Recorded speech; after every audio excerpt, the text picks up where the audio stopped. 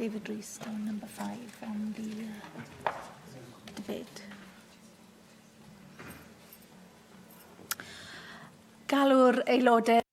I call members to order, and the first item on our agenda is questions to the Cabinet Secretary for Energy Planning and Rural Affairs. And the first question is from Rhina Bjorwerth. Thank you, Llywydd. What plans does the Welsh Government have to promote Anglesy's food and drink industry? Diolch. We are promoting our food and drink industry across the UK and globally, using growth businesses such as Hallen Mon as a brand ambassador and showcasing Dillon's restaurants' new retail products. This, with support for Anglesy's food festivals, demonstrates a comprehensive promotion of Anglesy's excellent food and drink. Thank you very much, Minister. I am aware that you visited Prep Kitchen, the Dylan's Prep Kitchen in Llangefni, the end of last week, and I'm certainly very proud of the economic development that has followed the growth of the Dylan's business, which has now become a well-known brand across the northwest of Wales over the past few years. But that site that you visited is a site that wasn't built for Dylan's, but it was a development of a site which was built on spec where Dylan's has actually developed its own business. Now, I've raised with you in the past the need for sites and premises which are appropriate for food production on Anglesey, so that other companies on the island can have somewhere where they can go to develop and to employ more people. Now, I have been given some positive signals from you in the past, but to date there have been no developments. But can you confirm that you are still supportive of the principle and give me an update on any steps that the government is taking or could take in order to ensure that that premises is available for food production companies on Anglesey so they can develop and grow? Thank you. You're quite right. I did attend the Prep Kitchen for Dylan's restaurant in Llangefni. I also went to the restaurant in Menai Bridge and sampled some fantastic local seafood. I noticed on that site in Llangefni there were also other companies, food companies, but as you say, it wasn't built specifically for that. And I'm obviously well aware that we met, I think it was probably about this time last year, when you brought forward the sort of suggestion about making Anglesey a hub, and I'm still very keen to do that, to have a sort of national food and drink hub to respond to the opportunities, particularly from the major infrastructures we've got across North Wales. And as you said yourself, you know, food and Anglesey is renowned for its food and drink, not just for the couple of companies that we've mentioned. We've obviously got Food Innovation Wales also based in Llangefni. We obviously back them along with the other two centres across Wales, and they are a key strategic partner. I've also met with the local FE college to discuss what they're doing around food preparation. So it is something that we're continuing to look at. And if you want to meet with me again for an update, I'd be very happy to do that. Mark Isherwood. Thank you. We've been in correspondence over recent months on behalf of an Anglesey farmer, a lamb producer, who's highlighted the potential for Welsh lamb exports in particularly Saudi Arabia. He's also previously worked for the Meat Hygiene Service. He says the Saudis are far more interested in quality Welsh lamb carcasses than cuts, and clearly this also has implications for the importance of extending shelf life. But when he attended a Farming Connect meeting in June, the presentation by HCC on exports to Saudi Arabia made no reference to Saudi culture, where they like taking whole lamb carcasses out to the desert to cook. In one of your replies to me, you said some red meat processors in Wales who export to distant markets are able to achieve a shelf life of 42 days for Welsh lamb products. But when I chased that up, you confirmed that only the Riga estate in Corwin is currently able to achieve that 42-day figure. Noting that the DEFRA has written to me saying that they're working with the Saudi Food and Drink Authority with a view of gaining market access for UK lamb, what engagement are you having, not only in that engagement with DEFRA and the Saudis, but to ensure that Welsh lamb is able to meet the time period and the whole carcass needs which will drive access to Saudi Arabia and similar parts of the world. You raised several important points. Obviously, shelf life is something we're having to look at very carefully, particularly in light of Brexit. You'll be aware that a third of Welsh lamb currently is exported to the EU. So, even with all the uncertainty around that, we are having to look at new markets. And obviously, the Middle East is one area that we are looking at, and certainly my officials too are engaged in relation to that. At carcasses, you're quite right. Again, we are looking at the whole of an animal. I think it's very important that these conversations are held. I was talking with a company at the Winter Fair on Monday around carcasses also, because as you say, it is something that the Saudi culture likes to have. So I just want to assure you that those conversations are ongoing with my officials at the current time. Cwestiwn 2, Gareth. Question 2, Gareth Bennett. Diolch, Llywydd. What discussions has the Cabinet Secretary had with Natural Resources Wales about the tree felling programme at Forest Fawr in Tongwynlais? Responsibility for the Welsh Government woodland estate rests with National Resources Wales. I'm aware that large trees infected by P. ramorum are being felled at Forest Fawr, and Natural Resources Wales is managing this essential work. P. ramorum is the most serious tree disease problem to have affected forests in Wales. Thanks, Minister, for your response. Forest Fawr is a well-used local walking area next to Castell Coch.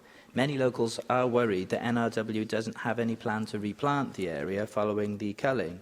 There is a campaign which has been launched calling for a replanting programme. Could I ask you to consult with NRW to ascertain what more might be done about the replanting? Thank you for your question. I'm aware that there is a campaign and a petition has been launched. Natural Resources Wales are monitoring the situation and trying to go for the option of the best option is natural regeneration. But if this doesn't happen, they will look at other ways of restocking the tree population at Forest Fawr. Julie Morgan. Diolch. I know that a public meeting was held in Tongwynlais, which was well attended, and that NRW did make a convincing case for the natural regeneration of the woodland, and I believe that the people who attended the meeting were satisfied. But I think it is important, as the Minister has said, that if there fails to be natural regeneration, that then they should reconsider whether any trees should be planted. Thank you. And I know thank you to the member for Cardiff North for your question. I know that you work very diligently day in, day out on behalf of your constituents, and I'm sure you will monitor this situation as I will be doing too. And after the harvesting has taken place, NRW will encourage native species such as beech, oak, birch, wild cherry, rowan and hazel in the forest to naturally regenerate. But as I said, it will also monitor the regeneration in the forest before considering if any replanting is necessary. And we'll also keep the local community updated with any developments. David Melding. Can I welcome the Minister to her new responsibilities and wish her well with them?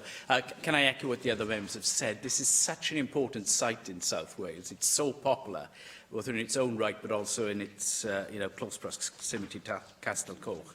I think the key thing is after 2 or 3 years there's a proper assessment and all the people that have been concerned, all the community groups, are given that information so they can see it, and then we can all be assured that either natural regeneration has worked or is working, or it needs to be supplemented, or a new approach has to be taken.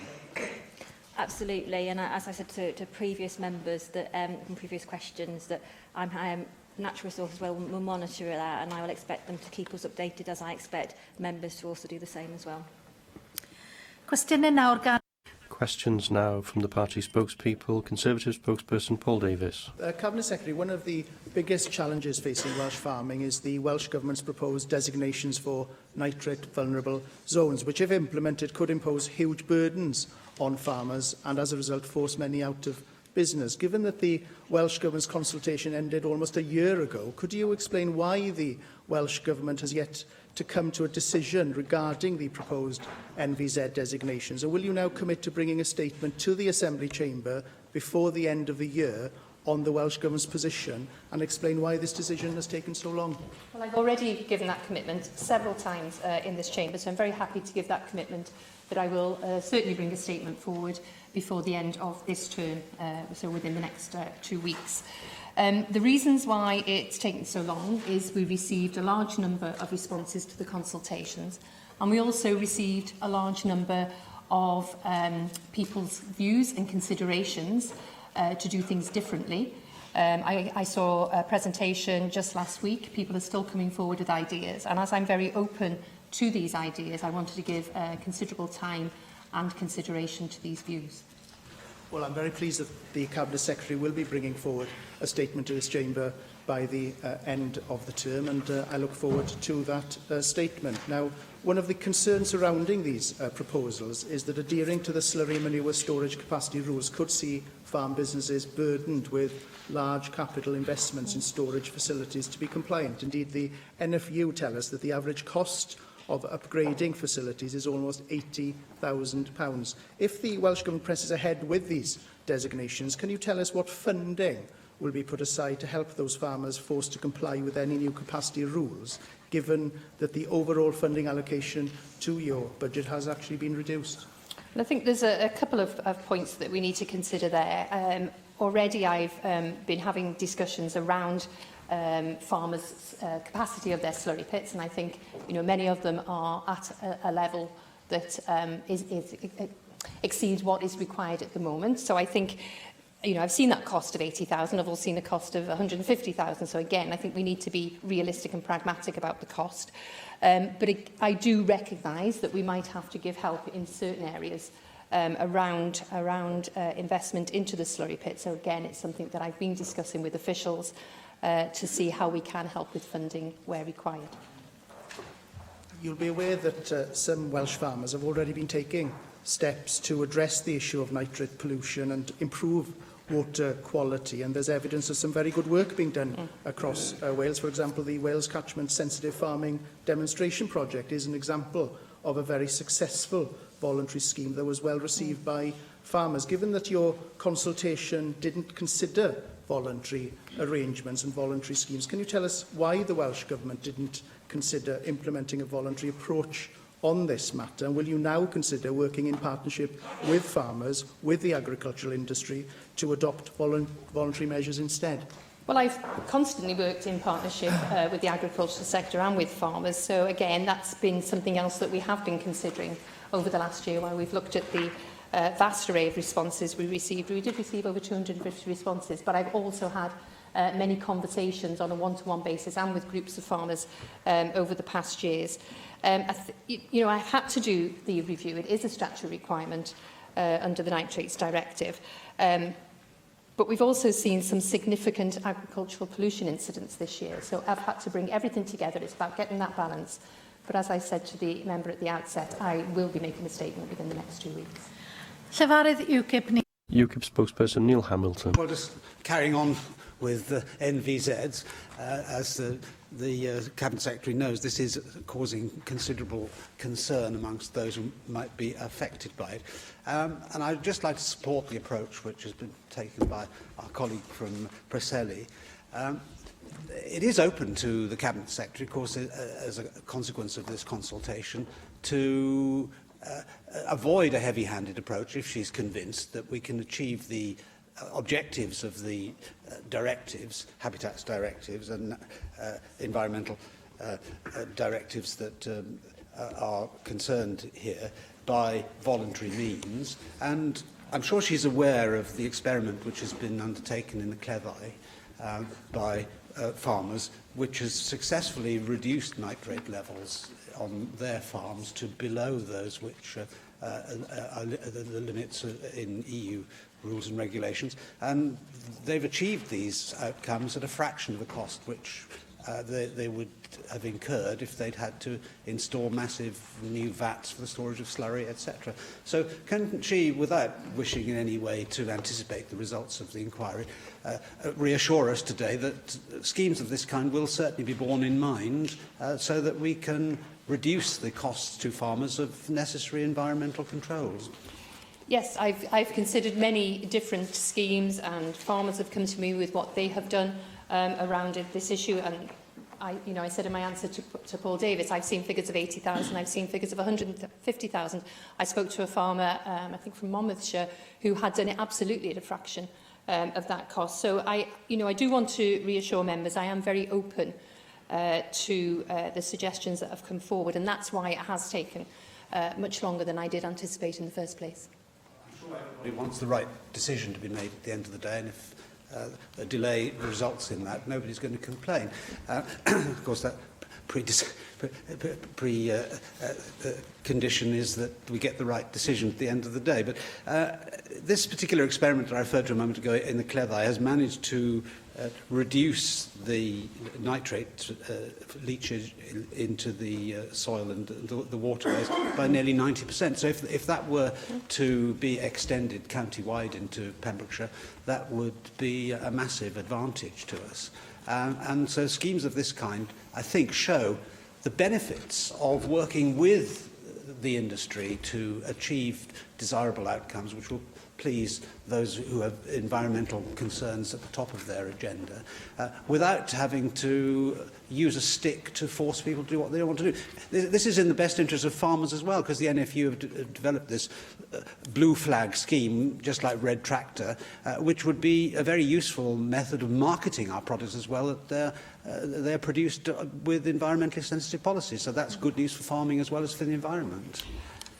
I absolutely think you have to work with the industry in relation to policy and strategies, and it was just last week that the Minister for Environment and myself had a presentation around the Blue Flag scheme. So we are still considering everything that's come before us over the past year, and as I reiterate again, I will be making a statement in the next 2 weeks.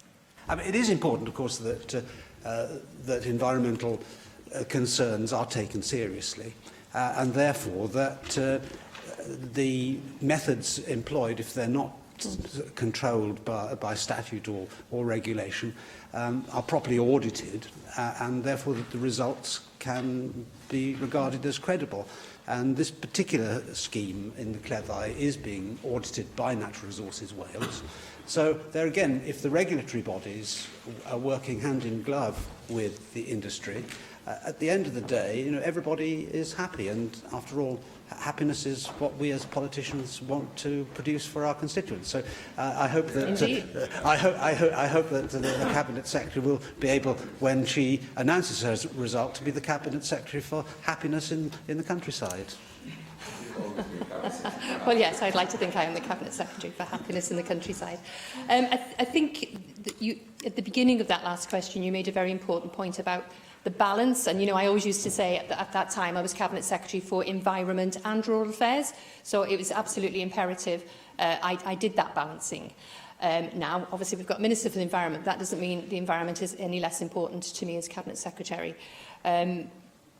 So it is absolutely vital that any policy you bring forward is a balanced approach, and it's certainly been very helpful having so many responses to the consultation and having so many individual farmers, and then obviously the 2 farmers who came to see me around the Blue Flag scheme, bringing forward their ideas, how they've managed to reduce the nitrates, etc. So yes, you're right, I will be bringing forward that statement.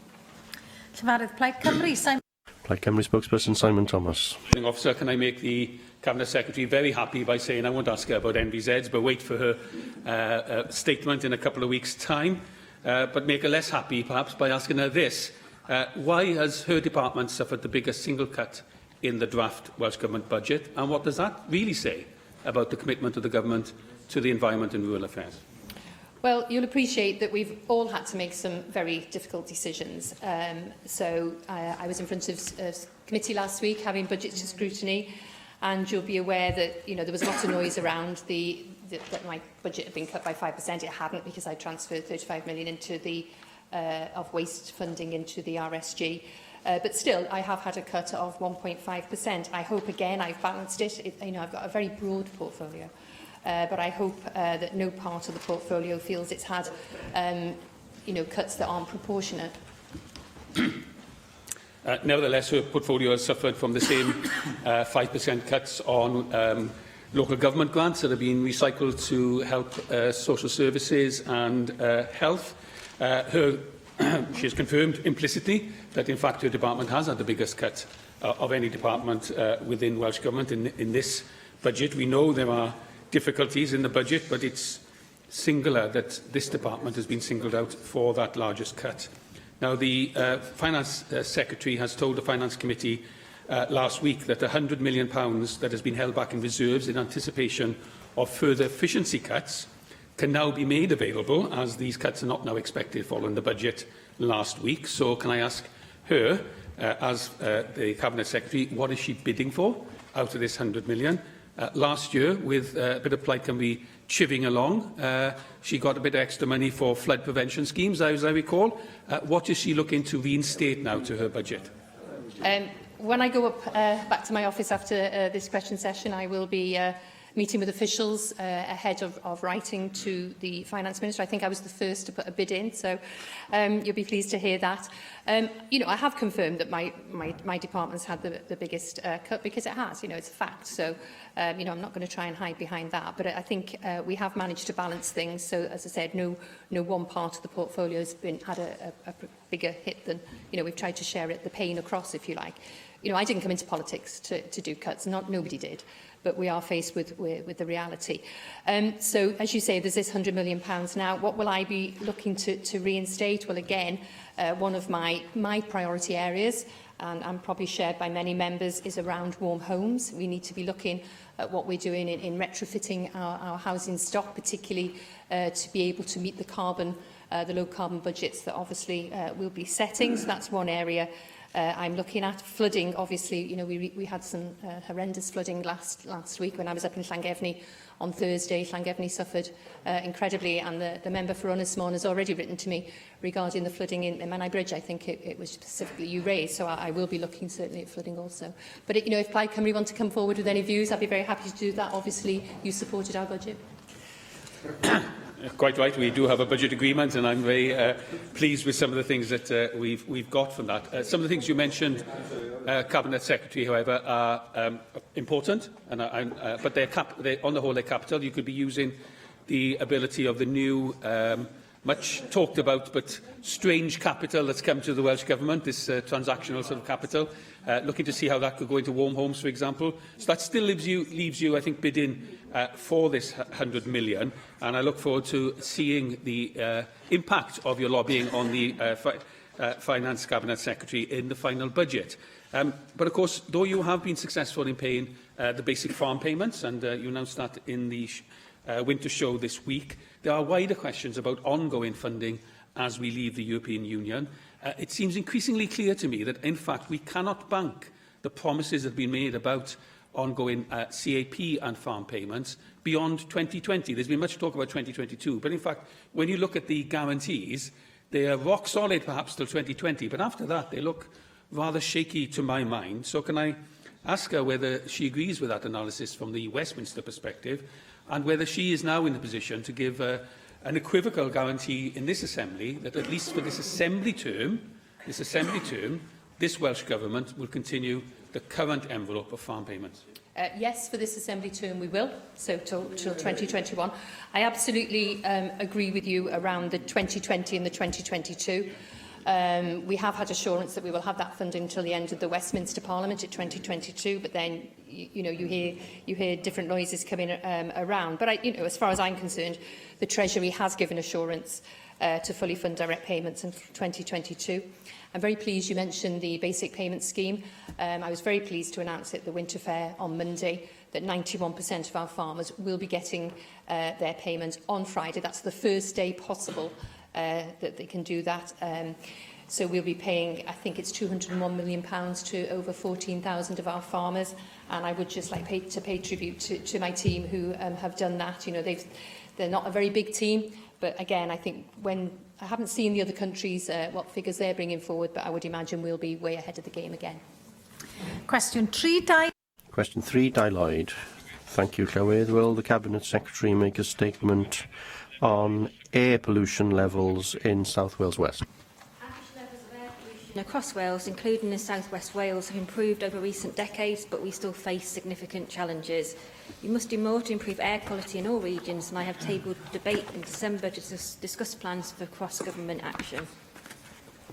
I thank the Minister for that reply. And further to that, recent data released by the Royal College of Physicians show that 2 areas in my region, Port Talbot and Swansea, are recognised among the worst areas in the UK in terms of air quality and are breaching World Health Organisation guidelines at present.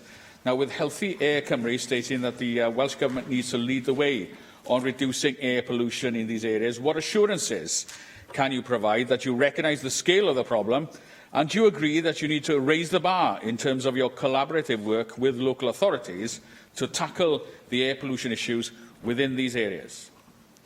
May I thank the member for his question. You're absolutely right to raise this important issue, and it's something which will be high on my agenda going forward in this portfolio.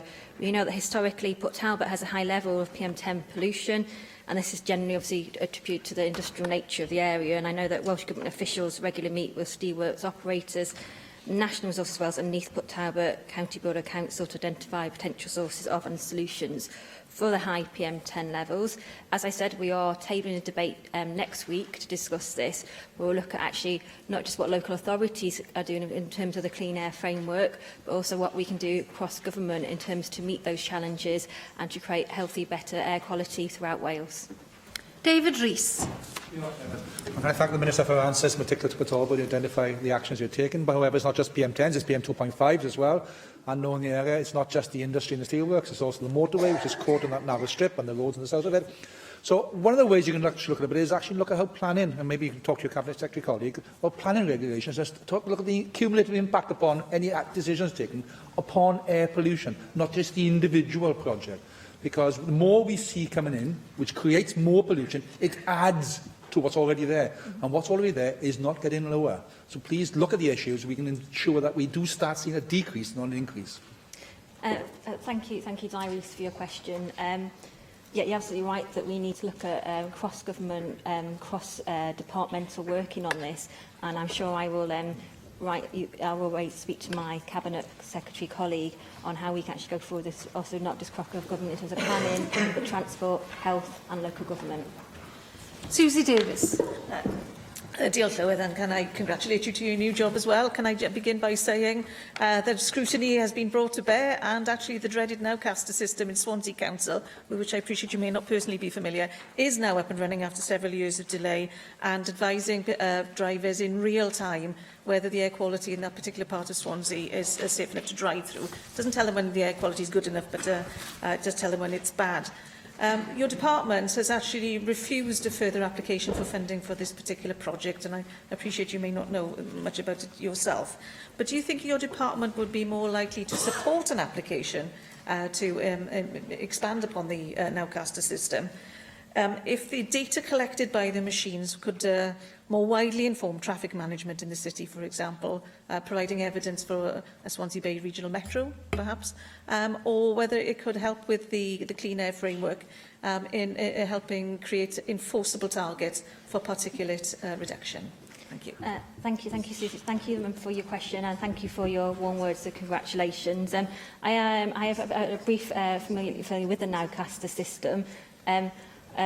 You raised some very valid points there, and I think if you want to follow it up now with a letter to myself, and I think going forward, as I said, I'm really keen to get this high on the agenda, making sure we work cross-government and with local authorities and across the board to how we tackle this important issue, not just in South West Wales, but across Wales.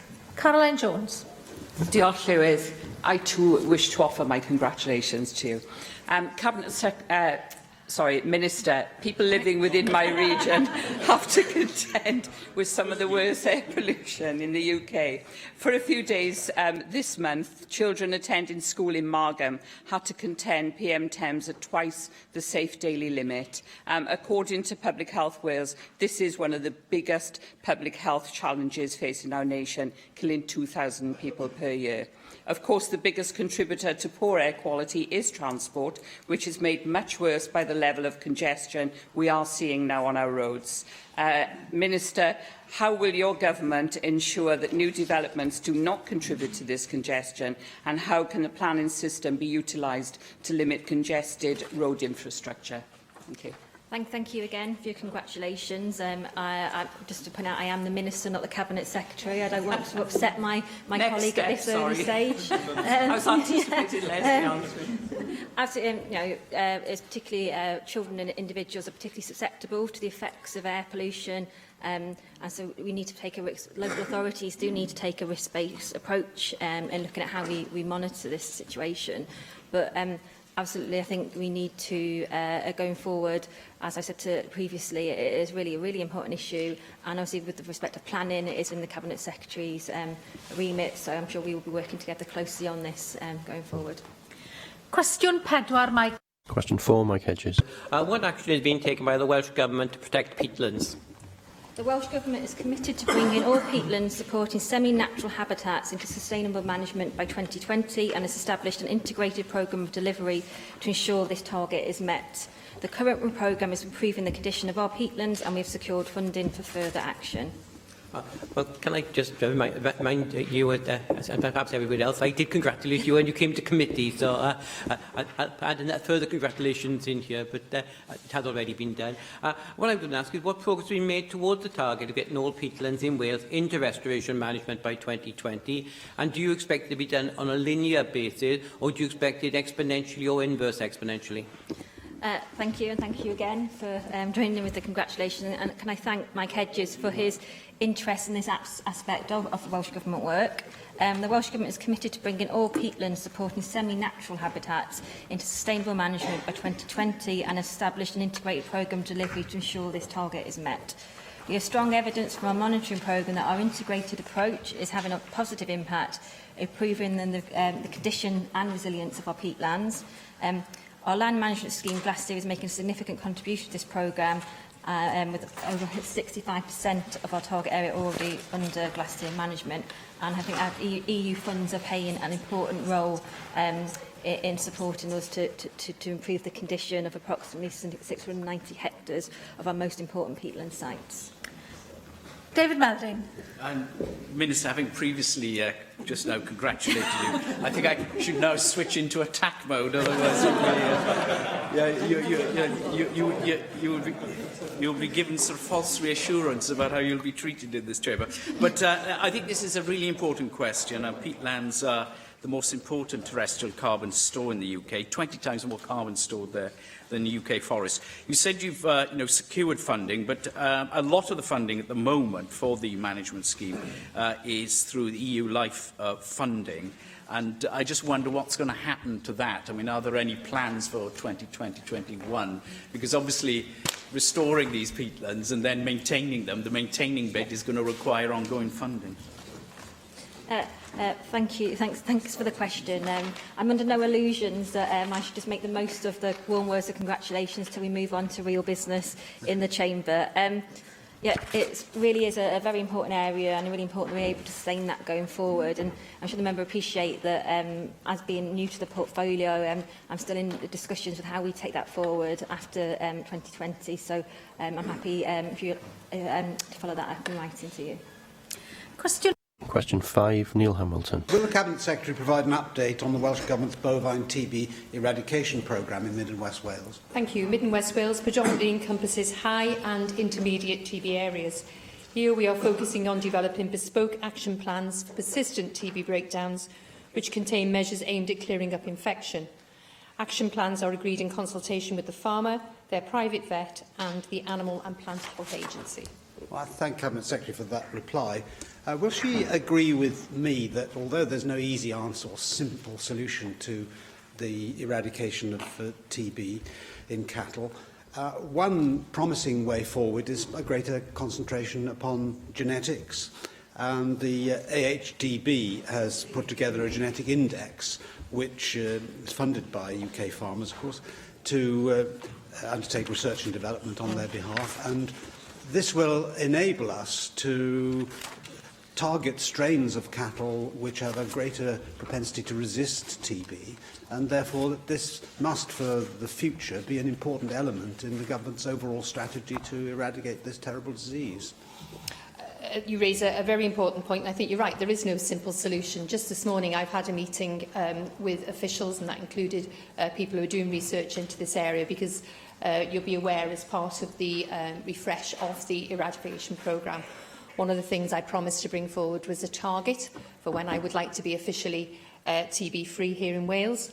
And And that is an element of the discussions that we've been having. So I think it is about bringing many sort of enhanced measures together, but certainly R&D, and going forward, we need to be looking at absolutely everything and learning from other areas and other countries also.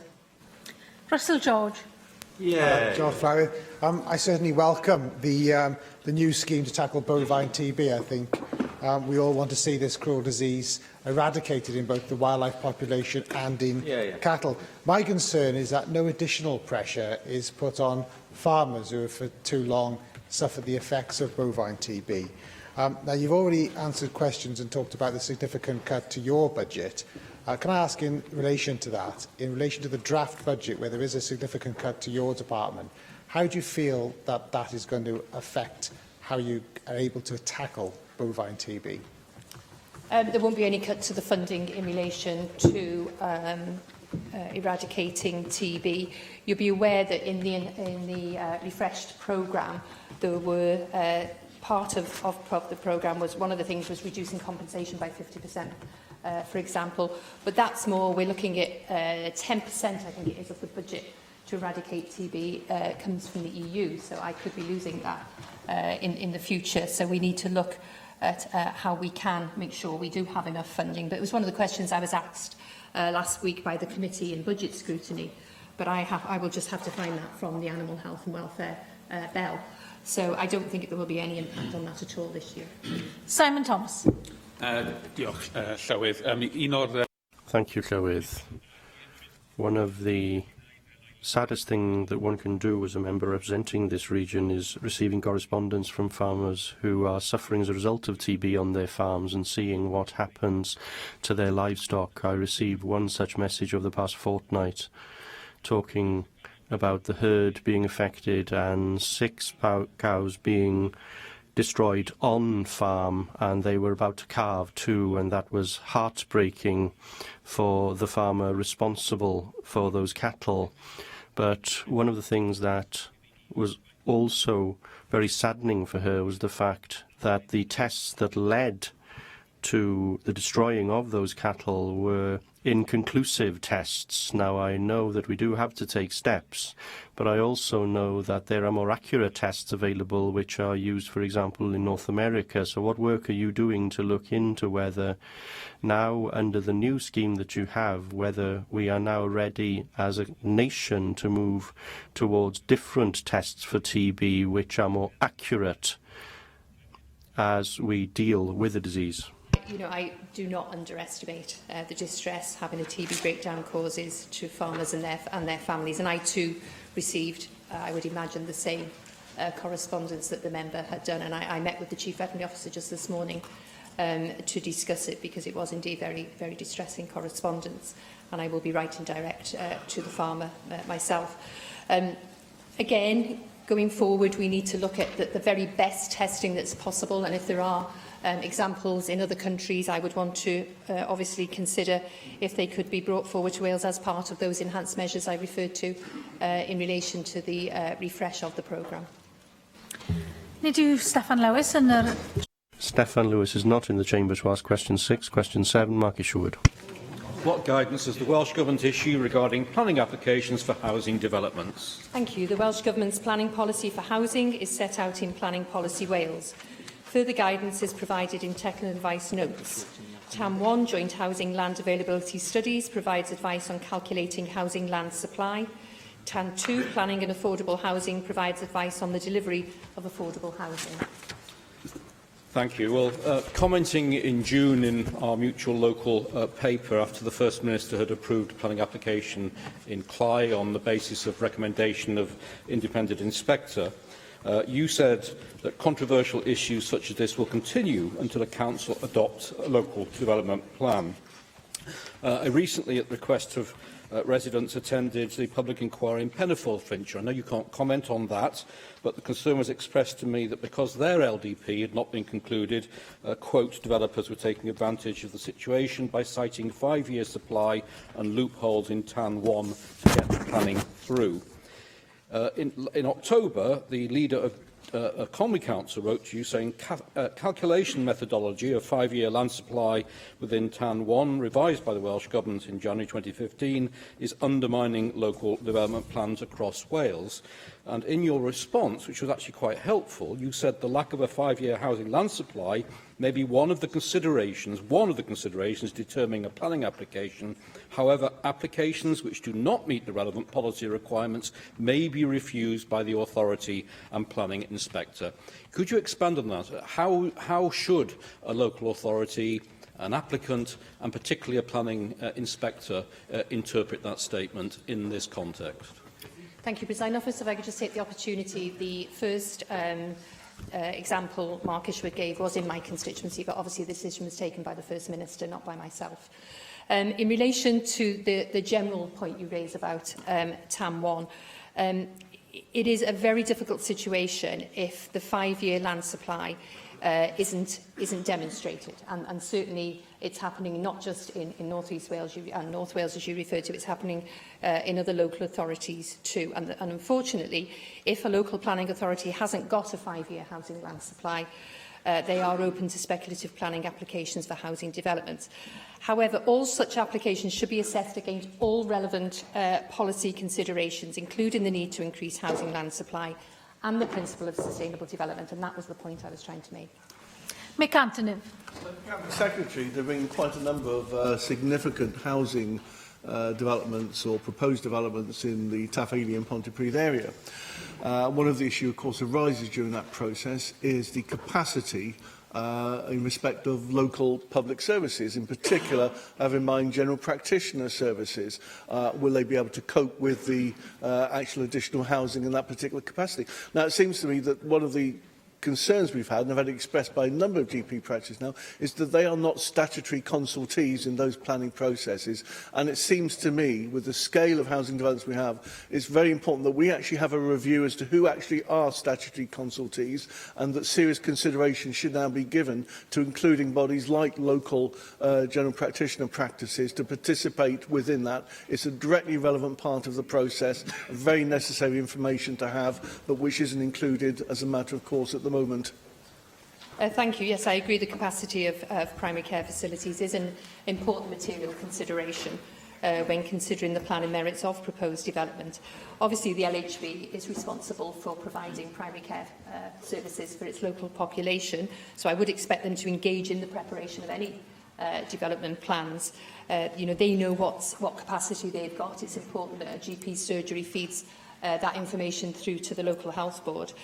We are having discussions at the current time as to whether health boards should be statutory consultees for major planning applications. Question 8. Question 8, Mark Reckless. What assessment has the Cabinet Secretary made of the difference between world food prices and EU food prices? Thank you. Food price differences between countries or blocs like the EU and global prices are driven by currency values, supply and demand, trade rules and internal market regulations.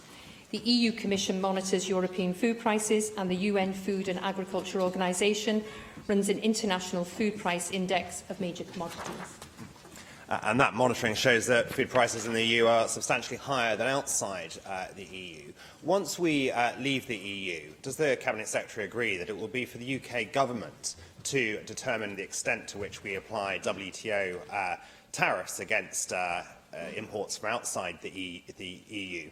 And it's up to that government whether to apply those at all or whether to negotiate free trade deals with particular countries. Does she also accept that in the unlikely event of there being WTO tariffs between the UK and the EU, while that would be very difficult for some sectors of the agricultural economy, notably lamb, other sectors, notably beef and dairy, would potentially have significant opportunities as imports from countries such as the Republic of Ireland were restricted? I think Brexit, it's a massive issue. It's really threatening our industry, and I think it's causing a great deal of uncertainty. It is obviously for the UK government to have those trade discussions and bring forward a trade deal. However, we've made it very clear to the UK government the shape that we think these negotiations and these discussions need to take. I think everybody accepts, and I'm sure even on this side of the House, you know, the political situation we've got at the moment is creating a lot of tension. We are having those ongoing discussions. Obviously, the First Minister, the Cabinet Secretary for Finance and myself primarily are having discussions around trade and what tariffs will be imposed. You're quite right. I am really fearful for the lamb sector, and some of our scenario planning is of great concern. We also know that the British Retail Consortium have suggested that without a new trade agreement, if the UK and EU impose WTO tariffs, the average cost of food imported by retailers could increase by 22%. Jenny Rathbone. Unlike Mark Reckless, I'm not looking forward to the world of chlorinated chicken and hormone-fed beef. So I hope that we continue to have the high quality of food standards that we currently enjoy. The message is coming from the British Ports Authority, if we were to leave the customs union, is not very optimistic, in the sense that whilst we currently have a free passport of goods to and from Britain, were we to crash out of the European Union, this could actually bring all transactions to a horrible halt. And where we're talking about fresh produce, why would anybody bother to import fresh produce if they don't think they're going to be able to get it to market in time? I just wondered what assessment the government has made of the impact of leaving the customs union and the impact it would have on the food that we currently import, particularly fresh produce from the European Union. Question. This forms part of our scenario planning, which I mentioned in my answer to Mark Reckless. You know, parts of this are indeed very, very scary. We are making our views very well known to the Welsh Government, to the UK Government at every level, that we should remain in the customs union. We need that free market that we've got right on our doorstep, and I would always hope that we will have a relationship with the EU. But discussions I had certainly at the Winter Fair on Monday, people are very fearful at the uncertainty that the current discussions, you know, the way the current discussions seem to be going. But we are, as a Welsh Government, we are particularly concerned that Brexit will drive food prices much higher unless we have a really excellent trade deal. Thank you, Cabinet Secretary. The next item is questions to the Cabinet Secretary for Local Government and Public Services. And the first question is from Leanne Wood. Will the Cabinet Secretary provide an update on the work of the Task Force for the Valleys in the Rhondda? The Task Force published a detailed delivery plan on the 7th of November. It identified how we will take forward actions in 3 priority areas: delivering good quality jobs and the skills to do them, supporting better public services and strengthening communities. Many and most actions in the plan will positively impact the people living in the Rhondda Valleys. I thank you for your letter, Cabinet Secretary, which I received this morning, outlining how the recently published Valleys Task Force delivery plan will benefit people in the Rhondda constituency. In your letter, you talk about a number of things that you've just outlined there: improving childcare through a pilot scheme in Ferndale, supporting local builders, and I quote, improving public service provision through community hubs, whatever that means. All of this is really vague, Cabinet Secretary, and I can't see how it's going to impact at all on the 33.1% of Rhondda working age population who are economically inactive. And that's a figure that's much higher than the Welsh average of 24.8% and the UK figure, which is 22%.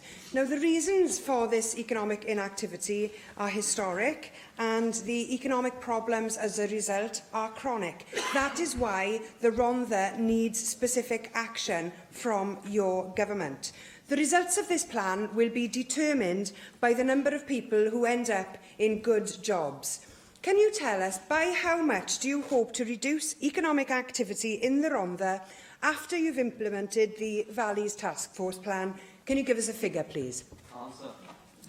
I'm sure the member for the Rhondda will join me in being very grateful for the way that many people from the Rhondda Valleys have contributed to shaping our vision for the future. I'm sure that she has read the plan that we've outlined, that we published on the 7th of November, and I'd be surprised if she could describe that plan as being vague. There are many tens of actions there with timescales and targets, which I outline exactly how we'll be answering the questions that she raises. But she does raise an important point, of course, because economic inactivity is a fundamental issue facing all communities in the valleys, including the Rhondda constituency she represents. And we have put in our plan a target for creating 7,000 additional jobs over the coming 4 years in order to ensure that the communities of the valleys have the same opportunities to access high-quality work as communities elsewhere in Wales. That target is in the plan. The target is in the plan. The timescales are in the plan. I would advise the member for the Rhondda to read it. Andrew R.T. Davis. Thank you, Presiding Officer. Cabinet Secretary, in your original speech on your task force activities, you identified the natural environment in the valleys, and in particular the Rhondda Valley is a good example of that, where large areas of common land exist at the very top of the valleys, and a hugely underutilised asset that exists across South Wales. I'd be grateful to understand exactly now, some time has lapsed since your original identification of that environmental asset, how the government is going to make better use of it to encourage greater economic activity within the valleys, but above all, a better lifestyle for people living in the valleys by using that wonderful natural resource of the commons that exist across South Wales. I would agree very much with the point that the member for South Wales makes. I think not only the common land, but the land across the environment of the valleys of South Wales is a huge asset, not only for those of us who are born, brought up, live and represent the valleys, but for the whole country. And through creating what we've called at the moment a landscape park in the valleys, I hope that we will be able to maximise the potential of not only common land, but the environment as a whole, to ensure access for people in the valleys to access the local environment, but also to protect and enhance that environment, to work with landowners and farmers and others in the area to ensure that we're able to appreciate and value the environment that we have in the valleys, but also to ensure that we are able to deliver value for the communities that live alongside and within it. I hope that the Landscape Park is and will be a catalyst for action to enable all the ambitions that the member have outlined and which I share will be able to be met. Question 2, Question 2, Neil McAvoy. Will the Cabinet Secretary provide an update on electoral reform in local government in Wales? I'm currently considering the responses to the consultation on electoral reform. I intend to make a statement on the next steps in February. Thanks. Cabinet Secretary, I recently responded to the consultation, and question 33 stated, do you agree that it should not be permissible to serve both as an Assembly member and councillor? Aside from that being very leading and, I'd say, unbefitting of a serious consultation, it's the government's position, I understand, to ban AMs from also being councillors. I'll just point out that you are carrying out two roles. A ministerial role, which says that ministers must keep separate their roles as minister and Assembly member. Effectively, there are two different jobs. There are members of the House of Lords, both a Lord and a Baroness, who are serving in your government. We have a member of the European Parliament who's unable to be here today. And we are successfully being presided over by an Assembly member, who is also the presiding officer. Carry on, I'm intrigued as to where you're going. In terms of roles, we also have company directors and people otherwise employed. So really, to get to the nub of the question, what is it? Thank you. What is it that offends the government so much about an AM being a councillor? And really, are you planning to stop AMs from acting as councillors simply to frustrate democracy and do through government and legislation what you cannot do through the ballot box? Presiding Officer, Councillor McElvoy will hear my conclusions at the same time as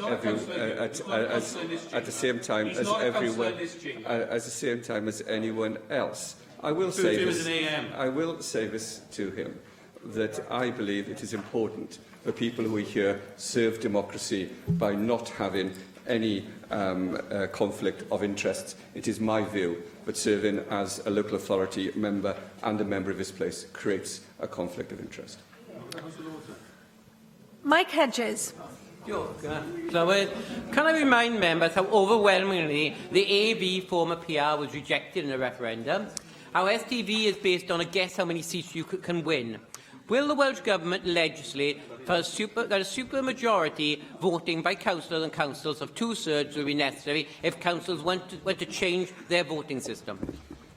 Presiding Officer, I've already disappointed my good friend from Swansea East with my views on proportional representation. I don't propose to disappoint him again this afternoon. But I will say to him that when we look at how we reform and deepen our democracy, I believe that we have to be bold and radical and not conservative and look and embrace change. Nick Ramsey. Thank you, Presiding Officer, and can I welcome the Cabinet Secretary to his new role. I once named you the Minister Emeritus, you may remember, and it seems that you're clearly fitting with that name. Look forward to... I never called him a boomerang. You said that. Cabinet Secretary, the history of local government in Wales is one of reorganisation after reorganisation, reform after reform over very many years. I was very pleased when your predecessor kicked into the long grass the idea of local government reorganisation in Wales. Are you planning on revisiting that that issue over the next few years? And would you agree with me that whatever you do decide or not decide to do with local government organisation and the electoral system that may entail, that what local government in Wales needs is stability, so that elected officers and councillors in those authorities can get on with the job of delivering local services for local people, which they're elected to do? Yes, I do agree with that. I believe that we do require stability, but stability which is born of a robust ability to deliver high-quality services. We heard from the WLGA last week that they do not believe that the current delivery of services is sustainable, and I think that we need to listen to those words. And certainly that is the consideration that I will be taking as I move forward with policy in this area. An opportunity now for the party spokespeople to ask questions. Plaid Cymru spokesperson Adam Price.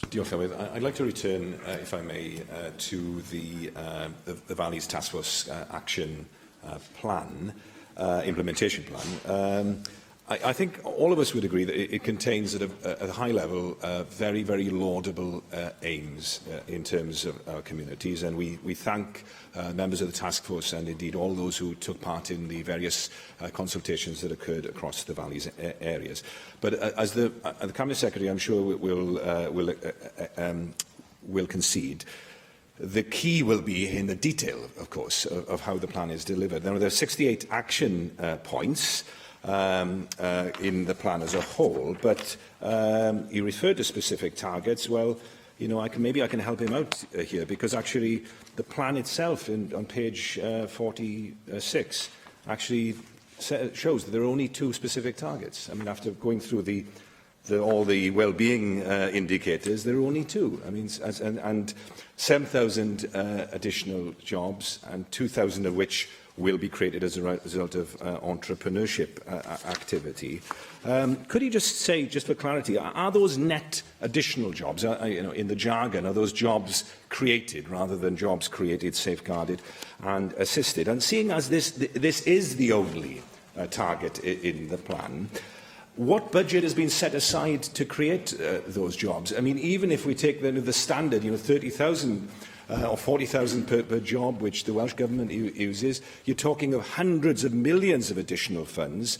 If actually we only achieve the level of job creation that we've seen in the enterprise zones, 90 million odd in Ebbw Vale, only 170 jobs created in that case, then you're talking of billions, and yet there's no additional money set aside that I can see in the Welsh Government's draft budget. I'm grateful for a question. The £90 million Never Vale Cross also includes parts of the dualling of the 465 road, which was postponed by Plaid Cymru. In terms of the direct question you asked, whether it's net jobs, the answer is yes, it is net jobs. And in terms of the funding for that, funding will be found from within the budgets of the Cabinet Secretaries, which will be contributing towards that. What the Task Force of the Valleys seeks to do is to shape and to drive government policy to enable us to achieve our ambitions in the valleys. Now, I know that you share those ambitions. I'm grateful to you for the points that you've made in the past on that. We're currently leading a programme of seminars in each one of the 7 strategic hubs to look at exactly how each hub will contribute both to the jobs target you've outlined, but also to our other targets which are outlined in the overall vision. When we've completed that task, I hope by the end of February, I'll be able to make a further statement on that. Cabinet Secretary, I suppose you and I kind of represent the arc of the valleys, the former coalfield area.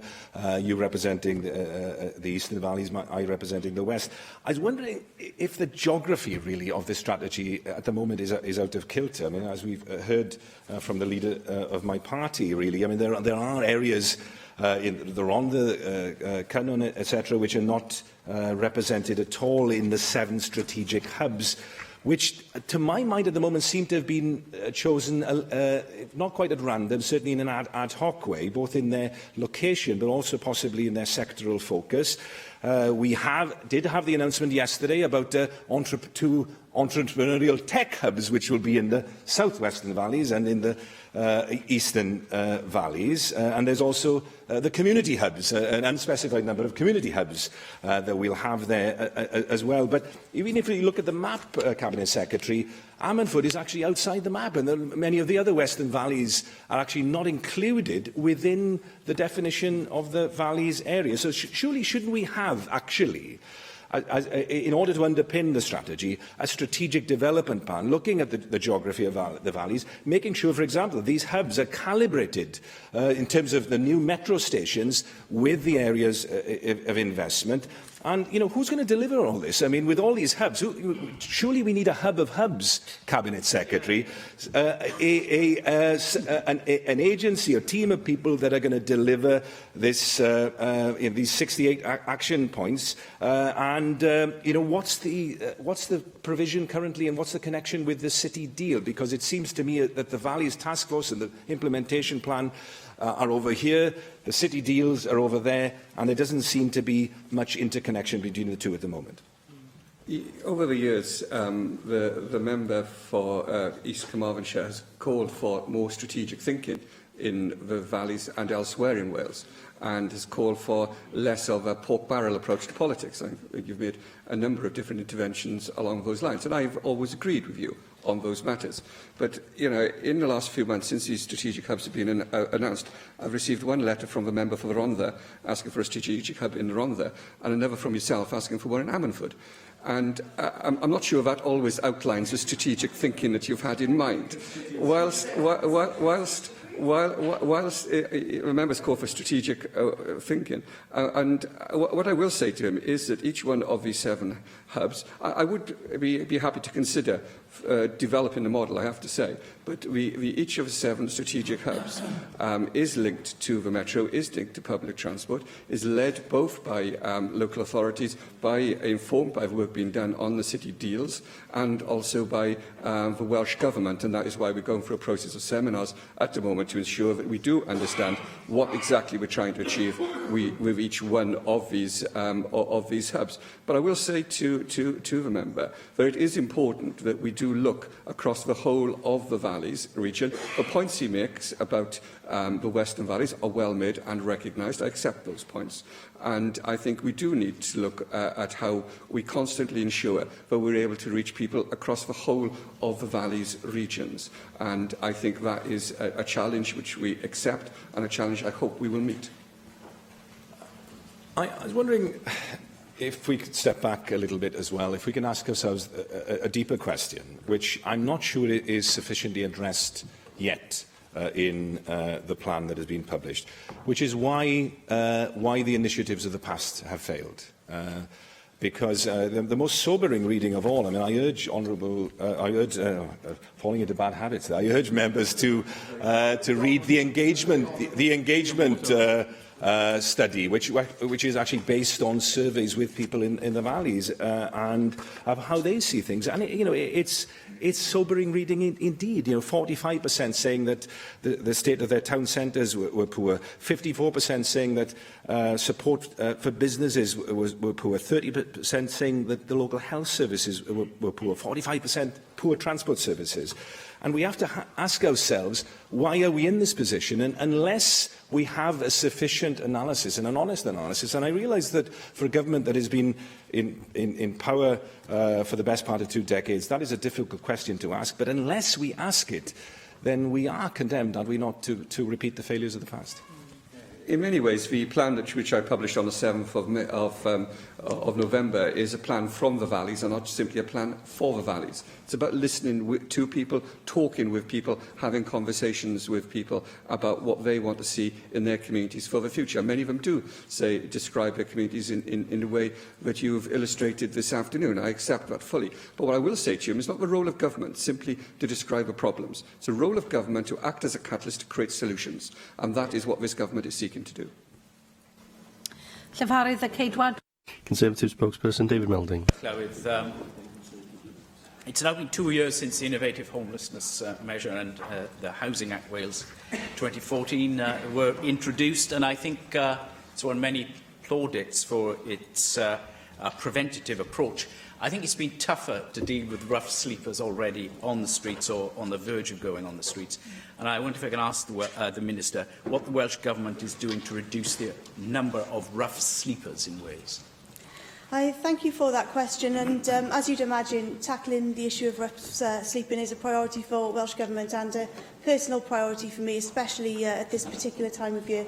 As we're noticing the weather getting colder, we are actually seeing increased numbers of people sleeping on our streets. So in 2016, Welsh Government improved the national rough sleeper count so that we're able to capture that truer picture of the number of people who are sleeping rough on the streets of our towns and cities and other communities across Wales.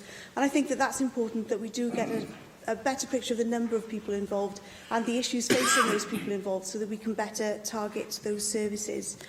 Also back in 2016 we introduced StreetLink Cymru, and that's a service which enables members of the public to alert authorities when they see an individual who is rough sleeping, and then some outreach work can be done to reach out to that individual to explore what can be done to find them temporary and hopefully eventually more permanent accommodation as well. In terms of the budget, we're seeking to increase the amount of money that we put into tackling homelessness more generally, with an additional £4 million for the homelessness prevention grant this particular year in order to prevent people from finding themselves in that particular situation. But it is, as you I know appreciate, a very complex picture. People who are rough sleep do have a wide variety of complex issues and life experiences that they're dealing with.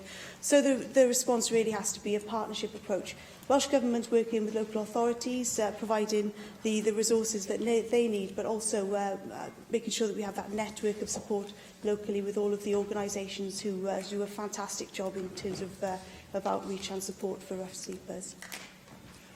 Can I say, Llywydd, I agree with the Minister. This is an important matter at this time of year because we naturally, as Christmas approaches, think in particular of people who are having to sleep on the streets. But it really is a long-standing problem, and it occurs all around the year. And it is multifaceted. You're quite right in terms of why people feel forced to live on the streets. You're right about data collection. It has improved, and this probably accounts for some of the perceived increase. But you know, the Woolwich recently carried out a survey and recorded a 21% increase in rough sleepers in Swansea, 67% increase in Bridgend, and a 93% increase in Newport. there are, some signs of real initiative and hope as well. You may have seen in today's Western Mail the homelessness charity Llamau have announced a new project, and they've had a lot of support from the business community in setting up or seeking to set up a helpline for particularly young people who are on the verge of or may have just gone to live on the streets. Because of the multifaceted nature of this challenge, I wonder if the Welsh Government needs to do something really quite decisive. For instance, by declaring that it believes a housing-first approach is the main way to combat rough sleeping. I thank you for that question, and certainly we are expanding our approach to Housing First and commissioning new Housing First projects to help people into their own tenancies and increasing access to emergency accommodation. The previous Minister did provide some additional funding to improve and increase the capacity of emergency accommodation, particularly in the Cardiff area. But I agree that Housing First is the way forward in terms of ensuring that people do have access to a warm, safe, decent home, because so much more comes from that. I know also we need to be working particularly with individual groups who are perhaps more vulnerable, so young people particularly. I think you were at the launch of the Llamau project, which did involve businesses in terms of tackling young rough sleeping particularly, and that was also attended by the First Minister, because he's made it clear that youth homelessness is a particular personal priority for him as well. I'm also keen, building on the work I did in my previous portfolio, to see what more we can do to support ex-service people who also often find themselves on the streets. And we're developing a new housing pathway specifically for veterans to try and ensure that they are able to transition well into civilian life, and also ways in which we can engage with them if and when they are rough sleepers in a way that's appropriate to them and that has a resonance for them. There's much of which I agree with in that response. And on piecemeal, we see many good initiatives, and it's trying to combine them. And I just wonder if we need to look at traditional models which have not answered the problem to the extent that we would demand. And they're basically treatment-first models, usually based in hostile environment rather than in a home that is then supported and you ensure that the person feels secure in their tenancy and in a home-based approach. But, as I said, the traditional models have been treatment first, and that's what you do before you put someone in a home of their own. And turning this around to the Housing First model is a challenge, but already we're seeing remarkable success, for instance, in the project in Anglesey, which has been piloted by the Woolwich Foundation. And we've seen, some countries now adopt Housing First, like Finland, where it's been remarkably successful. So is the Welsh Government up to, a fundamental review of the old systems, treatment first generally, and looking at Housing First? I'm absolutely open to looking at what more we can do to expand Housing First. As you do, I completely see the sense and the benefit in terms of ensuring that people have that warm, safe home, and that's the building block then around which they can start to build a life and tackle issues such as substance misuse and so on, because we know that many people with substance misuse problems do have problems also maintaining a secure tenancy, and that just compounds the kind of stresses and pressures on those individuals. I'd be more than happy to enter in some more detailed conversations. Very keen to look at the example in Finland and any other examples that there are of Housing First and when it works well. But to me, it makes perfect sense. Llyfarydd UKIP, Gareth. UKIP spokesperson Gareth Bennett. Llywydd. I'd like to welcome the Cabinet Secretary to his new role. So, welcome. It's sorry. It's a bit of a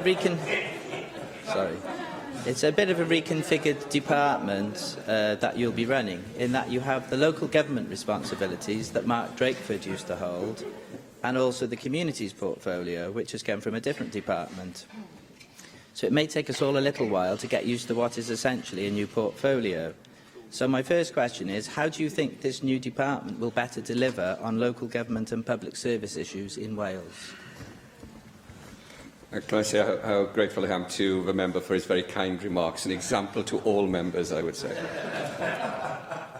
Presiding officer, the portfolio I now have brings together a number of functions as has been outlined by the member. I hope that by bringing together a responsibility for both local government and the delivery of public services across the country, we will be able to pursue a programme to sustain and support excellence in all of our public services, protecting and defending the people who deliver them and ensuring the people that all of us serve on all sides of the chamber have the best possible public services that we can deliver.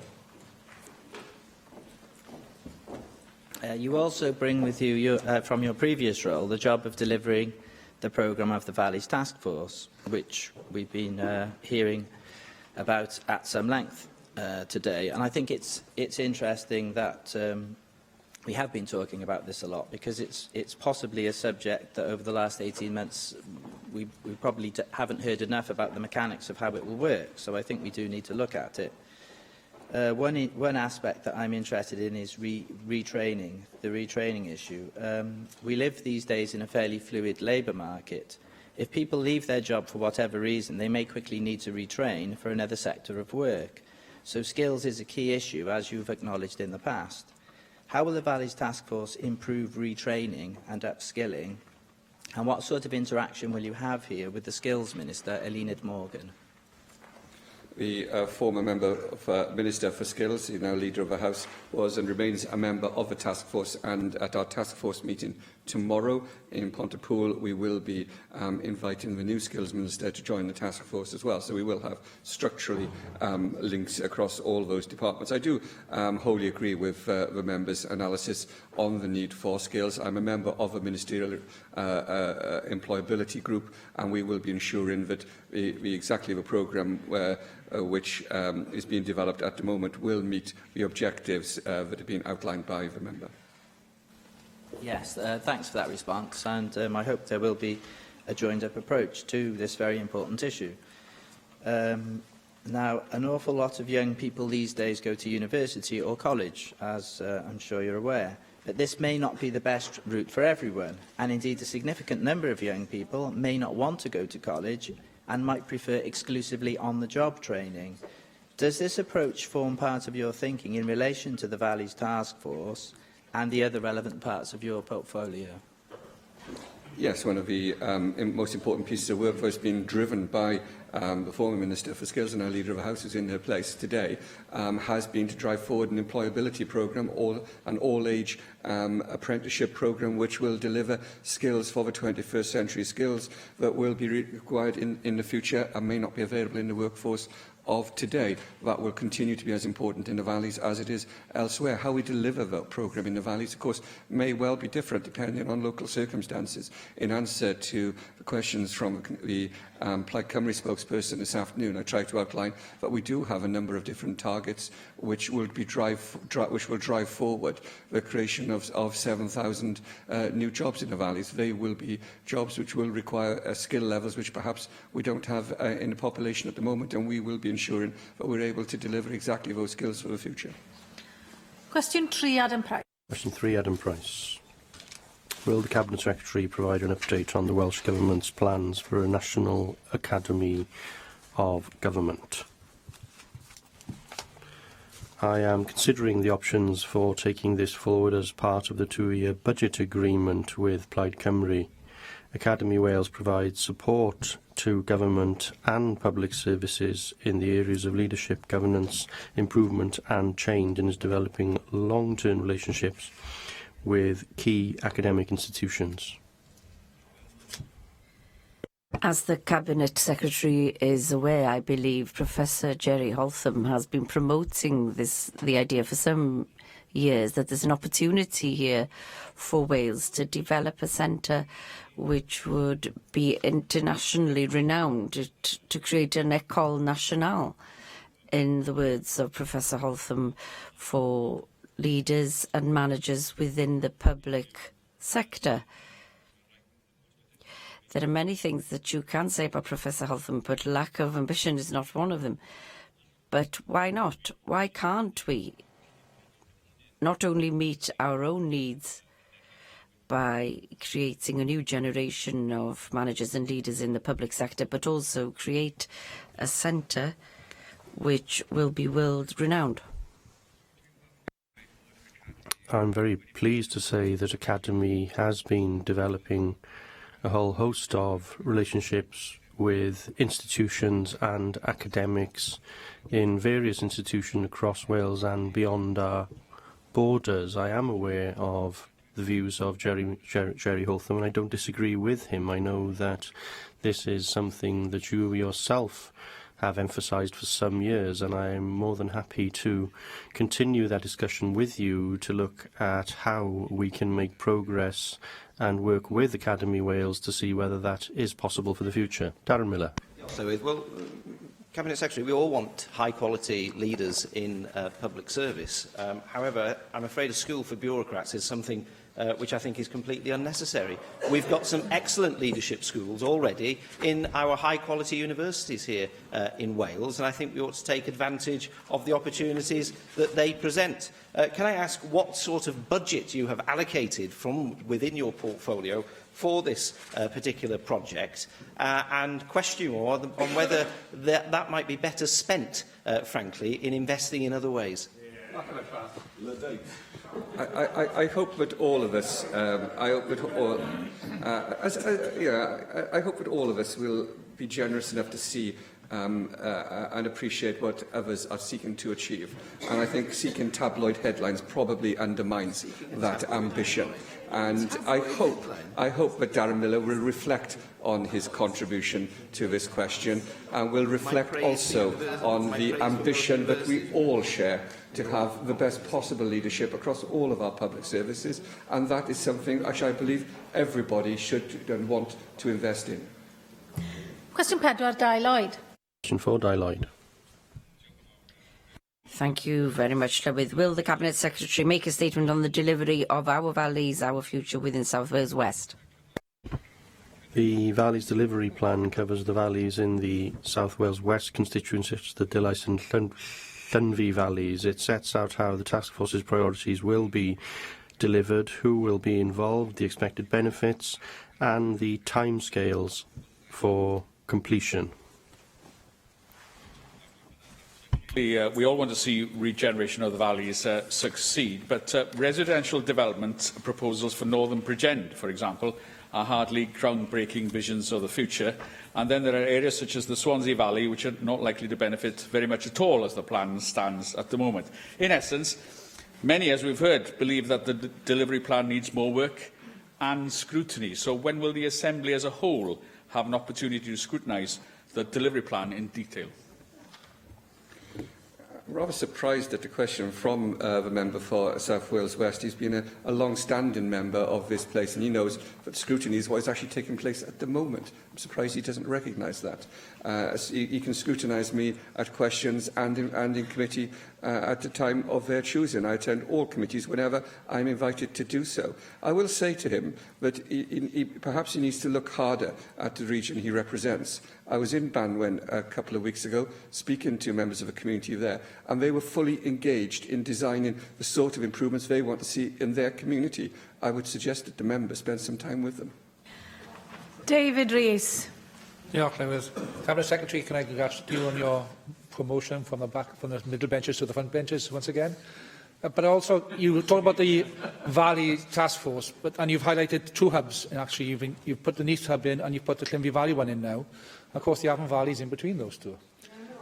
And the Rhondda, thank you.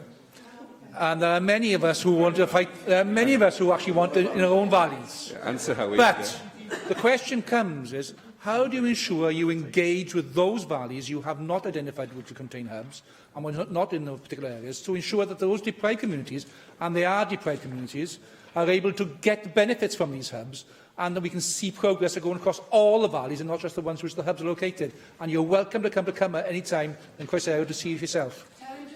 The meeting that was held in that area, I think, was a lively meeting where you had a lot of those views expressed. And we are seeking to continue to ensure that we do hold public events across the whole of the Valleys region to ensure that we are able to listen to and to move forward on the basis of what we hear. One of the issues that we found through the last year or so of public engagement, as the member well knows, is that this is a plan from the valleys and not just for the valleys. It's something that was being designed for people in the valleys, across the whole of the valleys. But at the same time, we need to take strategic decisions. And it is simply not possible to have a strategic hub in every single valley, in every single constituency, in every single town and village across the whole of the valleys region. That is the last thing we need at the moment. We need bold, strategic visions, we need delivery, we need investment, we need to bring people together. This government needs to act as a leader and a catalyst, and this government will certainly do that. Susie Davis. Diolch, Llywydd. Can I offer my congratulations as well, Cabinet Secretary? I was slightly more excited to see that the Llinvi Valley was included in your plans, but I do presume that you've already spoken to Bridgend County Borough Council about what your expectations of them are going to be, not just in terms of what they're going to do, but what the outcomes are going to be in this. I heard what you said to Di Lloyd about there being an element of co-production in the design of this, but I think that's yet to be seen.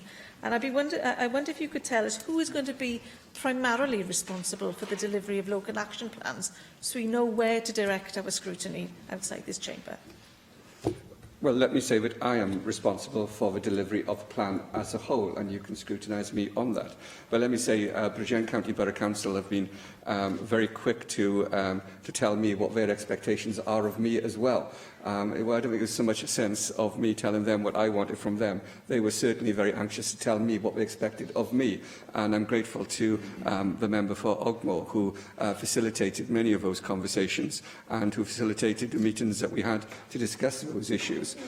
We had a very, very successful public meeting in my stag where we led a long conversation with people from those valleys about how we want to see the strategic hub in North Bridgend develop into the future. And I hope that members will continue to scrutinise me on the delivery of the Valleys Task Force project and plan. I can see there's a great interest in that this afternoon. We had hoped, of course, to hold a government debate on this matter earlier in the month, and perhaps that's something I will reschedule for the new year. Question 5, Lee Waters. Question 5, Lee Waters. What assessment has been made of the impact of automation on the delivery of public services? There are significant opportunities for digital to support service transformation in the public services in Wales. Consideration of digital or automated solutions should be built into the development of new policies or services. Thank you, Cabinet Secretary, and can I welcome you to your new role. The most recent Public Policy Institute for Wales report for the Welsh Government predicts that a third of Welsh jobs are projected to be impacted by automation. But would the Cabinet Secretary agree that automation isn't something to try and halt, it's something to try and harness? And these advances in technology present opportunities for public sector innovation and improvements in service delivery, freeing up people from routine tasks to deliver better public services. But of course there are private sector companies trying to tout it as a way of cutting jobs. So to avoid hard-pressed councils from taking an ad hoc approach, would the Cabinet Secretary agree a strategic approach is needed, and will he commit to a review of how local authorities can be supported to use automation for the improvement of public services and ensure they are equipped to meet the challenges ahead? Can I say, President Officer, I'm very happy to do that. I'm very happy to look at how our public services can deliver through digital and ensure that those opportunities are maximised. I'd be very happy to continue a conversation with the member if he has ideas on how that might be achieved. I know he interviewed the Permanent Secretary on this matter in Public Accounts Committee last month, and I hope that she was able to assure him, alongside Chief Digital Officer of the Welsh Government, Karen Fullerton, that the Welsh Government is and has a delivery plan on this matter for public services within our remit, but clearly if local authorities will be delivering services that they are responsible for, and if the member wishes to continue a conversation on that matter, I'd be very happy to continue that with the member concerned. David Melding. Cabinet Secretary, it's clear that automation is going to extend to the professional classes as well, such as doctors and many working in the health sector, but also others giving professional advice or advice through local authorities and the civic sector in general. I think what's important is that much of this will offer a great way to complement those services, basically allowing people to have more time with professionals that they interface with, and for those professionals to put the information, the diagnostic information, for instance, that they're getting from AI into a context, and then the follow-up work and ensuring the well-being of that person is foremost in whatever service they're getting. So I'm not sure it's going to devastate job prospects for everyone, but it will need new protocols and very careful training in how to use this new technology, and that's something, if we want efficient public services, we must be very much aware of. I very much agree with the members' observations. I will say I see digital opportunities as a means of extending, deepening and broadening the opportunities we have to serve the public and to enable the public to access services more easily than is possible at present. And I would urge all service providers to look at how they can positively and proactively approach service delivery to ensure that both we expand digital services currently available, but do so in a way which doesn't exclude those who are unable to access such services. Question 6. Question 6, Vicky Howell. What are the Welsh Government's priorities for supporting members of the armed forces community and their families in Wales? Presiding Officer, I understand that you have given permission for questions 6 and 7 to be grouped. Our priority is to ensure we provide effective services that meet the needs of service families in areas such as health, housing and employment. Examples of these are the housing pathway, Veterans NHS Wales, and the development of an employment pathway for service personnel leaving the forces as well as veterans. I'd like to thank you, Cabinet Secretary, for your answer and join others in congratulating you on your new role. RCT Council recently received a Gold Award from the Ministry of Defence for its commitment to its armed forces community. It's the first and so far the only council in Wales to do so. Will you offer your congratulations to RCT, and how will you promote this best practice across Wales? I'm grateful to the member for her kind remarks, and I'm sure all of us will join you in congratulating RCT Council in their award. I know it's a prestigious award which recognises the outstanding support that the Council has given to our armed forces community. I'm sure everybody's very proud of the work that RCT does, and I'm sure that we would wish to extend our congratulations. In terms of extending best practice, I hope that the conversation that we had during the debate on our armed forces last week would be a means of delivering that sort of best practice across the whole of Wales. We do have a strategy and a programme for doing this, and I will speak to my officials to ensure that the best practice we have observed in RCT is included in that, and as others across the country have an opportunity to share in that best practice. Darren Miller. Cabinet Secretary, one of the recommendations in the report that we discussed last week was the suggestion that Wales ought to have an Armed Forces Commissioner in order to identify the sort of best practice that Vicky Howell's just referred to, and to ensure that that was shared widely across the country and that people were held to account for their delivery against the Armed Forces Covenant. I'd be grateful to know whether this is something that, that you, as the Minister responsible for the Armed Forces, will consider putting in place here in Wales, because I think it would give the veteran community and our armed forces family here in Wales some confidence about the continued commitment of your government to the armed forces. Presiding Officer, in replying to the debate last week, I gave an undertaking that I would consider all the recommendations of the cross-party group with an open mind. I reiterate that undertaking this afternoon. I've also agreed to attend a meeting of the all-party group on the armed forces, and I reiterate again my commitment to doing that and to continuing the conversation that we started last week on how we continue to support the armed forces and veterans community in this country. Cabinet Secretary, may I also welcome you to your role. We owe a huge debt of gratitude to our armed forces. The best way of repaying that debt is to ensure that we look after them and their families. Servicemen and women may need additional help with financial products due to multiple postings. The families of these personnel may require additional mental health care and support. The children of serving personnel may need additional support due to lack of continuity as a result of moving schools. So therefore, Cabinet Secretary, how do you plan to strengthen the Armed Forces Covenant in Wales to ensure that we support our serving personnel in every possible way and that they and their family have priority access to public services? The delivery on the Covenant was something I debated last week, and I'm happy to reiterate the points I made last week.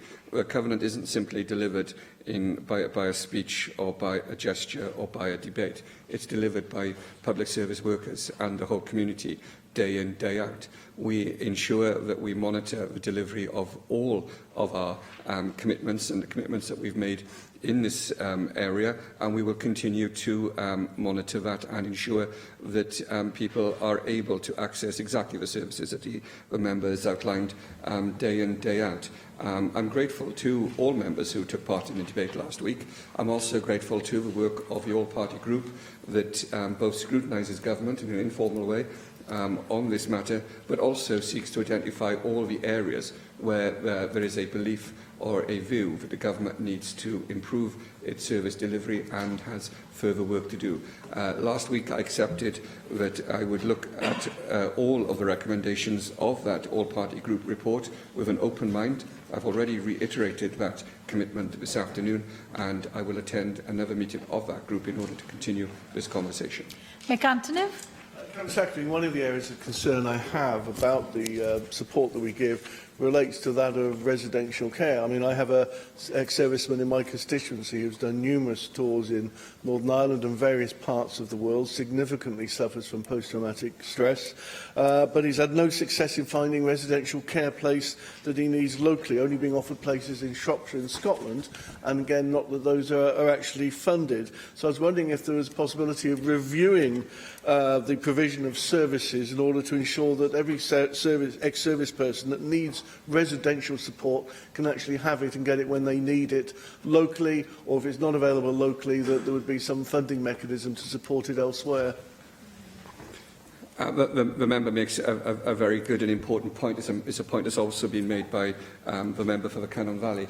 I accept the point that he makes. Current research points to community-based treatment close to an individual's home and community is the most effective method of treatment. The member will be aware that earlier this month the Cabinet Secretary for Health and Social Services announced an additional £100,000 of recurrent funding on top of the nearly £600,000 that the Welsh Government provides annually to fund the Veterans NHS Wales.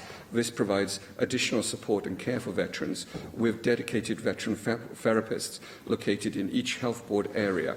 They offer a range of evidence-based psychological therapies for a range of common mental health problems to improve the mental health and well-being of veterans in Wales. If the member is concerned that that isn't currently delivering for the constituent that he is referring to, then I'd be grateful if he could write to me, and I'd be happy to take that matter forward. Mohammed Ashkar. I also congratulate Cabinet Secretary of his new post. The thing is, as our last week debates, you know, there was post-traumatic syndromes in the veterans, and also you just mentioned mental health issue in armed forces veteran is pretty common, and we have to look after them. I know you have not closed the door on the idea of creating Armed Forces Commissioner in Wales to coordinate and provide the support they need from public sector organisations. So could I ask you to commit to making a statement on this issue in the early new year, please? Presiding Officer, I've given an undertaking that I'll discuss this matter with the all-party group, and I will certainly make a statement to the National Assembly after I've had an opportunity to have those discussions with the group. Rhiannon Passmore.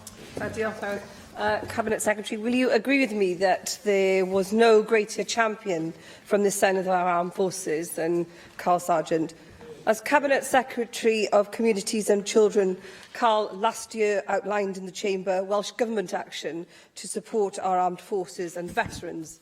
such as the innovative housing referral pathway to ensure former members of the armed forces community are supported to find suitable accommodation and avoid homelessness, a devastating seeming outcome of armed service. The Keep Safe Cymru for Veterans, a creative and highly valued initiative which allows veterans with specific health need additional support from emergency services in times of crisis.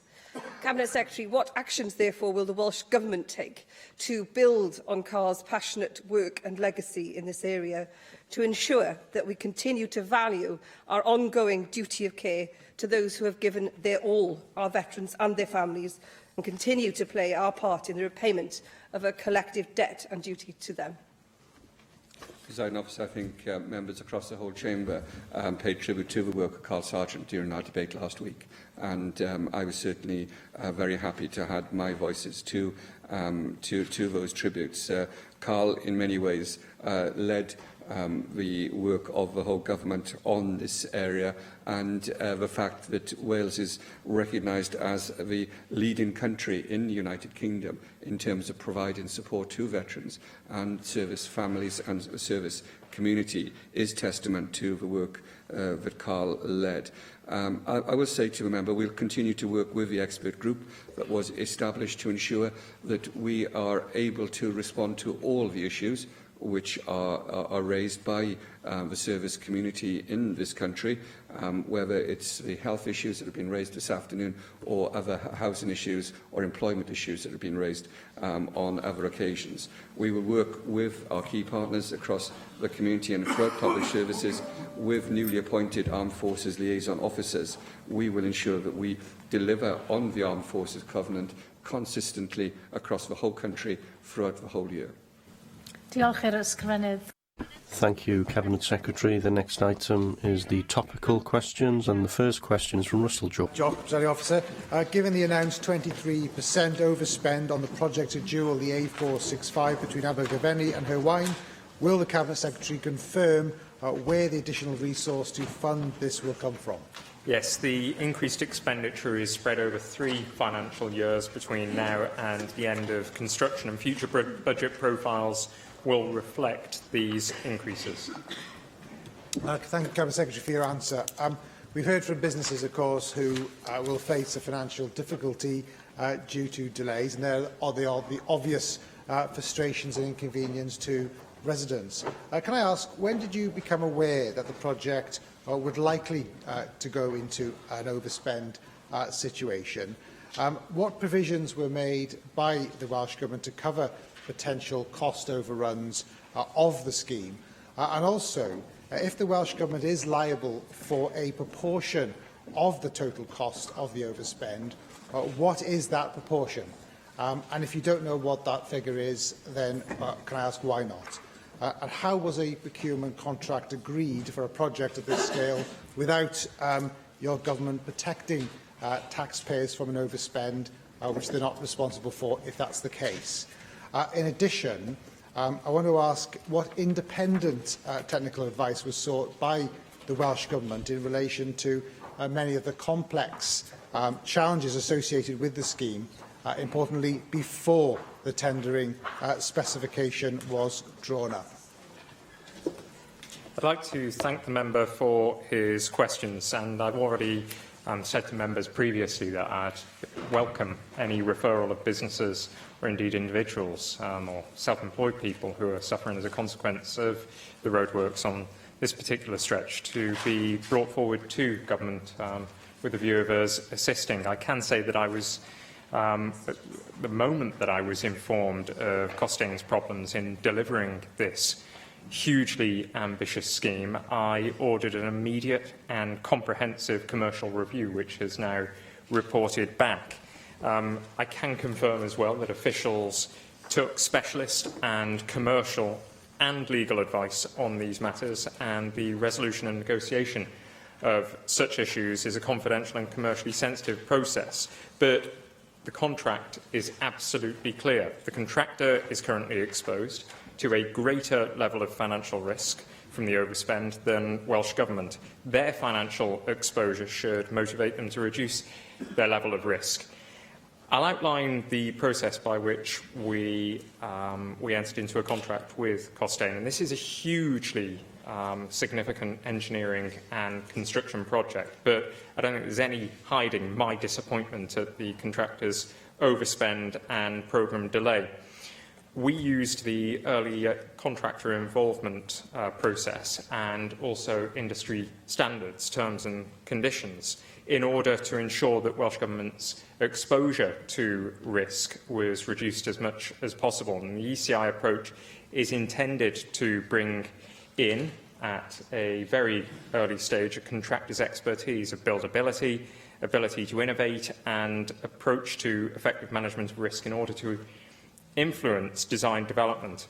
I think it's fair to say that a complicated scheme such as Section 2 of this project is, in theory, very well suited to an ECI contract. But there was also a hold point in the contract between Parts 1 and 2, which enabled either Welsh Government or the contractor to terminate the contract without penalty.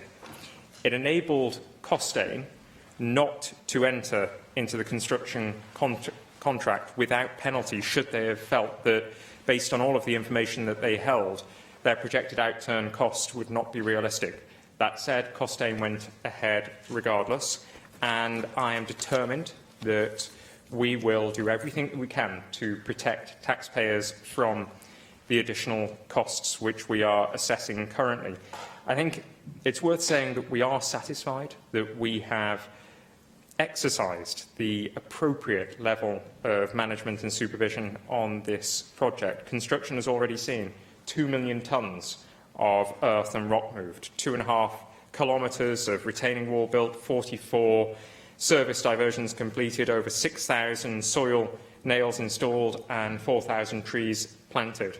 And whilst significant, these shorter-term impacts need to be balanced against the longer-term benefits of this incredible project. I would encourage members as well to attend the public exhibitions which commenced on November the 27th and to take part in site tours where more questions can be asked and where they will be answered. Nick Ramsey.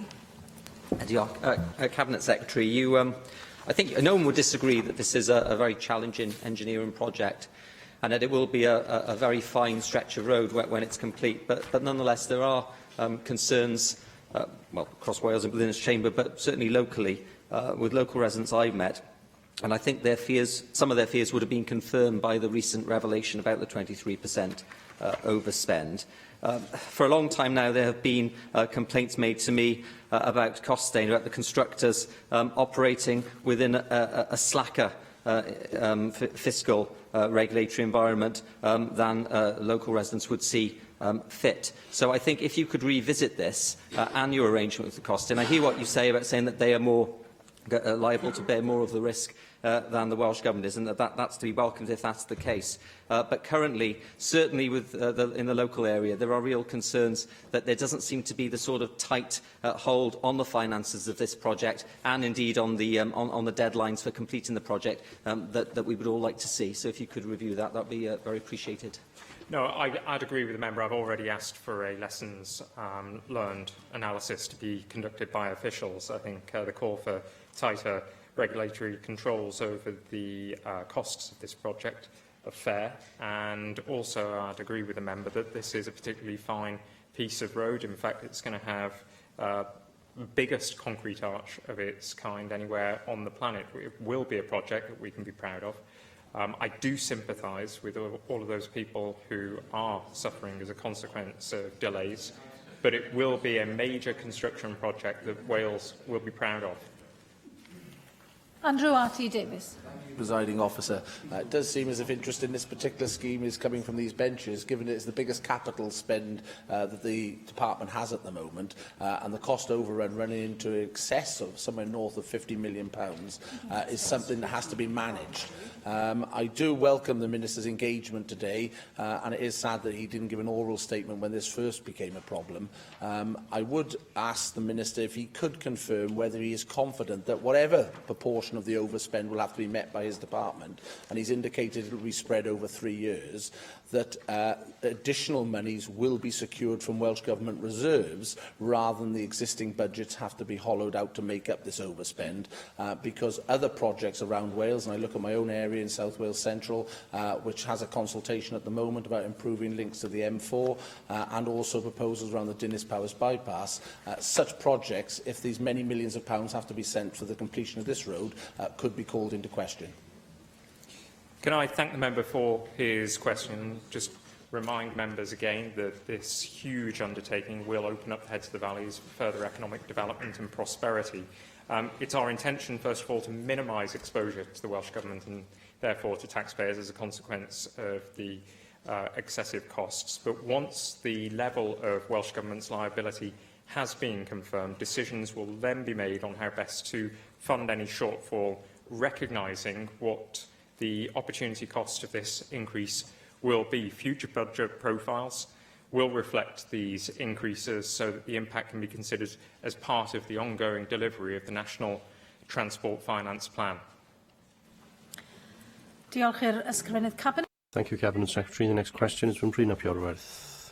Thank you, Llywydd. Will the Cabinet Secretary make a statement on the impact of the recent floods on Anglesy's road network? Disruption was caused to the road network over the night of the 22nd to 23rd of November due to flooding. We continue to work hard and invest significant resources to build resilience in the network across North Wales. Thank you very much. May I, on behalf of the Assembly, send my sympathy to everyone who was affected by the floods. I visited most of the areas affected, and it is heartbreaking to see the impact on homes, the pain and anxiety caused for people, many of them vulnerable, and businesses have suffered. Becws Glandŵr in Llangefni, for example, couldn't bake for the first time in 40 years. There are many elements of the floods where I'll need to be in touch with government and its agencies in terms of flood prevention. I'll be in touch with NRW and so on, but I am pleased to have this opportunity to specifically discuss the damage caused to the A545 between Menai Bridge and Beaumaris and the long-term impacts of that. Now, I do want to congratulate the Council for responding quickly. I spoke to engineers on Friday as they carried out emergency works in order to try and reopen that road, and that was on a very steep slope which went directly to sea. Now, I do very much hope that one lane of the two will be open soon, because at the moment there is no road open for all vehicles to travel to Beaumaris at all. It's possible for cars to use back roads, but I've spoken to businesses who have to travel with vans to meet lorries that deliver goods to them, but can't get to Beaumaris at all because of low bridges into the town. Now, there have been many landslides on this particular road in the past, but they were landslides onto the road from above. At this time, it's been a landslide from the road towards the sea, and that is far more serious because it threatens the foundations of the road itself. And in the past, I've drawn the government's attention to the fears that works need to be done to strengthen this road substantially to safeguard it for the future, and the costs are going to be significant. So may I appeal on government to see what financial support can be provided to Anglesey Council, first of all, in order to put right the damage caused by these floods. That's likely to be £250,000, but also to do the strengthening work required for the long-term resilience. Beaumaris and the east of Anglesey can't afford to be isolated in this way, and without investment now and support from government, I fear that that is what will happen more and more often in the future. Can I thank the member for his question, Presiding Officer, and add my sympathies to those who were affected by the floods, not just the motorists who were largely featured in the media, but also the many businesses and homeowners who were affected by recent floods. The member was right to outline that the A545 is a responsibility of the Isle of Anglesey Council, but my officials have already met with the local authority to discuss possible ways of improving the road's infrastructure and its resilience, and I've been in correspondence with the local authority with regard to the landslip experienced on the 454. I'm pleased to be able to say that I have already confirmed my willingness to consider a request for financial support to address such problems, and I also understand that the local authority are having discussions with Beaumaris Town Council on a possible improvement that could be partly funded as well by the Town Council. Between all of us working together, I hope that we will be able to bring greater security to the people of Beaumaris and indeed Anglesey, and ensure that future floods do not affect people in the way that these floods recently have done. Diolch i'r ysgrifennydd. Thank you, Cabinet Secretary. The next question from Darren Miller. Diolch Llywydd. What consideration has the Cabinet Secretary given to commissioning an independent inquiry into allegations of abuse on Caldy Island?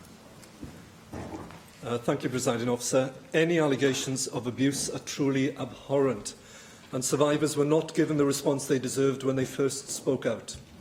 We would advise anyone who suffered abuse to come forward in confidence and report allegations of abuse to the police by ringing 101, or to contact local authorities' social services, or indeed the Truth Inquiry on 0800 917 1000. Cabinet Secretary, thank you for that response. Like you and everybody else in this chamber, we were appalled and shocked at the allegations which have emerged in recent weeks of abuse by a monk on Caldy Island. 11 women so far have come forward to say that they were abused by Father Thaddeus Kotick when they were children. And, of course, they are all suffering lifelong consequences as a result of that abuse. In fact, one of those women claims that a second person also abused her on that island. Who that person is and where they are, we don't actually know, and we know that other cases may well come to light, and I too would encourage people to report their concerns. We also know that allegations of abuse, of course, were brought to the attention of the abbot at Caldy Abbey back in 1990, but were not reported to the police at that time. And that since that date, a child sex offender, Paul Ashton, hid on Caldy Island for a period of 7 years, trying to evade justice.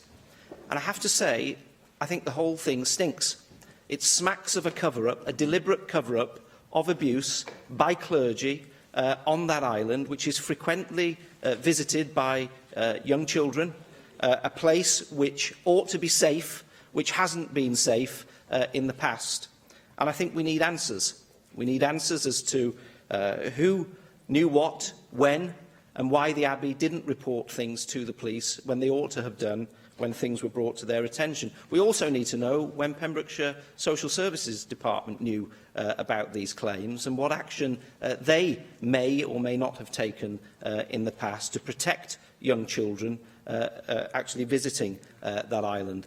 I'm appalled by this, and I think that it would be wise to ask you to organise an independent inquiry into what went on, because we do need to learn lessons, and we need to be confident now, particularly given that we don't know who this second person is, that young children are safe visiting that island in the future. School trips are still going on, Cabinet Secretary, and we need to be sure that those children are protected from abuse. Thank you for those additional comments. And can I say that in light of the recently emerging allegations and fresh allegations, Dyfed Powys are currently engaged in ongoing investigations into these allegations. And as such, I hope you'll understand, Darren, it's not appropriate for me to comment further at this moment because of the risk of jeopardising the police investigations and inquiries. But members will also note that the Children's Commissioner has written to Caldy Island themselves to seek assurances, but also that she has said it is at this moment too early to call for an inquiry, not least because of the detail that is still emerging and also because there is a police investigation currently live underway. It is worth pointing out, however, that in addition to the massively transformed safeguarding environment for children and adults within Wales, there is also a National Catholic Safeguarding Advice Service. And as I mentioned, the Children's Commission has written directly to the Abbey on Caldy Island seeking assurances that they are following the Catholic Church's national safeguarding policy, their own safeguarding policies as well, and their procedures on child protection. Darren is absolutely right in saying we need answers to this. We need to know how this happened, but also to learn. It's often an overused phrase, but it is to learn lessons about how we can avoid this or minimise the risk in happening again. We have done so much in Wales in improving our safeguarding procedures. But if there are lessons to be learned from this, both for the Catholic Church, but also in terms of wider safeguarding, we will ensure that we learn those lessons. And in that respect, I fully understand the calls for the answers to the questions that have been put, but at this moment, there is a police investigation underway. Angela Burns. Thank you, Presiding Officer. Minister, I've listened very carefully to what you have said to Darren Miller. However, I do have two other points I would like to make.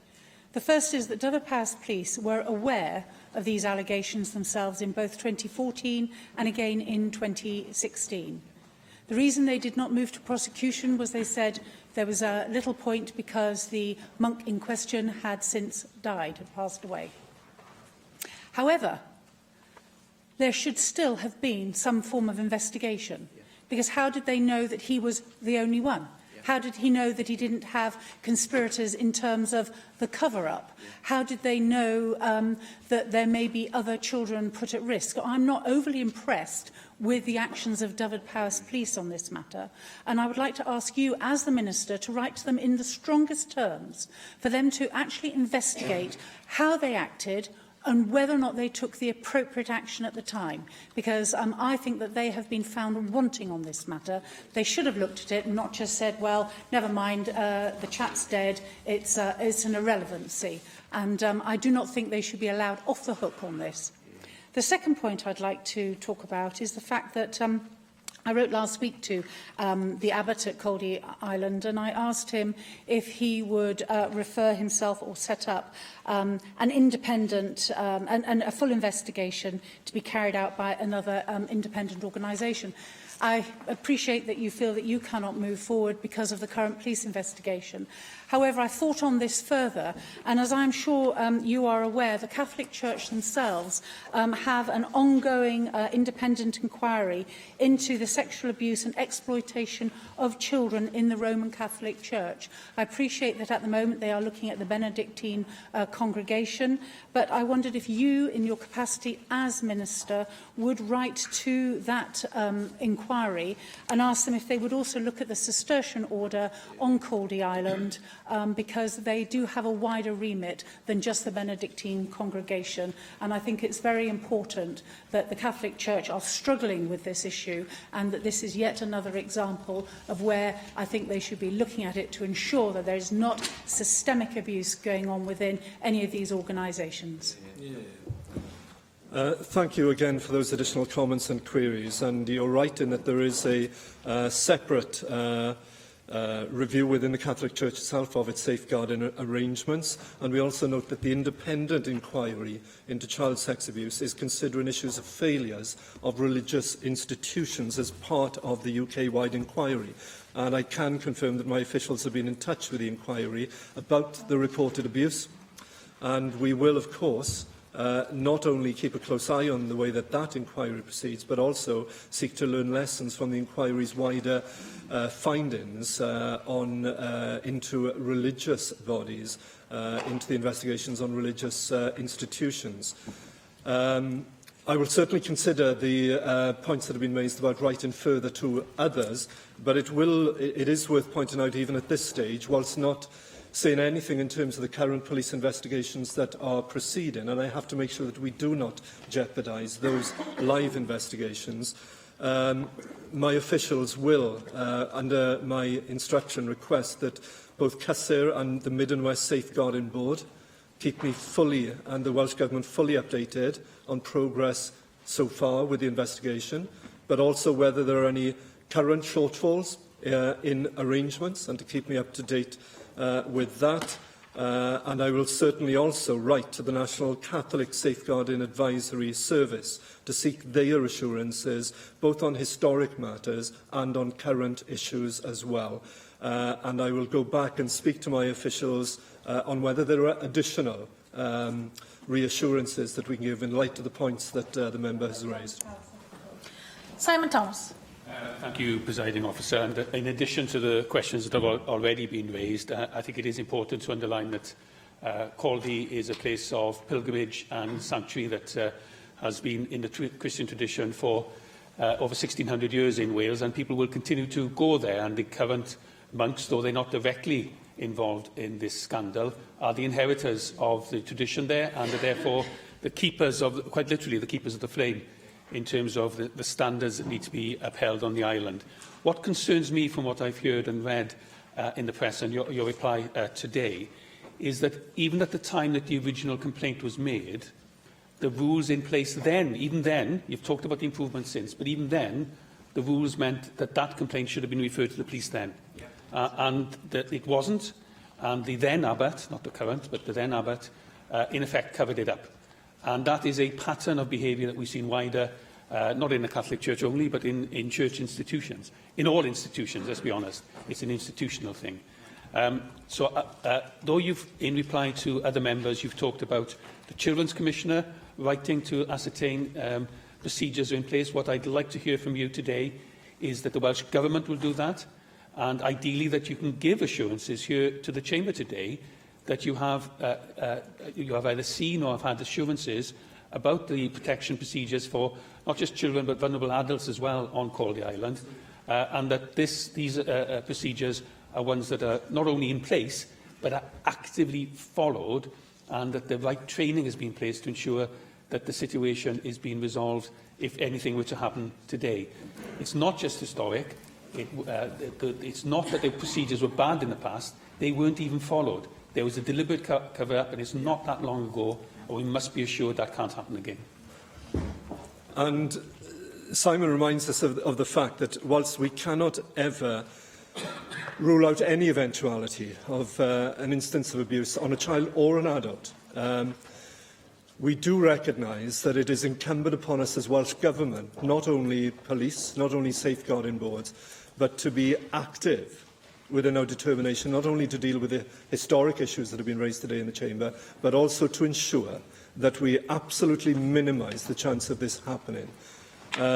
We have indeed, across Welsh Government, previously taken such action, not only in terms of changing the whole landscape of the safeguarding environment in Wales, both for adults and children, with the National Safeguarding Board, children and the Adult Safeguarding Board, but also in our response to, for example, the Waterhouse recommendations, where right across the piece, if there were lessons to be learned and actions to be taken, we took those actions. And the same, I say to you, we will do again now.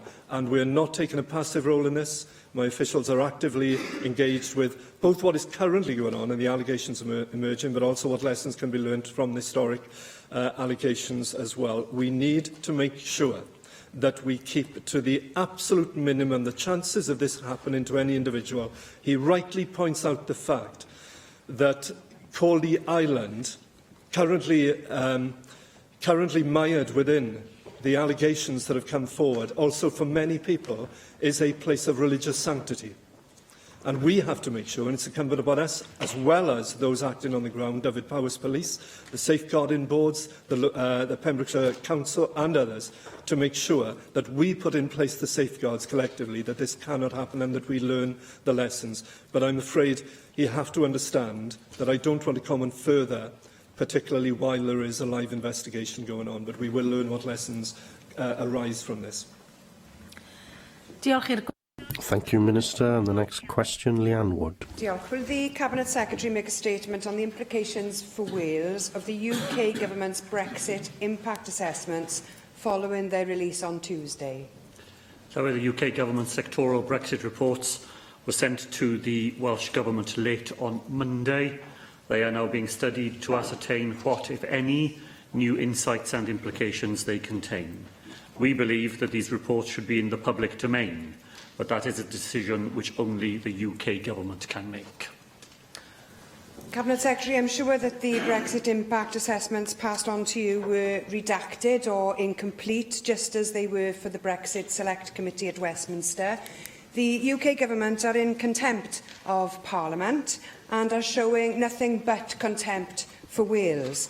This is crucial information that needs to be revealed. We need those 58 sectors analysed fully so that we can prepare Wales for any adverse impacts from leaving the single market or the customs union. And I hope that pressure can be put on them at both ends of the M4 for those assessments to be published in full.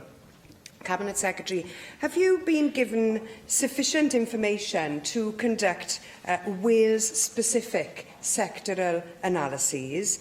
If not, what can you do as a government to ensure that enough economic intelligence exists for Wales to be able to provide for Brexit? Can you publish your own economic forecasts for the different Brexit scenarios? And will you provide support to businesses and exporters ahead of and following the UK's withdrawal from the European Union?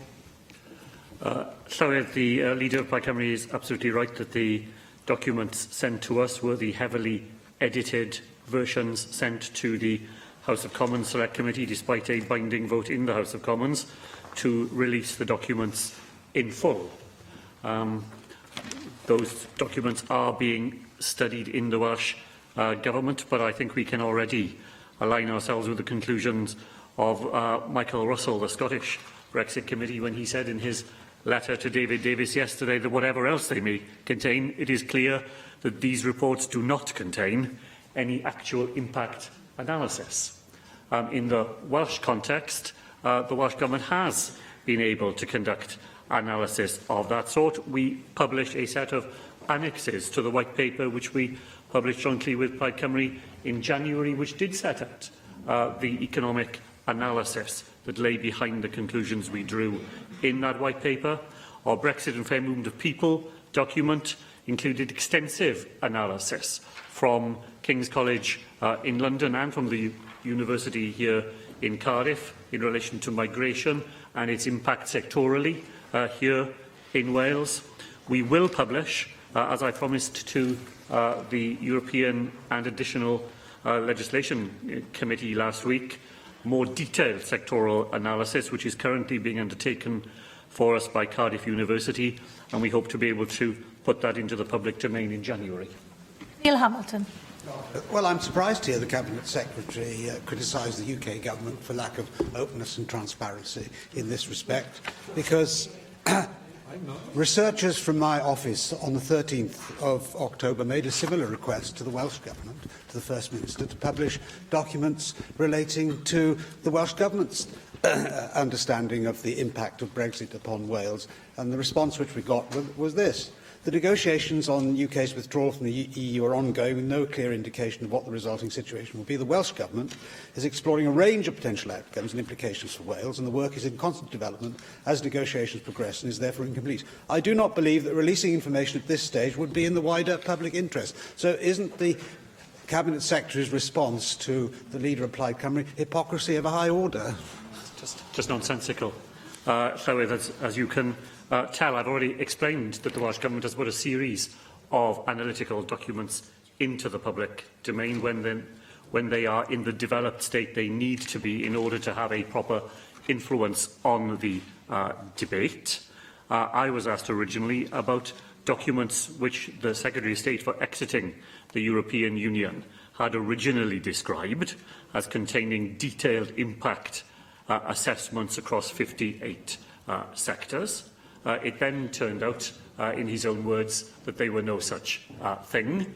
But we deserve to be in a position where we can judge that for ourselves, and the sooner that they are released in full into the public domain, the better able we will all be to do that. Diolch i'r ysgrifennydd. Thank you, Cabinet Secretary. The next item is the 90-second statements, but no requests were received for 90-second statements. And that brings us to item 5, Motion and Standing Order 17.2, to give instruction to the Committee of the Scrutiny of the First Minister. And I call on Paul Davies to move the motion. That I'm pleased to move the motion tabled in my name. Now, the sole purpose of this afternoon's debate is to seek agreement that a special meeting of the Committee for the Scrutiny of the First Minister takes place as soon as possible to investigate the allegations of bullying made by former members and advisers to the Welsh Government and to get to the truth about these serious allegations.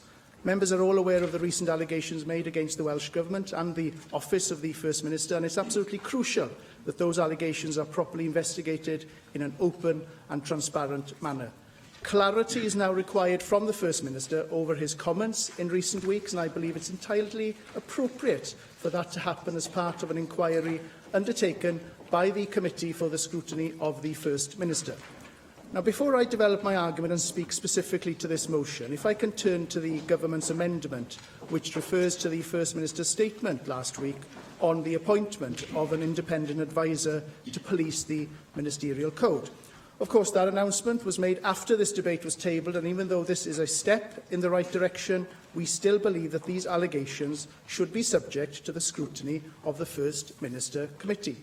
Now, members will be aware of the cross-party motion that was tabled in my name alongside Aled Roberts and Elin Jones at the previous Assembly in 2014, which specifically called for the appointment of an independent adjudicator in order to improve transparency and thereby increase confidence in those elected to public office. The Welsh Government rejected that motion at that time, but the First Minister has now come to the conclusion that this is the right thing to do. However, I have to say that the timing of this is very suspect, and it's quite clear that it is opposition parties that have led on this, while the First Minister and the Welsh Government have followed. Even though I welcome the First Minister's U-turn, I still believe that it's appropriate for the scrutiny of the First Minister Committee to hold an inquiry into the allegations, because we don't at this stage know the terms of reference for the independent adviser's inquiry. At least with the scrutiny of the First Minister Committee, it will be totally transparent and held in public. The committee process will afford the First Minister the opportunity to categorically spell out the nature of the allegations that his office received and to provide much-needed detail and clarification to some of the remarks made in recent weeks. Yes, of course. I give way. I wonder if the member also would factor in the fact that whatever the decision of the First Minister to refer himself to an independent adjudicator very late in the day, we have an issue remaining about what the First Minister told this Assembly over several occasions, the inconsistencies between what he told the Assembly on several occasions, the lack of answers we've had to date, and we need a parliamentary process to get to the bottom of that. Absolutely, and that's why it's essential that now this matter is referred to the scrutiny of the First Minister Committee. Whilst I appreciate that there is no precedent for us to follow in this regard, allowing the Committee for the Scrutiny of the First Minister to undertake this inquiry is, to my mind, the most transparent and effective way forward. Now, the First Minister had made it clear that he's open to scrutiny regarding the allegations and how they were dealt with by his office at the time, and I, of course, welcome that. There are several legitimate questions that need to be answered fully so that the people of Wales can be confident that any allegations made are dealt with robustly and documented accordingly.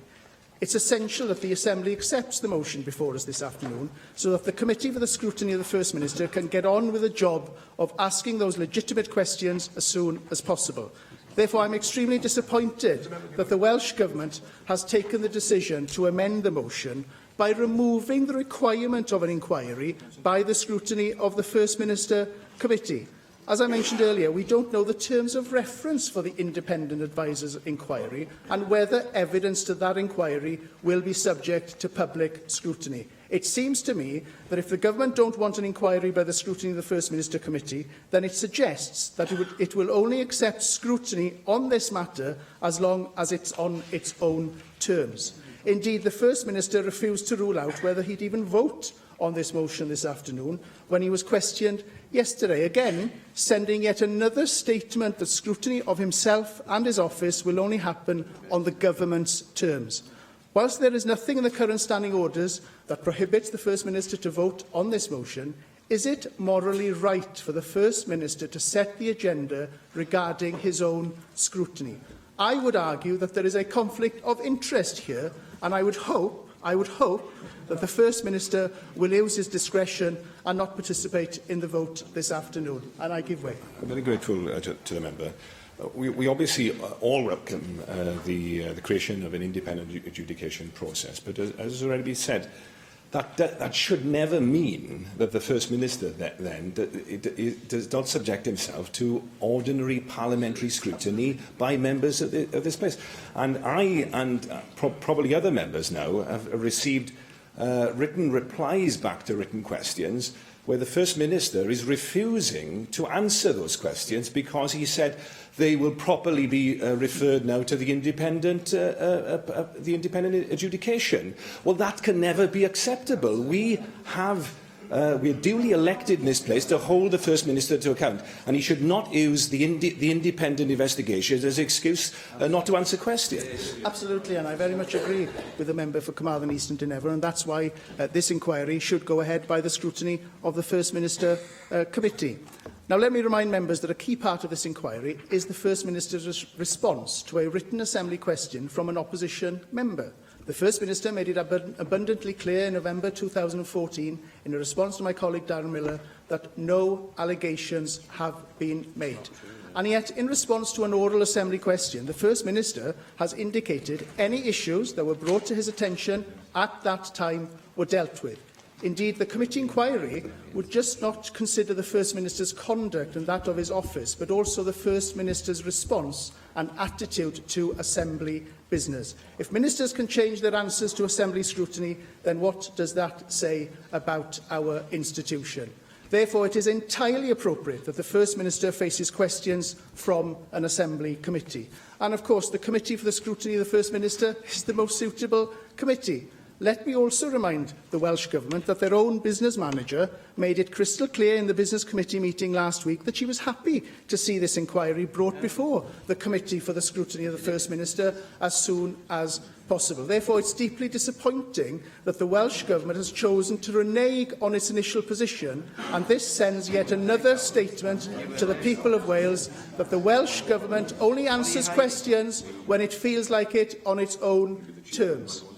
It's my view that the toing and froing of this issue has not helped the Assembly's reputation at all, and it's now time for this matter to be dealt with effectively through our own robust scrutiny channels. If the name Committee for the Scrutiny of the First Minister tells the people of Wales anything, it's that it convenes to scrutinise the First Minister. The remit of the committee, as stated on the Assembly's website, and I quote, to scrutinise the First Minister on any matter relevant to the exercise of the functions of the Welsh Government, unquote. Therefore, this inquiry could not meet the criteria of the remit more adequately.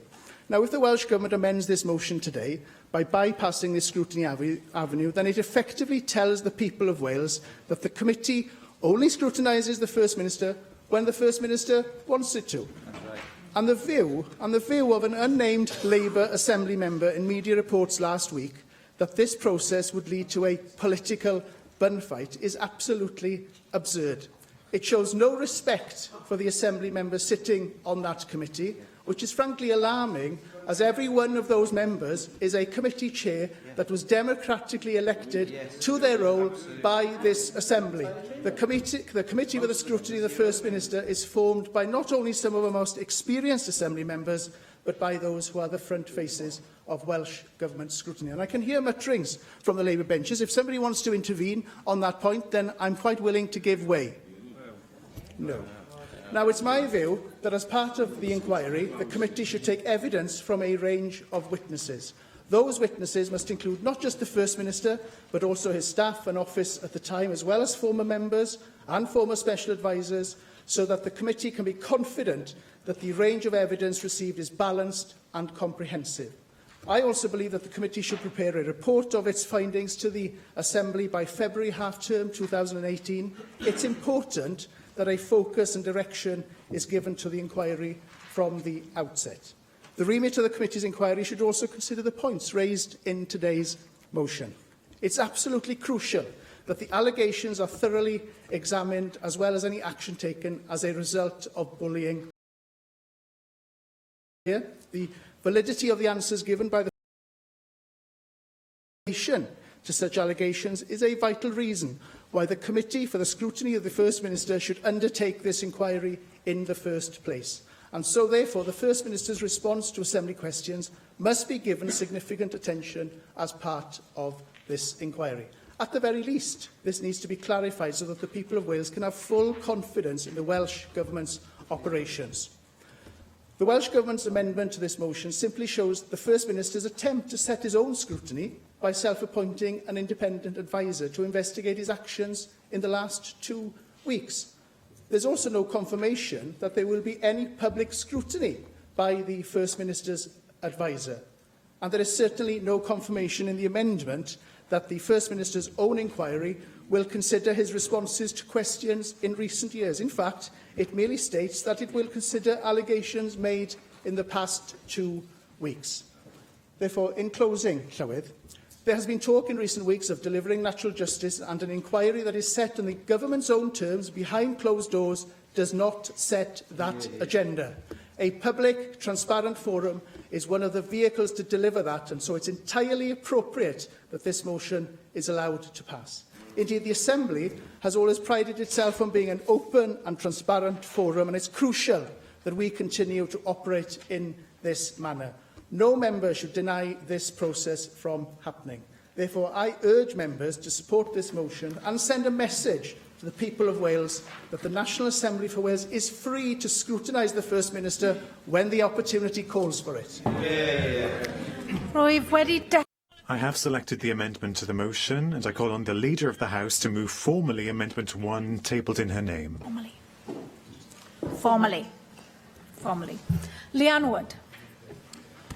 Diolch, Llywydd, and I'm grateful for the opportunity to set out Plaid Cymru's position on today's motion and on the Welsh Government amendment. These are difficult circumstances which make it all the more vital that light is shed on the events that have been raised as a concern.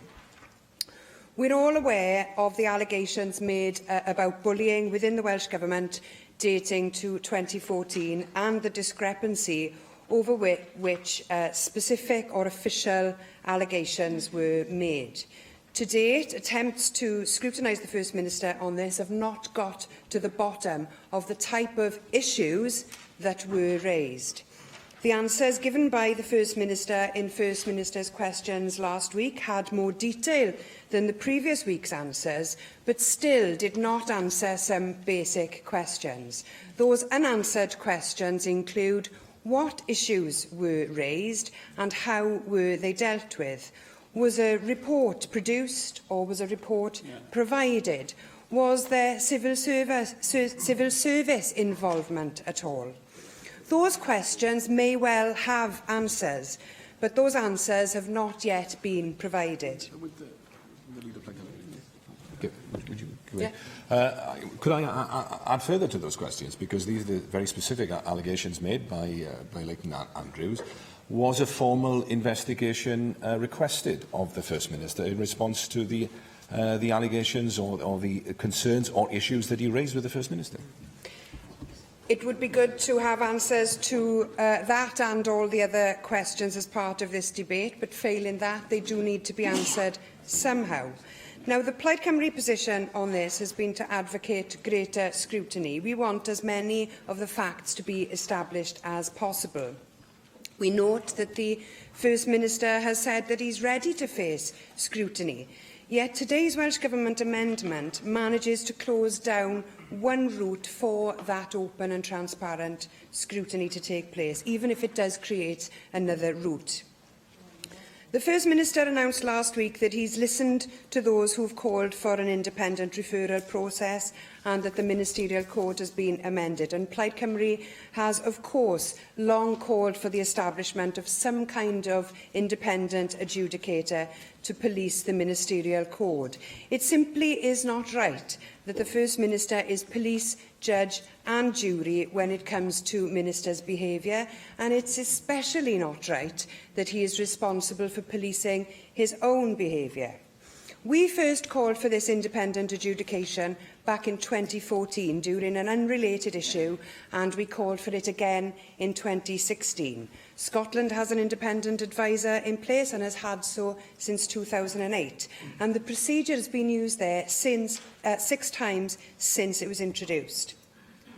So the change of position on this point from the government is welcome, but it begs the question: why did it take this, albeit poorly worded, motion to force the government to take action? Why did it take the prospect of public on-the-record scrutiny to make this happen? And is it right that the government, through the cracking of the whip, determines the process by which this matter is heard? The problem here for Plaid Cymru is that the government has placed a delete all amendment, and by doing that, the government party gets to decide how the government leader is scrutinised. We've long wanted this type of surveillance of the ministerial code, and had the government done this before, they may well have avoided some of the problems that they face today. But we cannot support one form of scrutiny being used to delete another form of scrutiny. We want the independent adjudicator as well as full parliamentary scrutiny. Now, it's likely that the government amendment will pass, and I find this regrettable. Plaid Cymru maintains that the two forms of scrutiny are not mutually exclusive. As a result, we will vote for the motion and against the government amendment. I'd just like the government party to consider this. Do you think it's a good look to be seen to be looking as though you were avoiding full scrutiny? I would argue that it isn't. If there was no bullying, and if there were no other issues that should cause us all concern in the way that the government is run and the culture of government, then a full and open process should not be feared. Arguments that this particular committee is too big and unwieldy are technical arguments. There's a principle at stake here. Do we shine a public, open, honest light on these allegations, or do we allow the First Minister to decide the process by which he is answerable? Natural justice should provide only one answer to that question. Neil Hamilton. Well, I think the leader of Plaid Cymru, in her winding up, in her speech, got to the nub of the issue. The government may use its majority in the chamber of those who are present today to frustrate the desire for transparency which exists not just in this assembly but also outside it. It may win the vote here today, but it certainly will not win the vote in the court of public opinion outside. And if the reputation of the government means anything, I should have thought it would have wished to at least look good to the outside world. But let's remind ourselves what this is all about. It's not just about bullying. I think to use the word bullying in this context does a disservice to what we are debating here today. Let's listen to Leighton Andrews' own words, and they weren't just off-the-cuff comments. They were written by him in a blog, so he knew what he was doing. He said there had been deliberate personal undermining of Carl Sargent from within the Welsh Labour government over several years. I'm not going to name names today, but let's hope he'll do so in due course. But I made a complaint to the First Minister about one aspect of this, of which I had direct evidence. In the autumn of 2014, an informal investigation was undertaken, and I noticed that the First Minister nodded in disagreement when Adam Price a moment ago asked whether there was a formal request for an invitation for an investigation. Leighton Andrews says, I then asked for it to be made formal. So Leighton Andrews has said there was a request for a formal investigation, and we certainly do need to tell which of the two accounts is correct. He went on to say, I was told it would be made formal. He was never shown the outcome. There was no due process, he said. And it's not just a former finance minister in the First Minister's own government who said that. Of course, there was his former special advisor as well, Steve Jones, who made similar comments, which I won't repeat because it would be odious. The 7 principles of public life attached to the ministerial code say that holders of public office are accountable to the public for their decisions and actions and must submit themselves to the scrutiny necessary to ensure this. And where better to scrutinise the actions or inactions of the First Minister than here in the elected National Assembly of Wales? To appoint someone from outside to examine the facts, no one can disagree with. I'm not opposed to the independent adjudicator or investigator at all. I don't see these two options as in any way contradictory. They're complementary. We should have both. But it's we who are elected in this place who have the right to ask the questions and to continue to ask the questions until we get the answers. We don't know whether the investigative process which the government has chosen is going to be in public. We don't know whether the right questions will be asked. We should be the ones to determine that.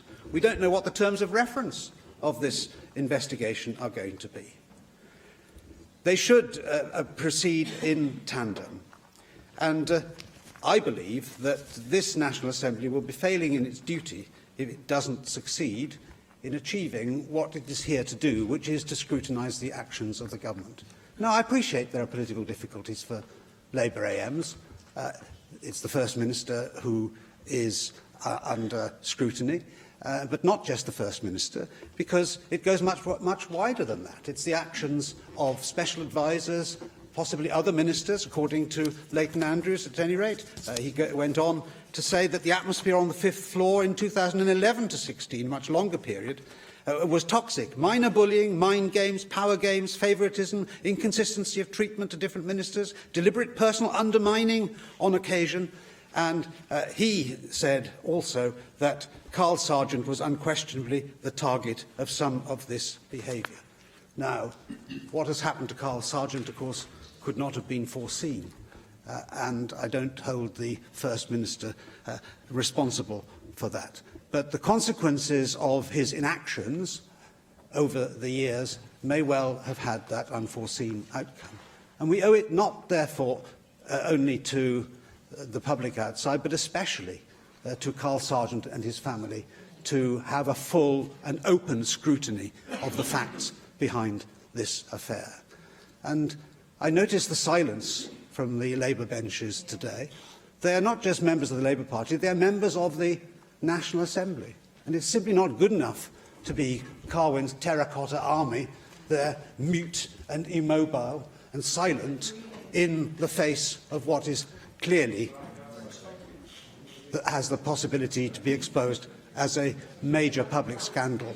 And so I just asked the First Minister to look himself in the mirror and to come back with the answer to the question, does he really think that the public outside are going to be convinced that the kind of inquiry that he wants, self-appointed, by someone who he has chosen, with a procedure that we don't get the chance to question, questions that need to be put that we will be prevented from putting, whether that is likely to be regarded as a credible form of investigation, whether it's likely to get to the answers which everybody wants to elicit. I believe that there will be a resounding no to that in the outside world, and that the First Minister would be doing a massive disservice to the public at large, to the whole people of Wales, by trying to force through this motion here today, this amendment to this motion today. Lynn Neagle. Thank you, Clywedd. Thank you for the opportunity to contribute to this debate. I want to say from the outset that anyone here who knows me knows that as a Labour member, I have never, ever shied away from scrutinising my own side. There cannot be a minister in any Welsh Government, past or present, who I haven't asked difficult questions of, and that includes the First Minister, both in his current role and when he was a portfolio holder. I would fight to the end for the right of Labour backbenchers to come here and do what is right in the interests of their constituents and in keeping with their own values and principles. That is the way I have always worked, and this debate today is no exception. I also believe it is right that the allegations that have been made are properly scrutinised, and I welcome the First Minister's decision to ask James Hamilton to independently investigate them. But I certainly do not believe that the motion the Welsh Conservatives have tabled, calling for the Committee of the Scrutiny of the First Minister to look at these allegations, is the right thing to do for a number of reasons. Simon Thomas has said that using the committee would be unwieldy, and I agree with that. But I also think that a body used to scrutinising policy decisions is not the appropriate body to undertake work of this kind. Are we really expecting AMs in a public committee to try and drill down into the detail of what happened 3 years ago on the fifth floor, to look at the detail of who said what, when and to whom? I am also concerned that some witnesses, including civil servants, may feel very uncomfortable about feeding into such a public forum, but may be willing to talk on a one-to-one basis to James Hamilton.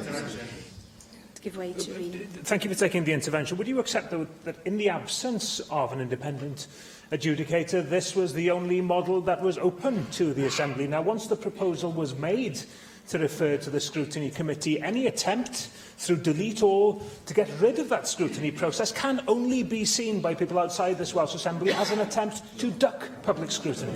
No, I don't accept that, because we have now an independent mechanism in place. It is crucial that any investigation is not just independent, but is seen to be independent and completely above party politics. Andrew R.T. Davies yesterday made much in questions of my colleague Jeremy Miles' interview on the Sunday Politics show, suggesting wrongly that Jeremy Miles had questioned the ability of the Labour chair and the Labour members of the committee to undertake such scrutiny. That is not what he said. He said that he was absolutely sure that we would do the work without fear or favour. But he also made the point that it is crucial that the committee is seen as independent too. We all know here that politics is also about perception, and I seriously question whether the public would view the committee as being independent. Now, I do not in any way doubt the ability of the Labour chair and myself and my Labour colleagues to robustly scrutinise the First Minister on this, but it is essential that any investigation is able to complete its work and draw a line under this without questions about the political make-up of the committee undermining its credibility. I have been an Assembly member here for 18 years, and these are, without doubt, the darkest days any of us have known. I think all of us across this chamber should remember that we are all, including the First Minister, grieving for a friend and colleague. I am deeply uncomfortable that this motion has been brought at this time, and I personally want no part of it. Mick Anthony. Presiding Officer, as... You're a disgrace. You're a disgrace. Lee Waters, I heard nothing. Mick Anthony. Presiding Officer, as Chair of the Constitution alleged... I am going to ask Mick Anthony to continue, and I'm sure that what he's about to say deserves to be heard. Thank you, Presiding Officer. As Chair of the Constitution and Legislative Affairs Committee, I am automatically a member of the Committee for the Scrutiny of the First Minister. At the outset, and solely in that capacity, I wish to make clear that I have decided to oppose the Conservative motion and support the establishment by the Welsh Government of a panel of independent advisers to provide a source of independent advice on ministerial conduct as required under the Ministerial Code as was set out in the written statement on the 23rd of November. I welcome the appointment of James Hamilton as an independent adviser, and I welcome the referral to him of the allegations made in relation to the conduct of the First Minister, and the fact that the report of Mr Hamilton will be published once the investigation has been completed. Mr Hamilton is a person of impeccable character and well qualified in his former role as a Director of Public Prosecutions and as a member of the Scottish Government Independent Adviser Panel, and a person who we can all be assured will investigate these matters diligently and without fear or favour. As a member of the Committee for the Scrutiny of the First Minister, no, I think you should wait until I've actually developed my arguments and set out my analysis. As a member of the Committee for the Scrutiny of the First Minister, I have to add that I am not at all convinced that the approach adopted in the Conservative motion is the best way of dealing with these matters, that it is constitutionally an appropriate or the correct role for this committee. I also have serious concerns whether composition of this committee is actually capable of satisfying the necessary rules of natural justice that would apply. It is a committee that is responsible for the political scrutiny of the First Minister and his government, which is separated from the legislature in accordance with modern parliamentary practice and by virtue of the Government of Wales Act 2006. However, the Conservative motion would create a role and responsibility that was never intended for this committee and would confuse its role, and which would encroach upon and blur the separation of powers intended by the 2006 Act. It would transform the committee in this matter into a standards and conduct investigatory committee, which it clearly was never intended to be. It would give it the status of a quasi-judicial committee, or at the very least a quasi-judicial function which it is not suited for.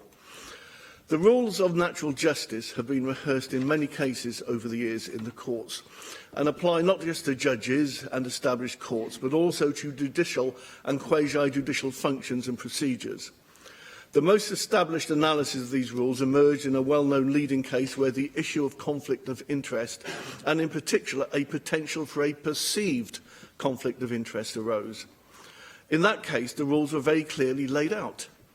Justice must not only be done, but it must also be seen to be done. An appearance or perception of impartiality is unacceptable. Even though there might be no evidence that an individual will not act robustly and independently, the fact that there might be a perception of impartiality would be sufficient to undermine public confidence in the process. Yes, I will. I'm very grateful. I am listening with great interest to what he's saying, both in his previous role and in his current role. What I'm not clear about at this stage is whether he's saying that the mentioned committee in the motion, which is the committee of the scrutiny of the First Minister, which, as I've already been quoted, I've already said is quite unwieldy for this purpose, whether he thinks that's inappropriate, or whether he's saying it is inappropriate for any parliamentary scrutiny of the First Minister's conduct to take place at all, because I think he's straying dangerously close to that conclusion. No, I'm not coming to that conclusion, because the two matters have been intertwined and have now become a matter of ministerial scrutiny and also of the separation of powers. I think I will lay it out further when I develop my argument on the respect of the rules of natural justice, which I think actually also deal with the point. In that case, the rules were clearly laid out. Justice must not only be done, but must be seen to be done. An appearance or perception of impartiality is unacceptable. Even though there might be no evidence an individual will not act robustly and independently, the fact that there might be a perception would be sufficient to undermine public confidence. I emphasise that point. The judgment in this case reiterated earlier pronouncements on the rules of natural justice, where the principle was outlined. It is not merely of some importance, but it is of fundamental importance that justice should not only be done, but should be manifestly or undoubtedly be seen to be done. And this principle was confirmed and further clarified as follows. The requirement of due process or natural justice or procedural fairness and the importance of the absence of bias in a decision-maker is in part based on the importance of appearances.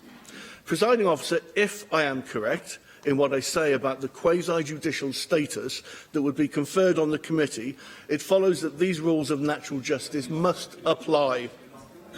The committee consists of the chairs of committees appointed by the political parties, and the role of the committee is inherently political.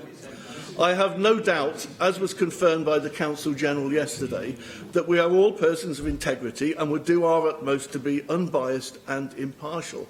However, bias can be actual or imputed. The purpose of the rules of natural justice in this respect is to ensure public confidence in the process. The committee, no matter what its intentions and best efforts, cannot avoid the inevitable perceived conflict of interest. This would inevitably undermine confidence in the eventual outcome and conclusion of any report produced by the committee under this mandate. Just very briefly, thank you. What about the perception of the bias of government deciding how it pursues natural justice in this case? The point is, if we give a body a quasi-judicial function, then the rules of natural justice must apply to it and the way it operates. So the perceptions of impartiality are absolutely fundamental, and that is why the issue of an independent adviser becomes such an important one. No, I want to finish my theme. Yeah, well, the investigation. I've taken two interventions. You've had 7 minutes now, so the investigation has to be independent, a point accepted, I believe, by all party leaders in this chamber. The process has to be independent. The person conducting the investigation and reporting has to be qualified to carry out such an investigation and robustly independent if the outcome is to be respected and to carry public confidence. We are establishing principles and a precedent in this motion which will be required to withstand the test of time for the future. Consequently, the proposal for this matter to be referred to an independent adviser under the Ministerial Code is by far the best and the most appropriate course of action. Lee Waters. Diolch, Llywydd. I find this afternoon's debate incredibly difficult and uncomfortable. There's much that I would like to say, but I think it would be wise not to say it at this time. In 2 days' time, we're going to be burying our colleague and friend, and I think there's something unseemly to be having this nature of debate while that still hasn't happened. I find it reprehensible the way that people have used this tragedy to settle scores from their time in government. I think the First Minister, to his credit, has set up 2 separate independent processes, which is unprecedented. Those need to be given time to draw their conclusions. I note what has been said about then a parliamentary process taking place, and I think at that time is the right time, when there's been reflection and evidence and a passage of time to have that debate. I'd have no difficulty with the Committee of the First Minister meeting once those reports are published and for the proper process of scrutiny to take place. But today is not that day. I was struck 2 weeks ago when we met to pay tribute to Carl Sargent by the decency showed in this chamber, and I am disappointed by the tone that has been struck this afternoon. I was particularly disgusted by the comments of the Leader of the Opposition from a sedentary position to my colleague Lynn Neagle that she had taken the shilling in I think you've said enough, Mr Davis. Well, he may want to clarify what he said. And he can do that in his own time, with Okay, respect. well, I'm not taking an intervention. I'm not taking an intervention. That's what I heard. The member is not taking the intervention, and the Leader of the Opposition is to be called at some point, so you can clarify the point. Other members have made reference to the whip being cracked, and I can assure members of this chamber that there's no whip need to be applied in this afternoon's debate. We are all of one voice in agreeing in this independent process being set up and following that through. And at the end of it, having a full and open debate. And at that time, I shall remove the bite mark from my tongue and speak more freely. Jane Bryant. Diolch, Llywydd. In the case of an investigation relating to a potential breach of the Ministerial Code, having a robust, independent process is crucial. And I believe that it's right that any complaints against the First Minister relating to the Ministerial Code must be examined by an external independent advisor. This ensures an effective, rigorous and fair investigation. As the leader of Plaid Cymru said, such a procedure is not unique. It already happens in Scotland. In fact, the importance of an independent person conducting investigations into potential breaches of code of conduct is already recognised by this Assembly. All members will be aware that the Standards of Conduct Committee operates on the basis that when a complaint is reported to the Standards Commissioner about an Assembly member, it's the Commissioner, an independent QC, who investigates the complaint. It's not the committee who investigates. So I think it's absolutely right that to consider any potential breach of the Ministerial Code thoroughly and fairly, it's entirely sensible for an independent advisor to investigate complaints against the First Minister, just as it is for an independent person to investigate a complaint against any Assembly member. David Rees. Diolch, Llywydd. At the start of my contribution, I wish to place on record that I am a member of the Committee of the Scrutiny of First Minister. Can I also stress, particularly to the UKIP member for Mid and West Wales, I am not a member of any terracotta army. I have my own voice and my own views. Llywydd, there is no doubt that everyone in this chamber wishes to see answers to the questions contained within the motion. Answers which are derived from a robust and rigorous investigative process.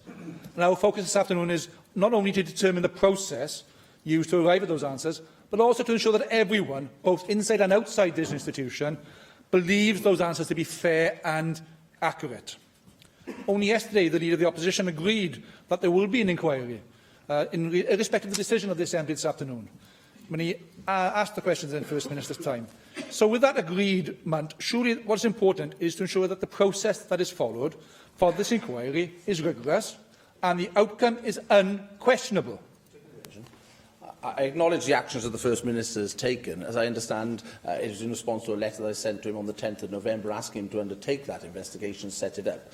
But I would make the point that the terms of reference, as I understand it, are specific to 2014 and the comments and remarks that we made in the immediate 2 weeks that we've been in session here. It does not reflect on the wider allegations that have been levelled at the Office of the First Minister and the First Minister himself by the former Special Advisor. I thank the member for that intervention. And well, he's answered a little bit from some of those ways. But I would have thought an independent approach, in fact, would be the most obvious way to meet that requirement. And as he pointed out, he made that request in his own letter to the First Minister, stating an appointment of an independent third party to conduct an inquiry was an honourable course of action when the First Minister of Scotland faced similar allegations. So we may ask what's changed his mind. I think he's tried to highlight that point just now. But if it was honourable on the 40th of November for Scotland, why isn't it now for Wales? The motion asks for the Committee for the Scrutiny of the First Minister to undertake this work. And whilst the committee is independent of the Welsh Government, it is not, unfortunately, independent of this institution. Now, I'm aware of the arguments that have been raised this afternoon that this should not be a reason for the committee not to undertake this work. And as the Leader of the Opposition said yesterday during FMQs, he believes it's in integrity and objectivity. And I appreciate that, very much so. But unfortunately, there are some outside this institution who would question that. Now, as Lynn Eagle has already said, I hope members also recognise that I often hold the First Minister and the Welsh Government to account on certain issues. I'm not afraid to be asking those difficult and challenging questions. But as we seek the truth through those answers, we must also be truthful to ourselves and recognise that questions will be raised about our independence. To that extent, I do believe that the Leader of Opposition was a little bit naughty yesterday. I won't go any further because Lynn Eagles already raised the points of what Jeremy Miles said, actually, on the Sunday Politics show, and I listened to it several times to confirm exactly that. And so it is important you look at the context, and the context was it's not hard to imagine that if the committee reached a different outcome, that would be criticised because it would not be seen as independent. That's the clear context.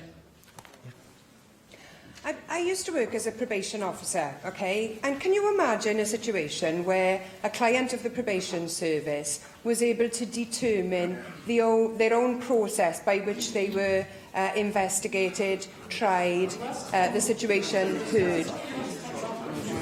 Can you imagine a situation where that would be allowed to happen and that would be called natural justice? It would never happen, would it? The member raises one example. There could be other examples we could raise. I wish to continue my answers and my speech. Now, this issue about perception about independence, it's been already raised about what people say. But let's be honest again and be truthful to ourselves. One member of this committee actually was a minister in the Assembly government in 2014. One member was a member of the Cabinet in the recently been a member of the Cabinet. Another member husband was actually a cabinet minister within that assembly. Now, there will always be sceptical views and voices being heard as a consequence of those issues. And it's time to get real and be honest and acknowledge that this will be an excuse used by some to put doubt in people's minds about anything other than a full condemnation that comes out of this investigation of the First Minister. Now, we don't want that and we don't need it. We don't want the doubt being created. Now, what the amendment seeks to achieve is the process of an independent analysis of the allegations, leading to the production of a report and the submission of that report for public scrutiny. For those who argue the Assembly should be allowed to scrutinise the First Minister, that will become public and it will be brought before the Assembly. And in fact, the amendment indicates that it will be noted by the Scrutiny of the First Minister Committee. So it will be looked at. Now, I'm supporting the amendment this afternoon. I believe that this will give the people of Wales the most independent, the most rigorous and transparent process of the outcomes which will have confidence, not just in Assembly members in this institution, not just within this bubble, but within the people outside this institution who cannot point any fingers because of any perceived possibility of non-independence. That's what we need. I call on the Leader of the House, Julie James. Thank you very much for the opportunity to respond to this debate this afternoon. I want to start, I'm afraid, by just putting right something that was said about what I said in the Business Committee, the proceedings of which I understand are normally confidential.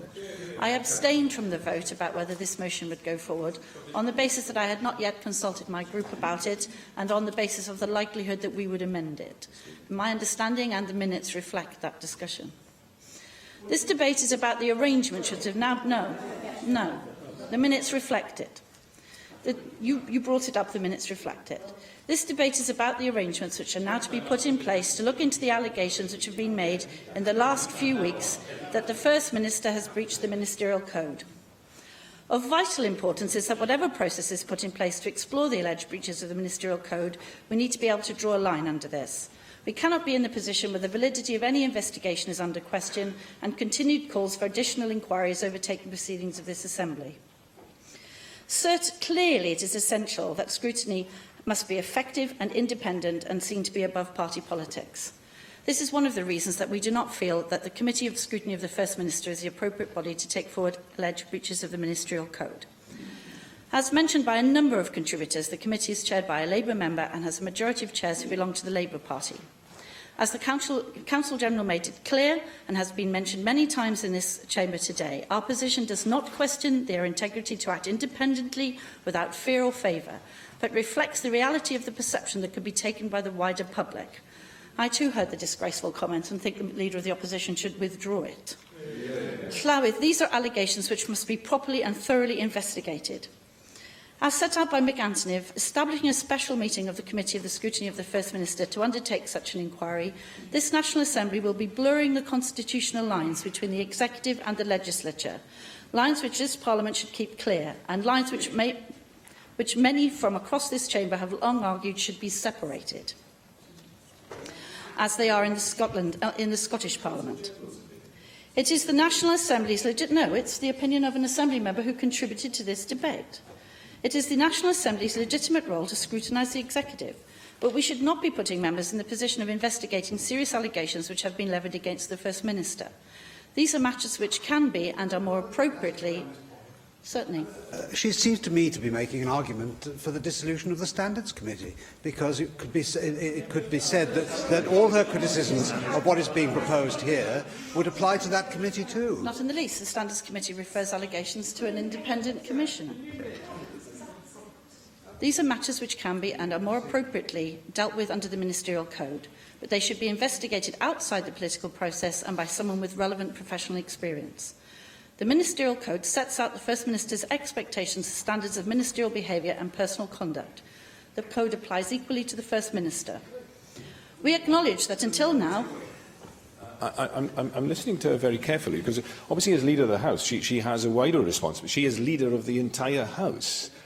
And is she suggesting that our right, our ability, in fact our duty, as members of this Parliament to ask questions of the First Minister is somehow limited, are somehow curtailed? There are some no-go areas, because, as I pointed out to her, I have now received written replies in relation to specific questions, as have other members, where the First Minister is now using the independent investigation as a shield to proper scrutiny. Surely, as Leader of the House, she would not want to defend that. No, I've made no such suggestion. The Ministerial Code sets out the First Minister's expectations for standards of ministerial behaviour and personal conduct and applies equally to the First Minister. We acknowledge that until now there has been no opportunity for independent assessment of significant concerns raised in relation to the First Minister's adherence to the Ministerial Code. There have been many calls from many in this chamber for an independent adviser to be appointed to provide a source of independent and external advice on the Ministerial Code, as happens in Scotland. Indeed, the Leader of the Opposition referred to this in his letter of the 14th of November and indeed referred to the process followed in Scotland and commended it to the First Minister. In light of recent events, and in line with what happens in Scotland, the Ministerial Code has been amended to allow for such referrals to be made to an independent adviser where the First Minister deems it necessary. Section 1(4) of the Code now provides that the First Minister may ask an independent adviser to provide him with advice on which to base his judgment about any action required in respect of ministerial conduct, and that the adviser's findings will be published. This can apply to any minister where appropriate. Intervention. I wonder, do you accept that there may be an argument that an early parliamentary investigation, if I can put it like that, will actually be of assistance to any independent inquiry, particularly as it's likely to unearth issues that perhaps won't have been foreseen at the time that the independent investigator might be given a remit to follow? No, I don't accept that, actually, and I wouldn't accept that if I was subject to a referral in standards either. The point about this process is that it can apply to any minister where appropriate, whereas the procedure proposed by the motion in front of us would only apply to the First Minister.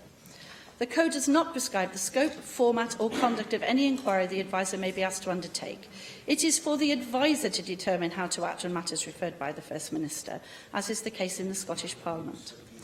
Over the coming weeks, a panel of several suitably qualified and experienced advisers will be appointed to undertake this work individually or collectively for any cases referred in the future. In the meantime, James Hamilton, the current independent adviser to the Scottish Government, has accepted an immediate referral from the First Minister in relation to allegations which have been made that he has breached the Ministerial Code. The amendment the Welsh Government has laid to the motion in front of the National Assembly today recognises the action we have taken to strengthen the Ministerial Code for the future and to start an immediate independent investigation into these allegations. This investigation will look at the issues which have been aired in this chamber and in the media in the last couple of weeks and will determine whether the First Minister breached the Ministerial Code. We will ensure the National Assembly, via the Committee of the Scrutiny of the First Minister, receives a copy of Mr Hamilton's report. A fortnight ago, the leader of the Welsh Conservatives, who today asked for a National Assembly committee to look at these allegations, asked the First Minister and the Permanent Secretary to appoint an impartial third party to investigate.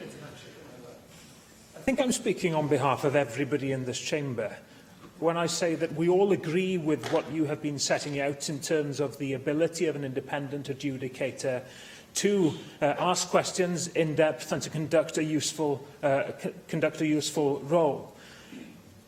But will you concede that it has been a grave error for this government and previous governments to refuse to proactively set up the post of independent adjudicator, and that now, because the government finds itself in a difficult situation, people see this, perceive this, as I said earlier, as a means of trying to duck public scrutiny? It is too late in order for you to set up this and claim that it is something that somehow you always supported. You refused to do this in the past.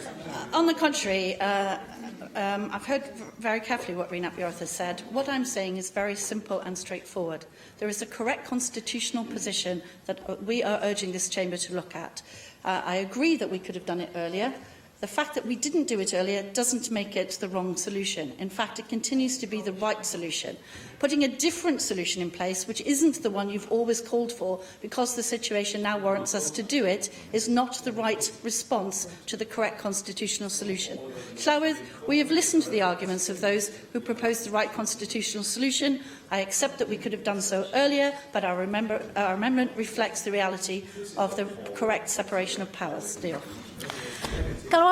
I call on Andrew R.T. Davies to reply to the debate. And if I may, before I start my contribution, I do want to take issue with the contribution that the member for Llanelli accusing me of making an allegation from a secretary position about Llynigel, the member for Torfaen. I did not make that. I hold the member in the highest regard possible, and I want the record to show that, because I know full well that you are a chair of a scrutiny committee that holds no quarter when that scrutiny is due, and you do make sure that the government is held to the account. And I've seen that in the 10 years that I've seen you here performing your role as a member for Torfaen.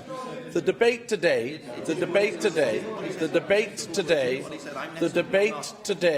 is quite clear. There is a role for this Assembly to play in scrutinising what has come to public attention over the last 3 weeks. It is unthinkable that any other organisation that had these accusations made by senior people who worked at the heart of that organisation would not be called to account by this institution. And it is regrettable that the House will divide along party lines, and I'm assuming the party lines are being whipped from the government side for the division to take place. Because there are 3 inquiries that potentially, if this motion could carry forward, would happen. The first is the independent inquiry that the Permanent Secretary is working to establish with the family and has no relevance to what we are debating here today. The second is the inquiry that the First Minister announced only on Thursday of last week of the independent person to be put in charge of a referral by him over issues that he believes have been raised over the last 14 days. But what is really important is that there is an inquiry of the Scrutiny of the First Minister Committee to look at the overall allegations, accusations, call them what you will, that have been levelled by many people, some anonymously, but two people in particular who have first-hand experience stretching back to 2009, not just 2014, 2009, and for the entire period that they were in government. I will be the happiest person in this chamber if those allegations can be disproved. There is no one person in this chamber, surely, who stands for bullying, intimidation and any of the other accusations that have been levelled by individuals during their time in government. And I do draw members' attention to this fact that can you name another organisation that if you had heard in your role as an Assembly member, I'll take the intervention, Mick, if you heard of another organisation that where you sit on a various committees, you scrutinise that organisation, you would not be bringing forward that organisation to be held to account about the accusations that have been levelled and take the witness statement from the people who have made those accusations. Can you just tell me what your view is as to what will be the most credible in the eyes of the public? A committee outcome of persons who are clearly members of political parties and political appointees, effectively, or an independent advisor? You've hit the nail on the head there, Mick, in fairness, because the independent advisers, I've said, and I haven't been corrected on this, will only be looking at the specific referral of the First Minister over the allegations that have come forward over the last 14 days. The allegations that are in the public domain about bullying and intimidation stretch back to 2009. And the point that my colleague Paul Davis made in his opening remarks was that each and every member of that committee is elected by the entire House. By the entire House, an important consideration. We could end up having a debate between ourselves. I will take another... The point was very clear in terms of the issue of public confidence in outcome.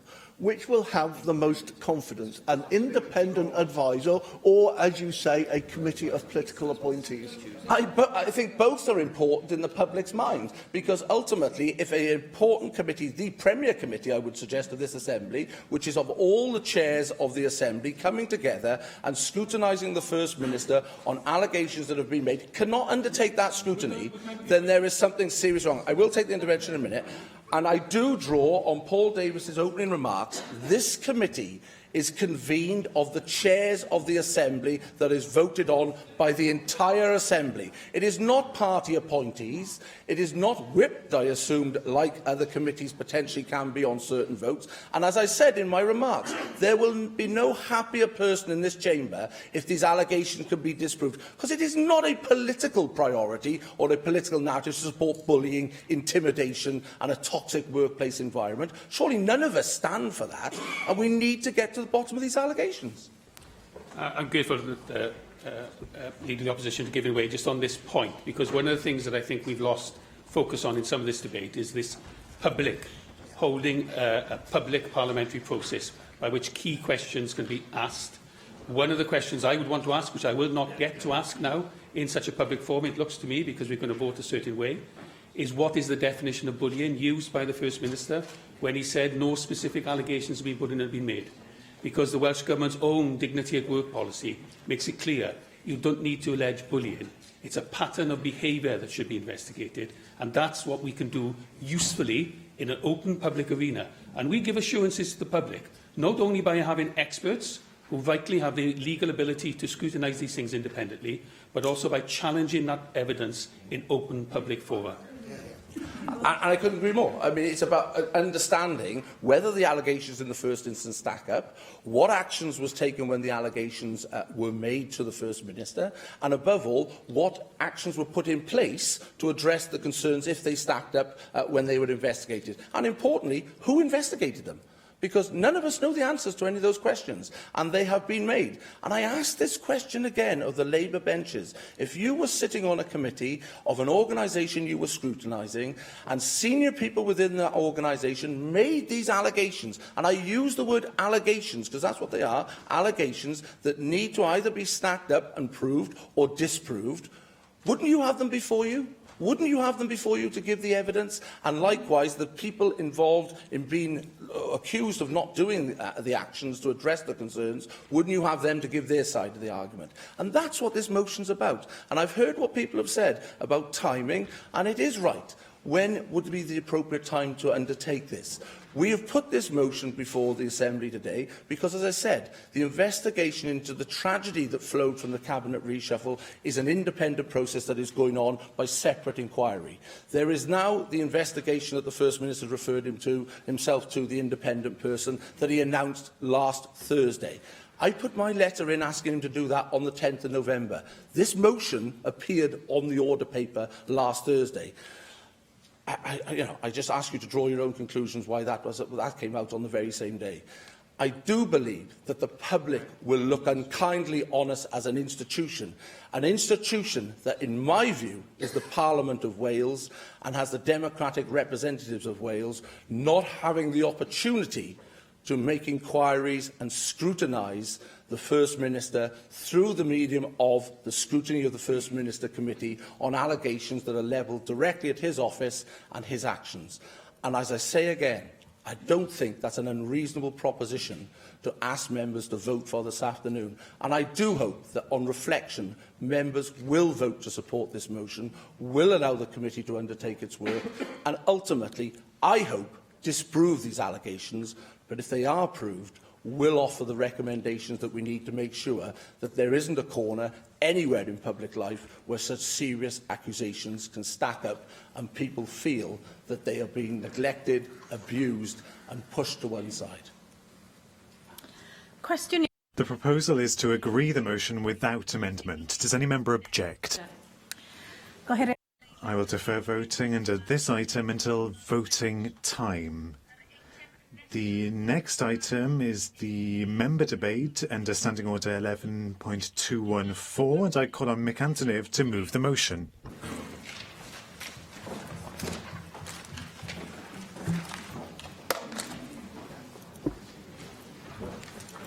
Presiding Officer, as we approach the festive season, it is perhaps appropriate that we have a debate on an issue which, for those affected, could be fairly described as a pantomime, albeit one with a dark and sinister plot.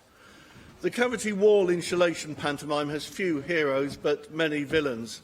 First, there are the energy companies, interested only with meeting UK government targets.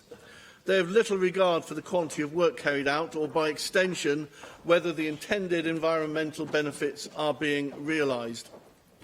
Then there are the rogue installation companies who target the poorest with aggressive cold calling techniques, using poorly trained staff who are paid on a commission-only basis.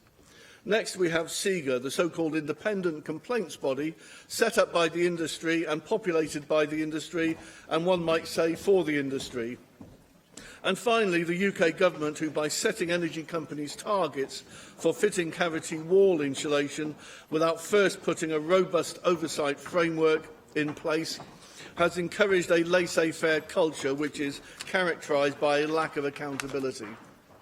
Presiding Officer, cavity wall insulation mis-selling is no laughing matter for the thousands of people who are living with the consequences of inappropriately or badly installed CWI. The cavity wall insulation process is complex and entirely loaded against the consumer. It is routinely sold as government-backed, a key selling point for unscrupulous installation companies. It is not government-backed, and the UK government needs to act to make this clear. As far back as 2014, the Green Deal Oversight and Registration Body received reports from police forces in Wales, Scotland and Surrey about allegations of fraudulent practices in the CWI market, including larger-scale fraud operations and potential cases of money laundering.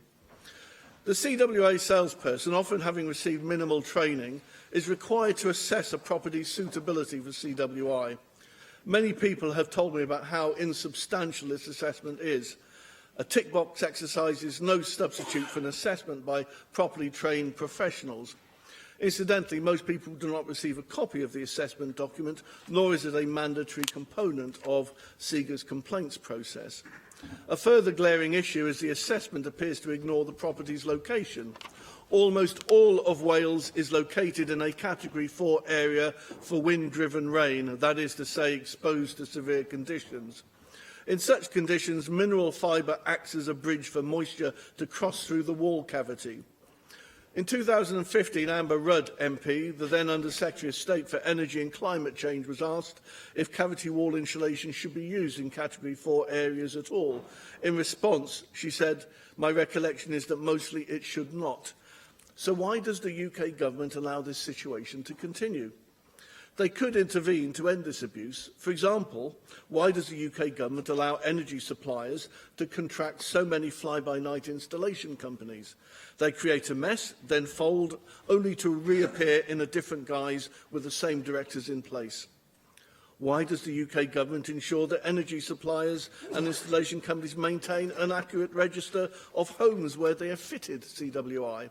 At the moment, even Ofgem doesn't know the full extent of homes that have been fitted. So why doesn't the UK government insist on a testing regime that is fit for purpose? Even Ofgem recognises the problems can materialise a year or more after installation, so surely that has to be reflected in the testing timeline. Ofgem's requirement for a one-off inspection a few weeks after installation does not make sense.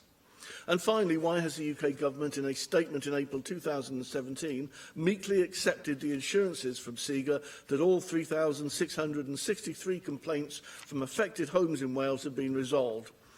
I can tell the UK government that they absolutely have not. Now let's turn to SEGA. Many people in my constituency and across Wales have complained to SEGA. It is a tortuous process. In 2015, the Telegraph reported that of SEGA's 11 directors, 7 are also directors of companies who manufacture or install cavity wall insulation. 3 are involved in lobbying the UK government on energy efficiency law. When SEGA loses a case and agrees to a cavity wall clearance, it often gives the contract to companies operated by SEGA directors. So much for independence. It seems to residents as though SEGA does whatever it can to block claims.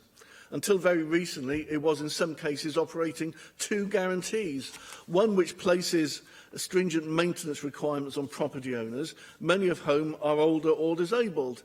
It left people in the catch-22 position of invalidating their guarantee if they undertook maintenance, or having their claim rejected if they failed to undertake maintenance. In the case of my constituent, Mr Morgan, it was only when he was asked for a copy of his guarantee certificate that he actually became aware of the maintenance clause, and no wonder, as the original certificate listed 7 conditions, while the copy contained 8 conditions. The additional maintenance condition had been inserted without Mr Morgan's knowledge or consent. SEGA's finances are totally inadequate to meet the scale of the remedial work that is required. In 2015, it was reported that SEGA had funds to honour less than 1,000 of its 6 million guarantees. Is it any wonder that SEGA's claims rejection rate is so high? Many of those affected are on low incomes, so it is understandable that the prospect of undertaking an independent survey, costing up to £500, kills off any thought of making a complaint. Instead, they and their children have no choice other than to live in damp and mouldy conditions and to live with the respiratory and other diseases this brings. There is also no evidence that the alternative disputes resolution process operated by CEDA is any more effective.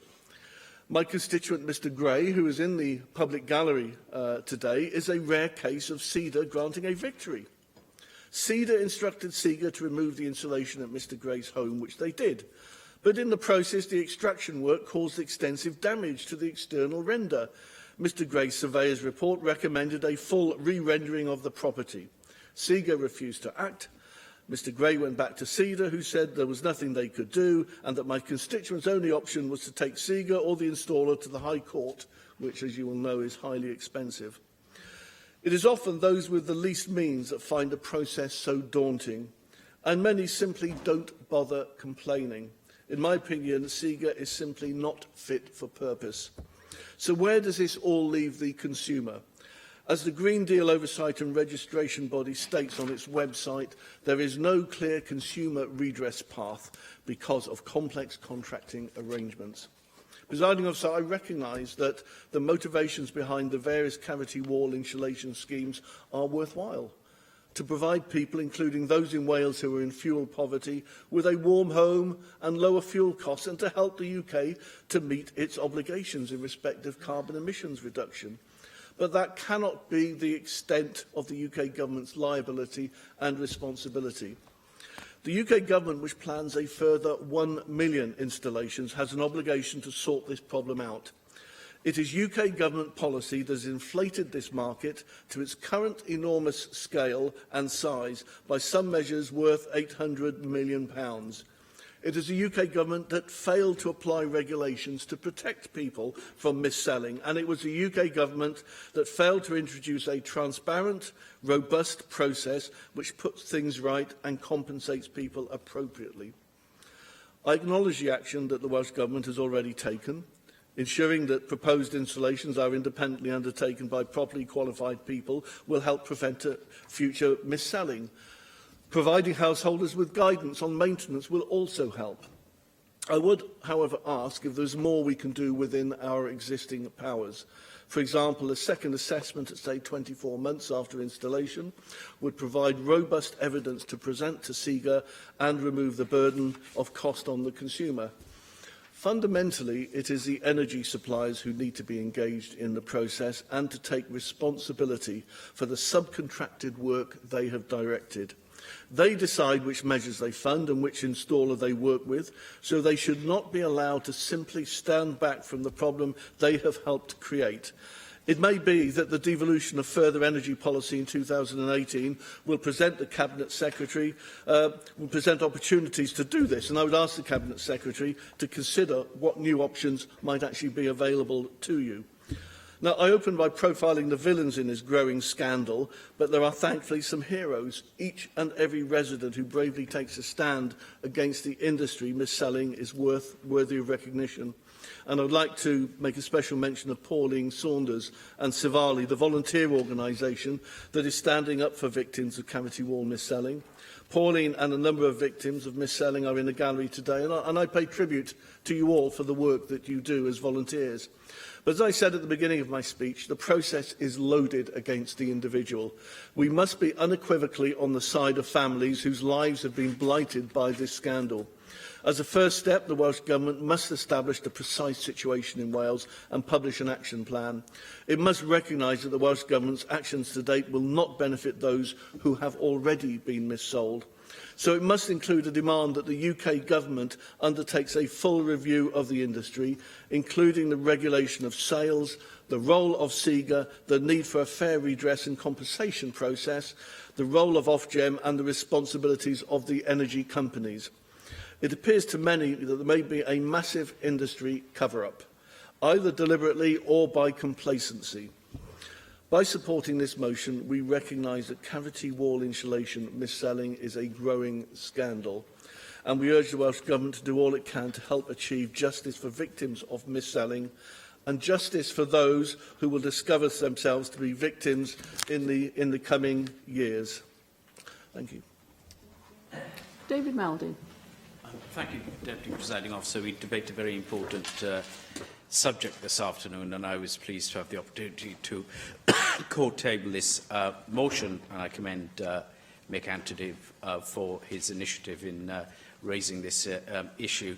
I do want to say that cavity wall insulation does remain an important tool in fighting fuel poverty, but of course it has to be done where appropriate, and it has to be done effectively. But I would like just to say a few words about the latest estimates on fuel poverty from the Welsh Government are that 291,000 households, 23%, are living in fuel poverty, and there is some encouragement that these stats are an improvement on 2010 data, but obviously it remains a huge challenge for us, and we may be better off in comparison say to Scotland, where they have even higher rates of fuel poverty.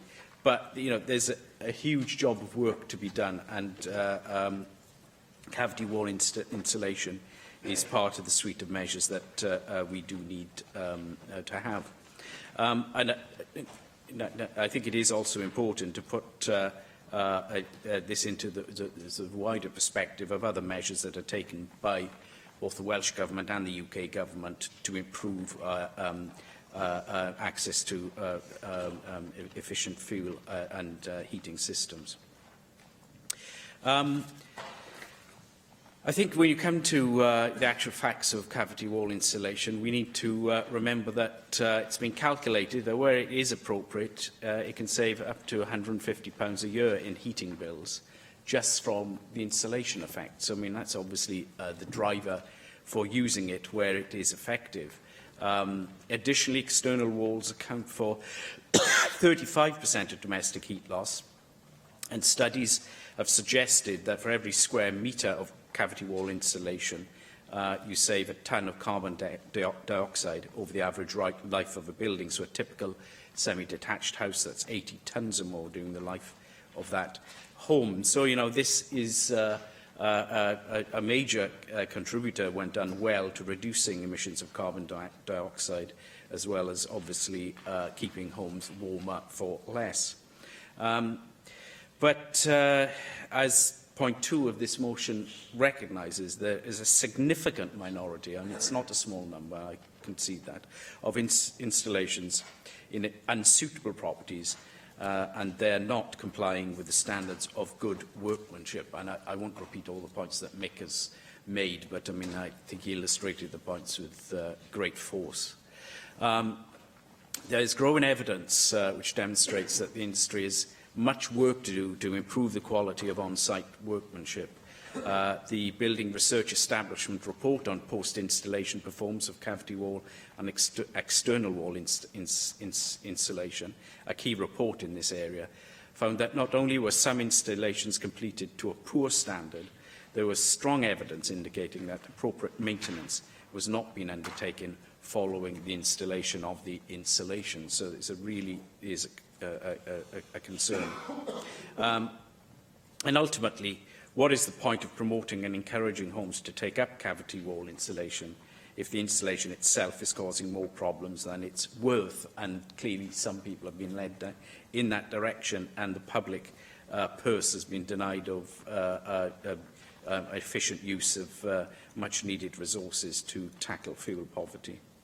You know, just to mention some of the problems that have been caused by poor insulation practices: dampness and mould, causing unpleasant smells, crumbling plaster, stained walls, and in some cases the properties have fallen considerably in value.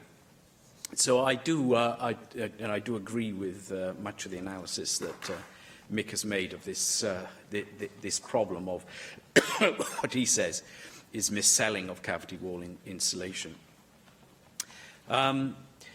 I think that it's important that we see an effective joint approach from the Welsh Government and the UK Government.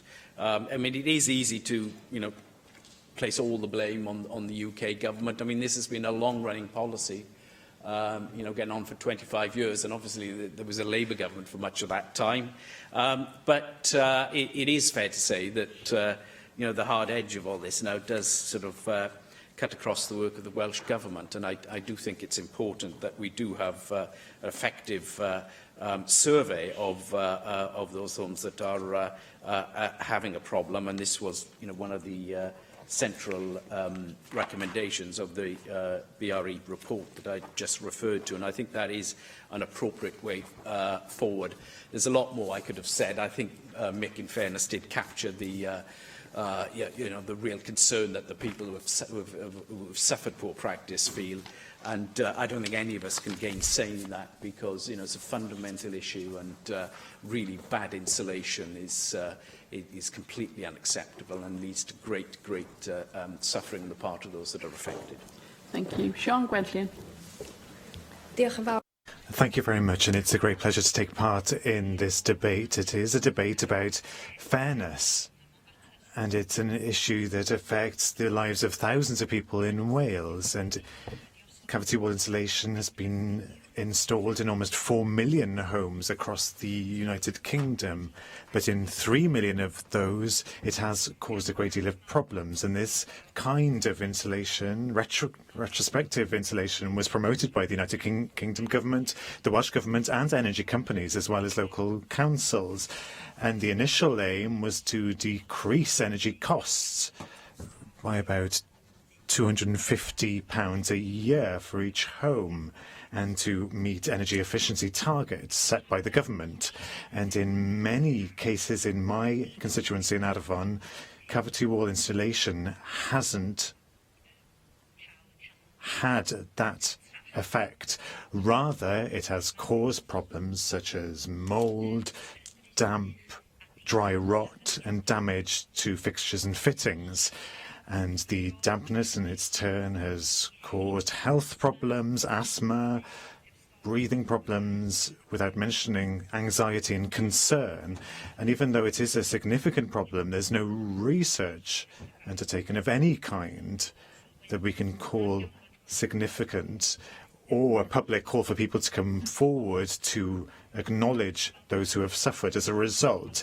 And much of this insulation was installed by energy companies or by their subcontractors as part of the Green Deal and the Eco Plan of the United Kingdom. And many people felt that they could trust such schemes that were supported by the government and they didn't question how appropriate their properties were for this installation or the ability of the installers to do so properly. And it's true to say that the compensation process through the SIGA has been unsatisfactory, with vulnerable people still suffering in damp homes. Now, the guarantee scheme of the industry has disappointed many, and the installers and the agency have a history of not taking complaints seriously, rejecting or refusing to offer redress and sufficient compensation. There's a culture of ignoring customer requests and a failure to provide full responses to simple questions and denying responsibility. Now, energy companies such as Aon and SSBC, EDF and Empower are still promoting CWI, even though British Gas has stopped doing this some time ago. And as we heard, the Nest programme of this Welsh Government is still encouraging people to install CWI in this country. And this despite the problems continuing. Many of the companies that installed CWI have failed by now, and so people only have their guarantees, and they can only turn to that. Now, those who have suffered have, and they've insulation that's poorly installed or insulation installed in unsuitable properties. And in Arfon, Hywel Williams MP has been active in trying to support constituents. We've seen hitherto 80 or more cases, and in those cases, nobody has a copy of the pre-installation report that should have been completed by the installer before installing the CWI. And this despite the fact that SIGA continues to state that pre-installation reports were undertaken for all property and that installation would not have been installed if property wasn't appropriate. But I'm sorry to say that that isn't the experience that we've had in Arfon. Now, one constituent in Arfon has been battling with these problems for almost 4 years, and the installation company has since gone bust, and the agency has refused responsibility for over 2 years. At last, they've offered to withdraw the installation from one wall. But I understand from one expert in the extraction industry that it's withdrawing it from one wall can cause cold spots that can lead to deterioration in the long term. So that's not a solution at all. Hywel Williams has been taking action for years to seek answers and fairness for constituents in Arfon and in Wales. And I know that there are others who've helped a great deal in Wales. And I thank Pauline Saunders and Sivali for the important work in this area. It's about time for the thousands who've had totally unacceptable experiences as a result of CWI to receive fair play. And I thank Mick and Mike and the rest very much for bringing this debate forward. Thank you. Dawn Bowden. Thank you, Deputy Presiding Officer. And first of all, can I thank Mick for the very detailed background to and analysis of, actually, the issues leading to the tabling of this motion. So I personally just want to add a few comments of my own to support what Mick has already said, and particularly in relation to the impact on some of my constituents.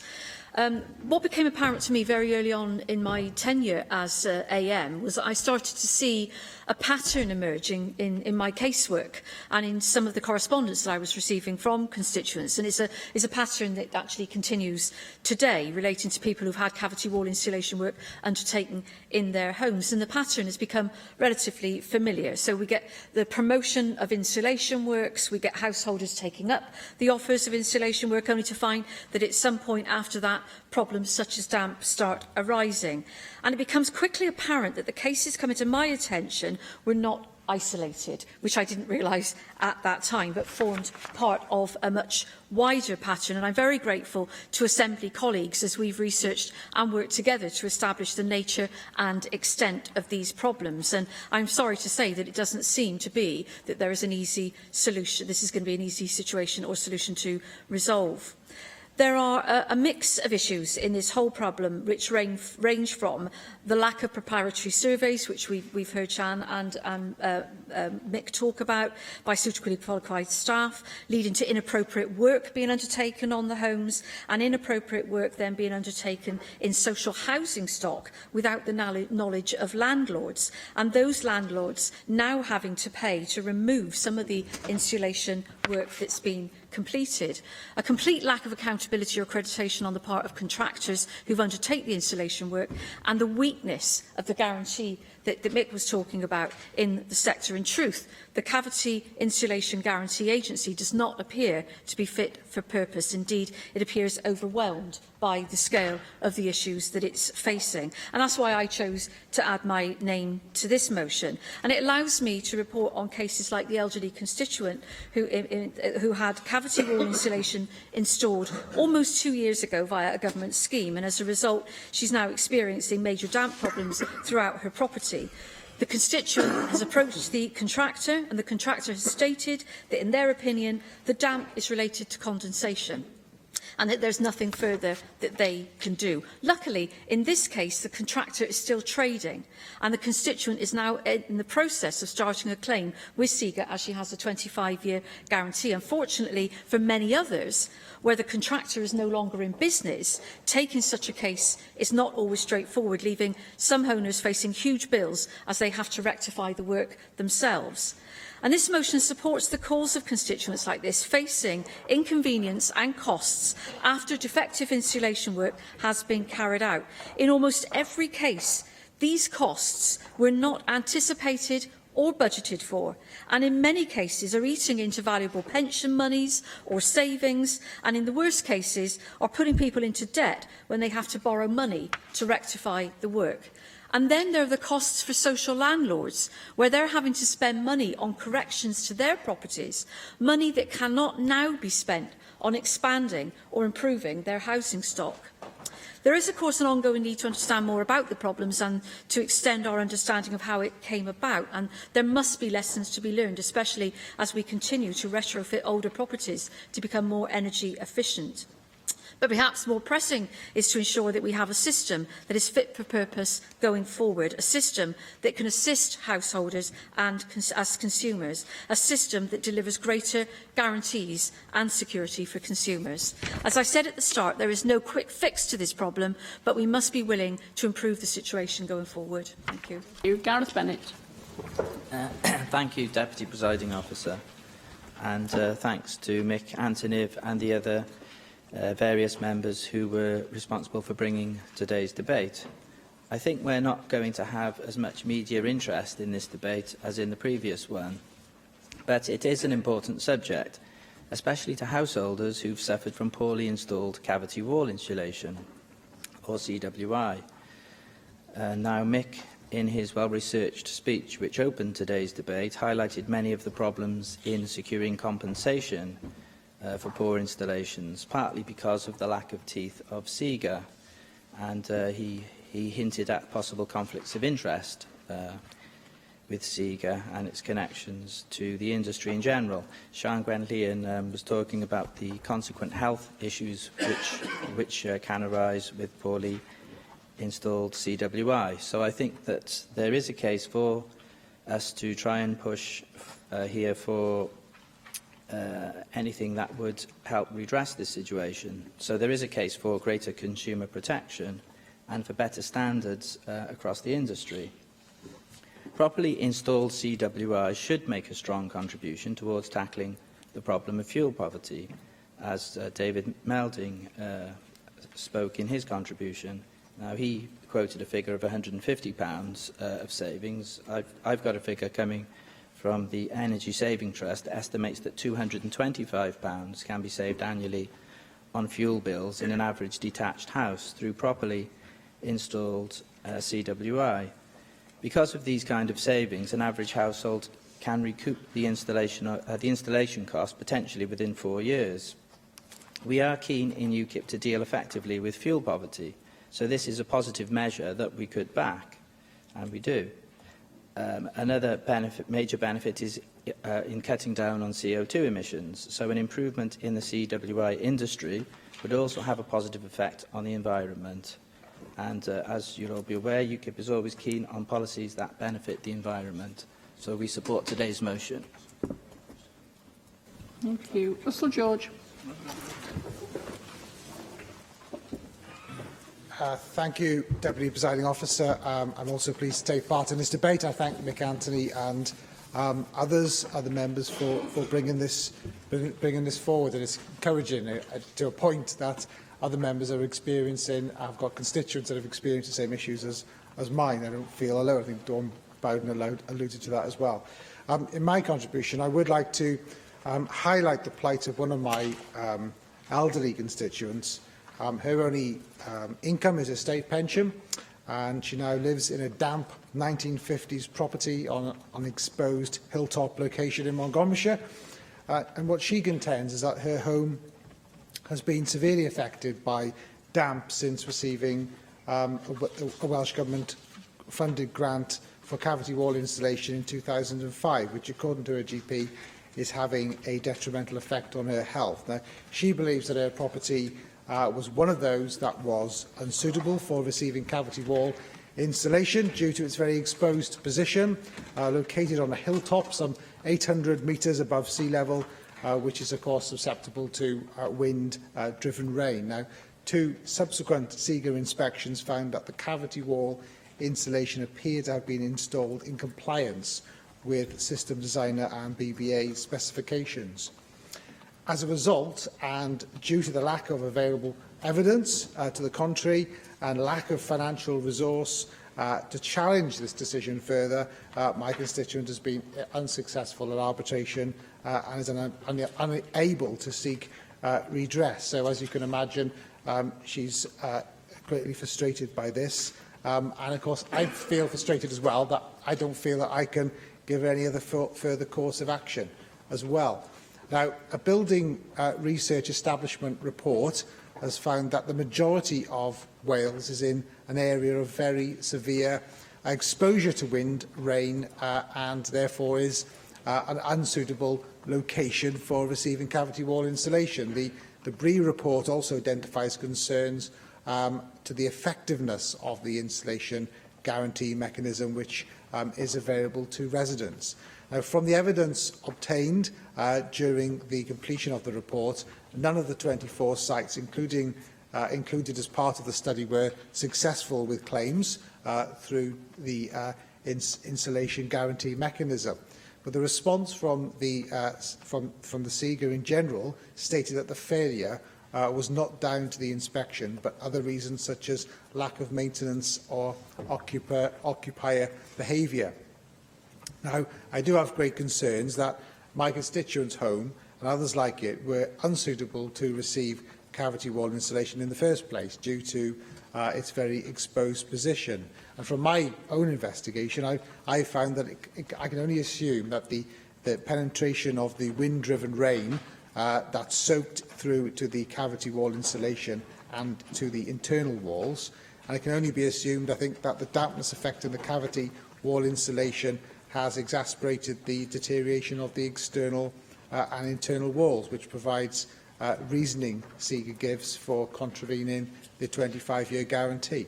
Now, the government-funded grant scheme to provide cavity wall insulation is aimed towards those with limited income and the most vulnerable members of the community. So I am concerned that there's a Welsh Government grant scheme which my constituent received for cavity wall insulation has left her in the lurch and failed to help her in a time of need. So I would be grateful if the Minister, in response to this debate, could perhaps give some advice to my constituent going forward.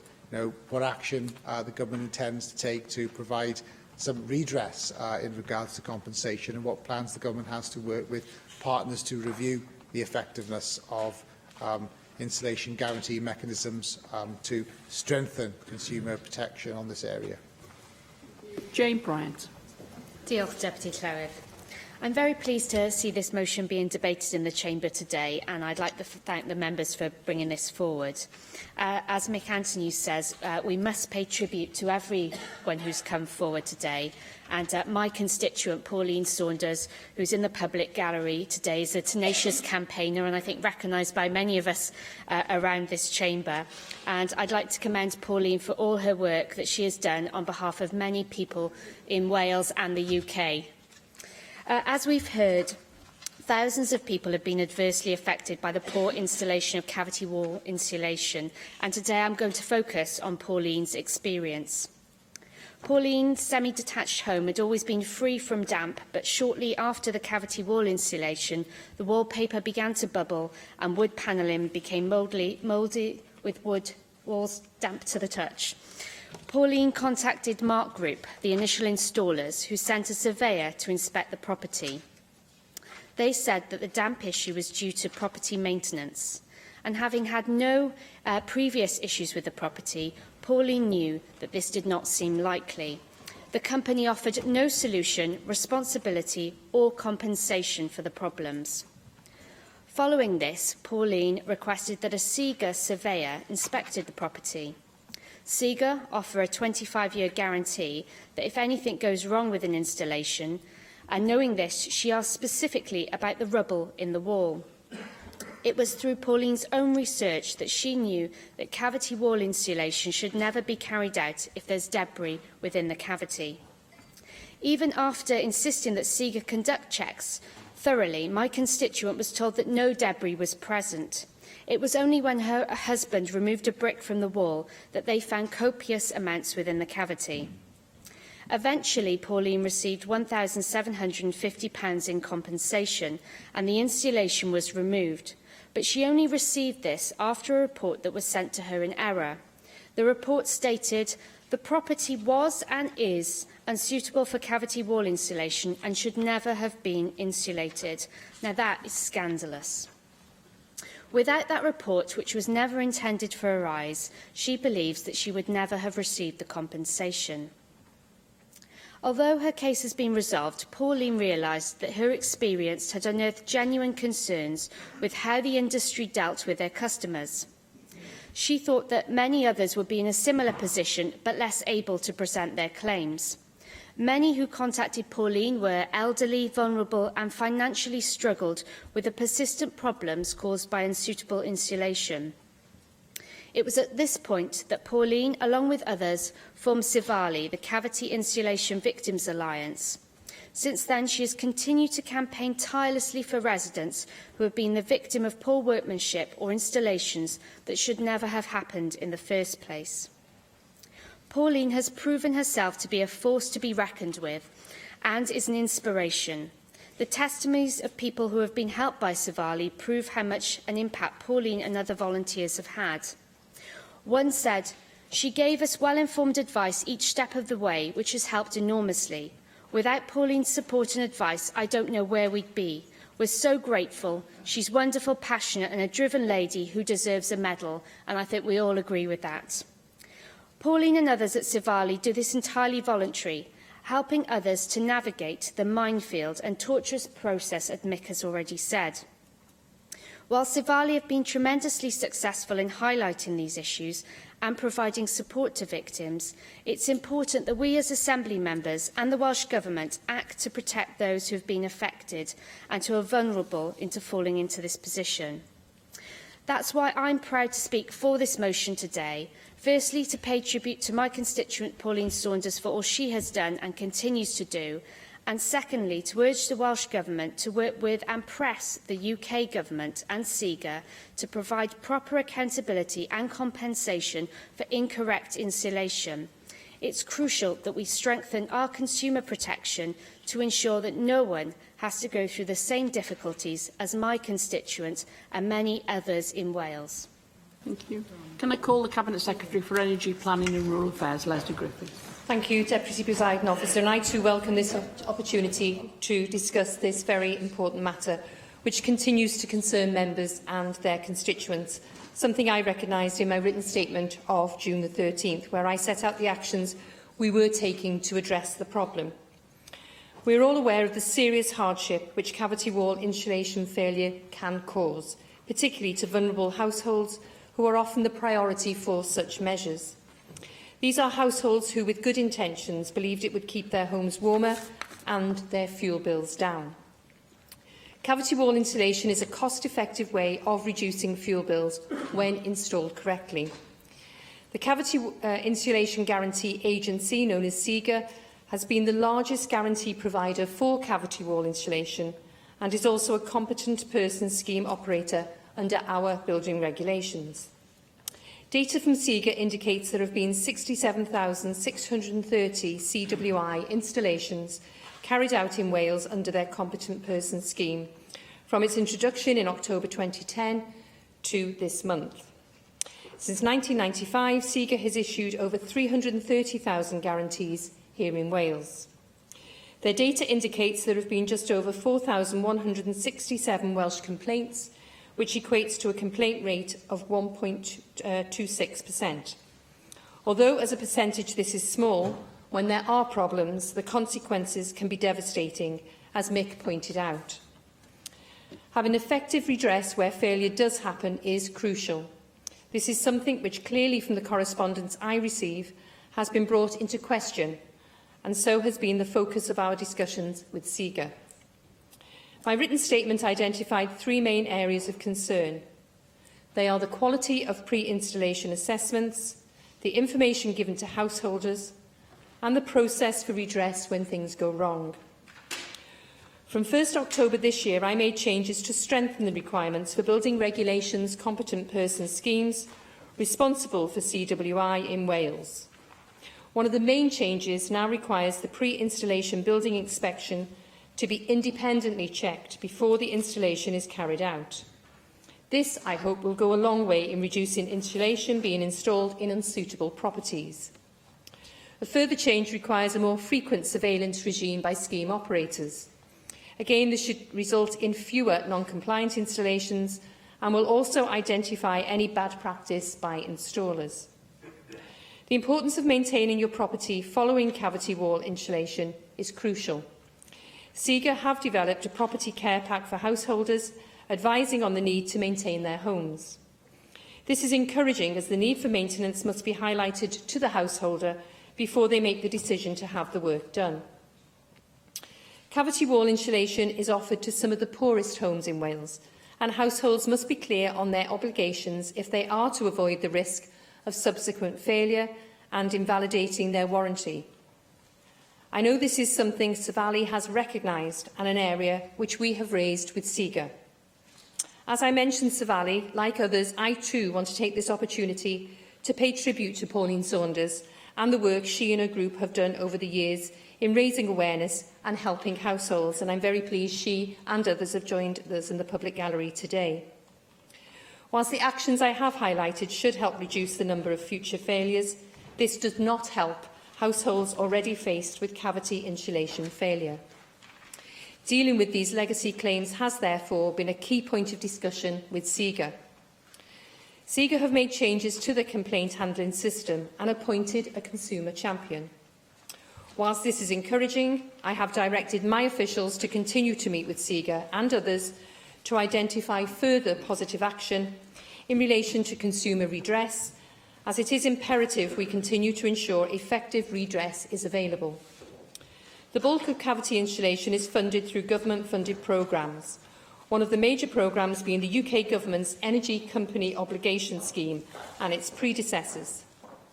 Commissioned by the UK Government, the Each Home Counts review has led to a programme of work started earlier in the year, developing best practice on consumer advice and protection, standards and enforcement for a range of home energy efficiency and renewable energy measures.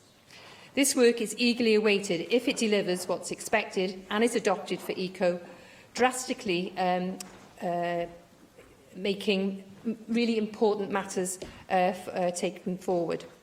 Arbed and Nest already, our two schemes, already have robust quality control process, and I really do hope the UK Government, when bringing forward this work, adopt this. It is important we understand when this work will complete and how soon it will have an impact, and I will be writing to the UK Government asking for very clear timescales. Russell George mentioned one of his constituents in particular. I'd be very grateful if you wrote to me specifically about the details so I can look into it. Cavity wall insulation may also be included as part of a package of measures installed under our Welsh Government Warm Homes, Nest and Arbed schemes. However, our approach using a qualified assessor to determine which energy efficiency measures are recommended for each property ensures only the most appropriate measures are installed. We also do not allow cold calling. We are further strengthening the process in the development of our new Nest and Arbed schemes, which will be delivered from April 2018.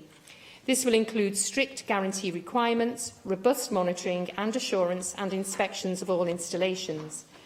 New data about the condition and energy efficiency of all types of housing in Wales will become available as part of the Welsh Housing Conditions Survey 2017-18.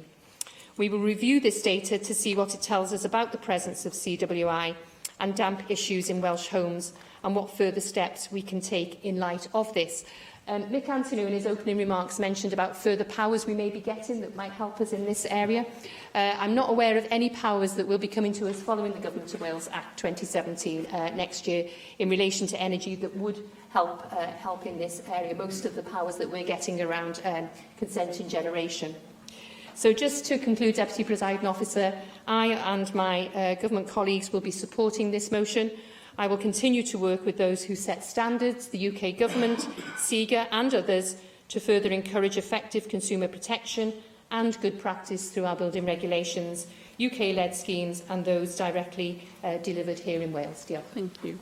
Can I call on Mike Hedges to reply to the debate? Thank you, Deputy Presiding Officer. Well, we know this stretch of the length and breadth of Wales. We've had Sean Gwenllian from the north, we've had Jean Bryant from east, we've had Dawn Bowden, Mick Antonou and David Melding from South Wales Central. We've had Russell George from Mid Wales and me from Swansea. It is a problem throughout the whole of Wales, and I think that's a point that we've managed to get across. And we had Gareth Bennett also from South Wales Central. And I think that it really is important that we've got cross-party support for it.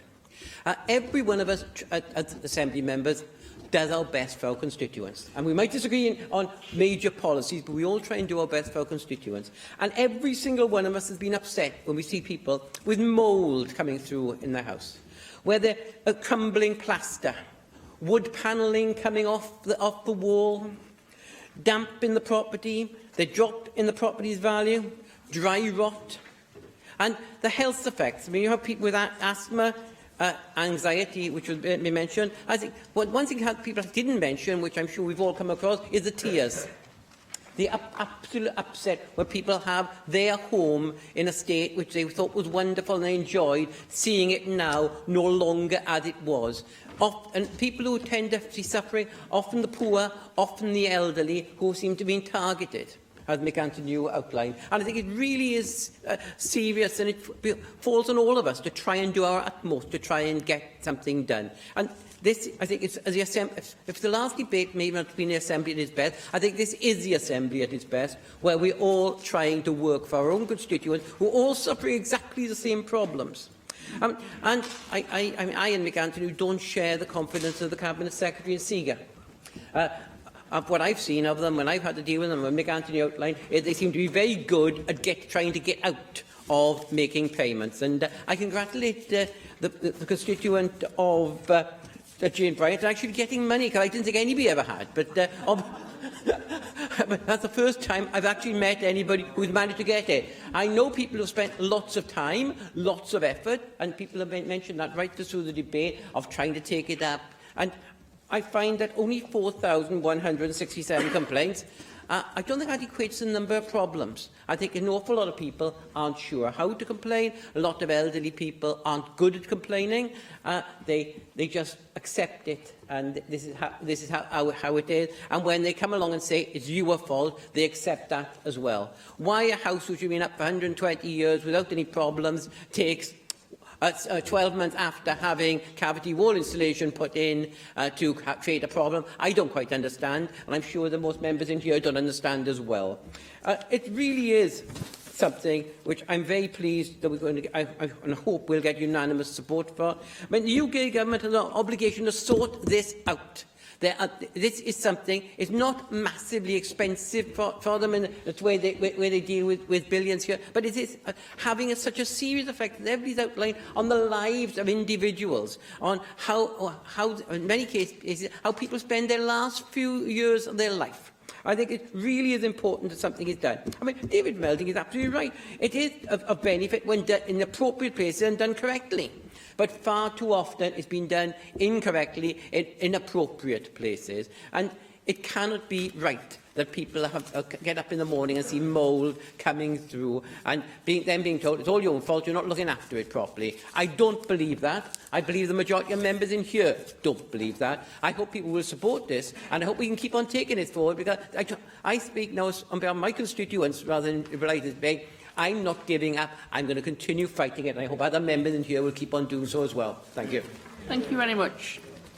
The proposal is to agree the motion. Does any member object? No, therefore the motion is agreed in accordance with Standing Order 12.36. We now move to item 7 on the agenda this afternoon, which is the Welsh Conservative debate on Betsy Cadwaladr University Health Board, and I call on Angela Burns to move the motion. Thank you, Deputy Presiding Officer. I'm delighted to be able to open the Welsh Conservative debate, tabled in the name of my colleague Paul Davies, and you'll see from our motion on the order paper that it can be taken in 4 separate points. We pay tribute to the staff, we note the Welsh Government's decision to place the Health Board into special measures, but we believe that those special measures have failed, and we're calling on the Welsh Government to take forward some action. We've chosen to focus on Betsy Cadwaladr because it is our largest health board, and it has been in special measures for the longest of time. And I would like to start, before I do anything else, my contribution by paying tribute to the hard work that the staff, the NHS staff in Betsy Cadwaladr undertake. They're operating in a very difficult environment with straitened resources and increasing pressure. And if it wasn't for these dedicated, overstretched and often underappreciated staff, then the situation would be far worse than it currently is. And I've visited a number of hospitals in the Betsy region, and I've always left impressed by and grateful for the work of the staff and the staff themselves. Now, we should remind ourselves briefly of the scale of the challenge, because the Betsy Cadwaladr University Health Board is the largest in Wales. It provides services for close to 700,000 people, employs some 16,500. The size of the board's estate is massive. Oh. Could I just ask through you that the Cabinet Secretary stops what he's doing and actually listens to the debate? The size of the board's estate is massive. Covers 3 district hospitals, 22 other community and acute hospitals, 90 medical centres and 121 GP practices. And, as I've known when I've driven up there, it's in a geographically pretty diverse area, and it can take literally hours to get from one side to the other. However, we should also remind ourselves that while recognising the challenges that an organisation of this size faces, the Health Board has been in special measures for nearly 2.5 years now. since June 2015. This was a decision taken by the Welsh Government, and today I'm calling on the Welsh Government to provide a comprehensive update on where this Health Board status currently stands, for the sake of its staff and the patients, as well as the public of North Wales. We must know how close we are to seeing the board move out of special measures and what tangible improvements there are since special measures were imposed 29 months ago. And this is important because despite being in the highest form of Welsh Government control, Betsy Cadwaladr still trails behind Wales's other 6 health boards on a number of major performance indicators. As well as having the highest projected budget deficit, waiting times for routine treatments have spiralled, with a number of patients waiting longer than 52 weeks for routine surgery rising by a staggering 2,550% to standing at 2,491 individuals in September 2017. And given that more than an extra £10 million has been spent on keeping the Health Board in special measures, and its budget overspend is set to reach £50 million, I am concerned that we still haven't seen that coherent plan for improvement from the Government, from the Cabinet Secretary and from his team. Now, other contributors will look more closely at some of the key issues that affect Betsy. There are local AMs who, with their families and friends, make use of the health service that the Trust offers on a regular basis, and they see at their regular surgeries the problems that patients using the local health service face. However, I would like to highlight one key issue which I feel drives this message home. 100-day plans were put in place to deliver urgent improvements, but with more than 2 years on since the improvement framework was instigated, there remain serious concerns about the Health Board's ability to manage its finances and to deliver safe, sustainable and timely services to the people of North Wales. Coupled with the fact that since being placed in special measures, Welsh Government ministers have held more than 90 meetings or discussions with the Health Board, in addition to those held with Welsh Government officials, yet the Board's de-escalation out of special measures seems to be lacking in a coherent, overarching strategic direction. And it's not just Betsy Cadwaladr, obviously, that's under this cloud. I surely do not need to remind members that the 3 other boards are working under the targeted intervention level of government support, those of Cardiff and Vale, Abertawe Bro Morgannwg and Hywel Dda University Health Boards. So we talk about special measures and targeted interventions, but what do these terms actually mean for the people on the ground? Special measures should refer to a range of actions which can be taken to improve health boards in exceptional circumstances, i.e. as a last resort. And it happens when a health board or a trust is not making the improvements expected and there are concerns that the leadership and management require external support. Targeted intervention sits one level below special measures and means that the Welsh Government may take actions which include arranging mentoring for individual board or executive team members and appointing experienced individuals with the necessary clinical and/or governance skills onto the board for a finite period. And the Welsh Government's NHS Wales Escalation and Intervention Arrangements document produced in 2014 outlines the ways that interventions can be de-escalated. So will the Cabinet Secretary please inform the Assembly about the de-escalation criteria for Betsy Cadwaladr, whether it has been met, and if not, when is it due to be met? And I ask this question in light of a response that I received to a written question on the 23rd of November, asking about the Cabinet Secretary's confidence that Welsh health boards are demonstrating improved financial performance. And the Cabinet Secretary responded with, "I am disappointed that Betsy Cadwaladr University Health Board is not yet demonstrating the necessary action to deliver their control total. My officials have commissioned an independent financial governance review of the Health Board, which is currently being undertaken."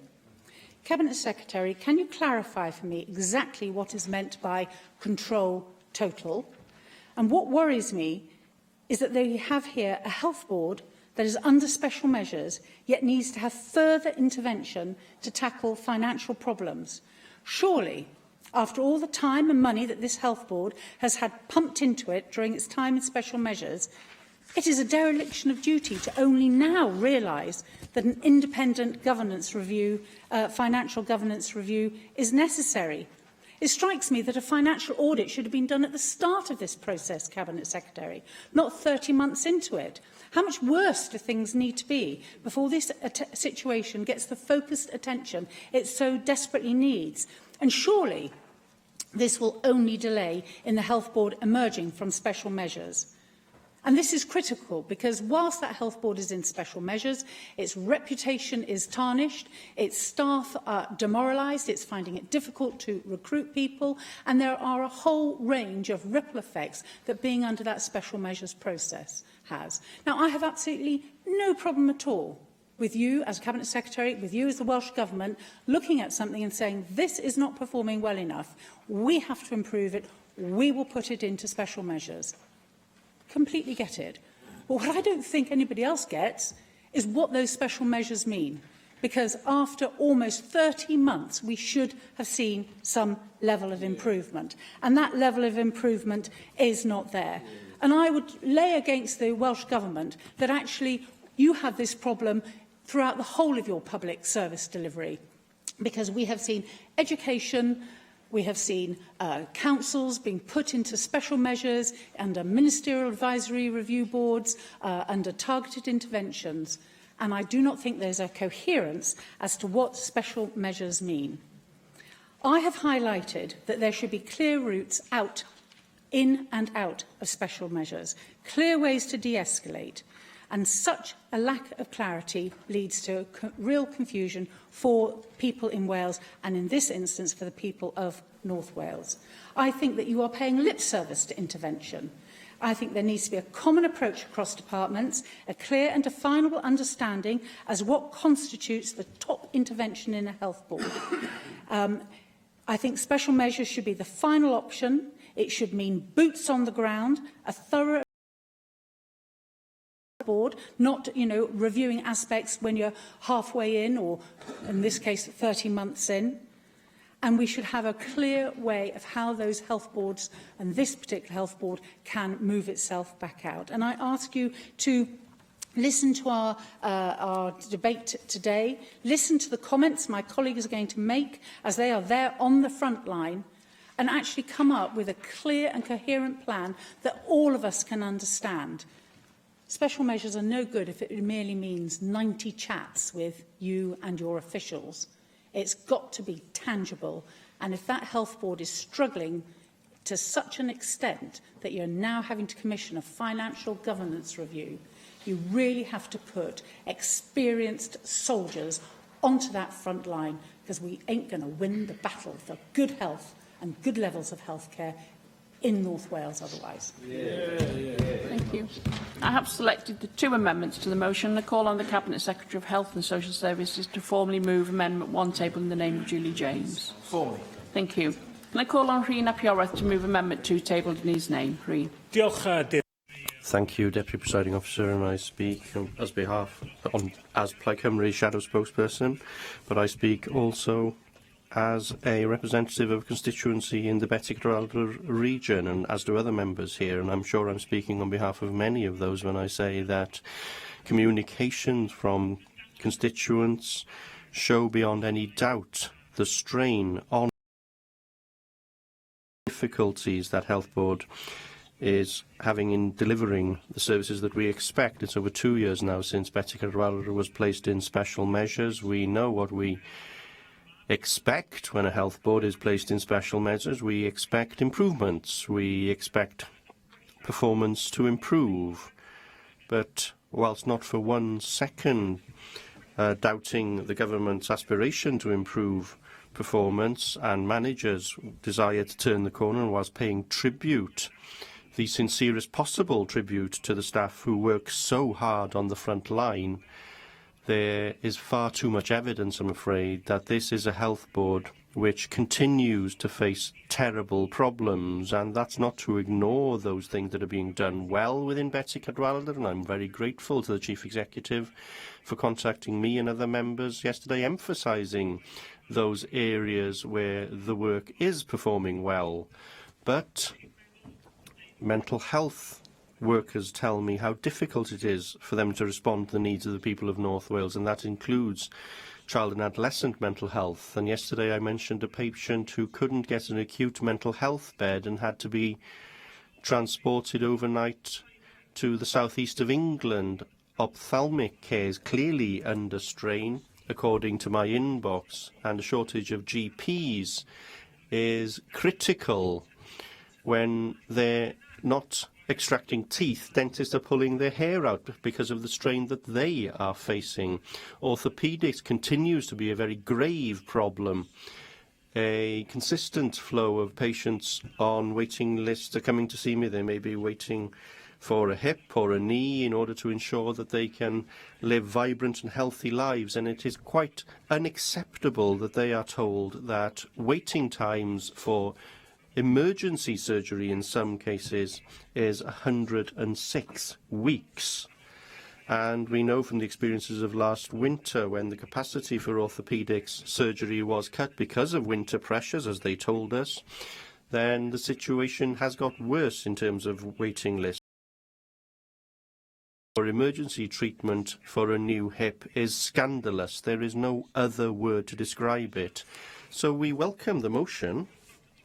We will reject the Labour Party amendment because I'm afraid I am not willing to note the significant support provided by the Welsh Government to the board to work to stabilise and recover its position, because that suggests that they are providing sufficient support. And that clearly isn't the case.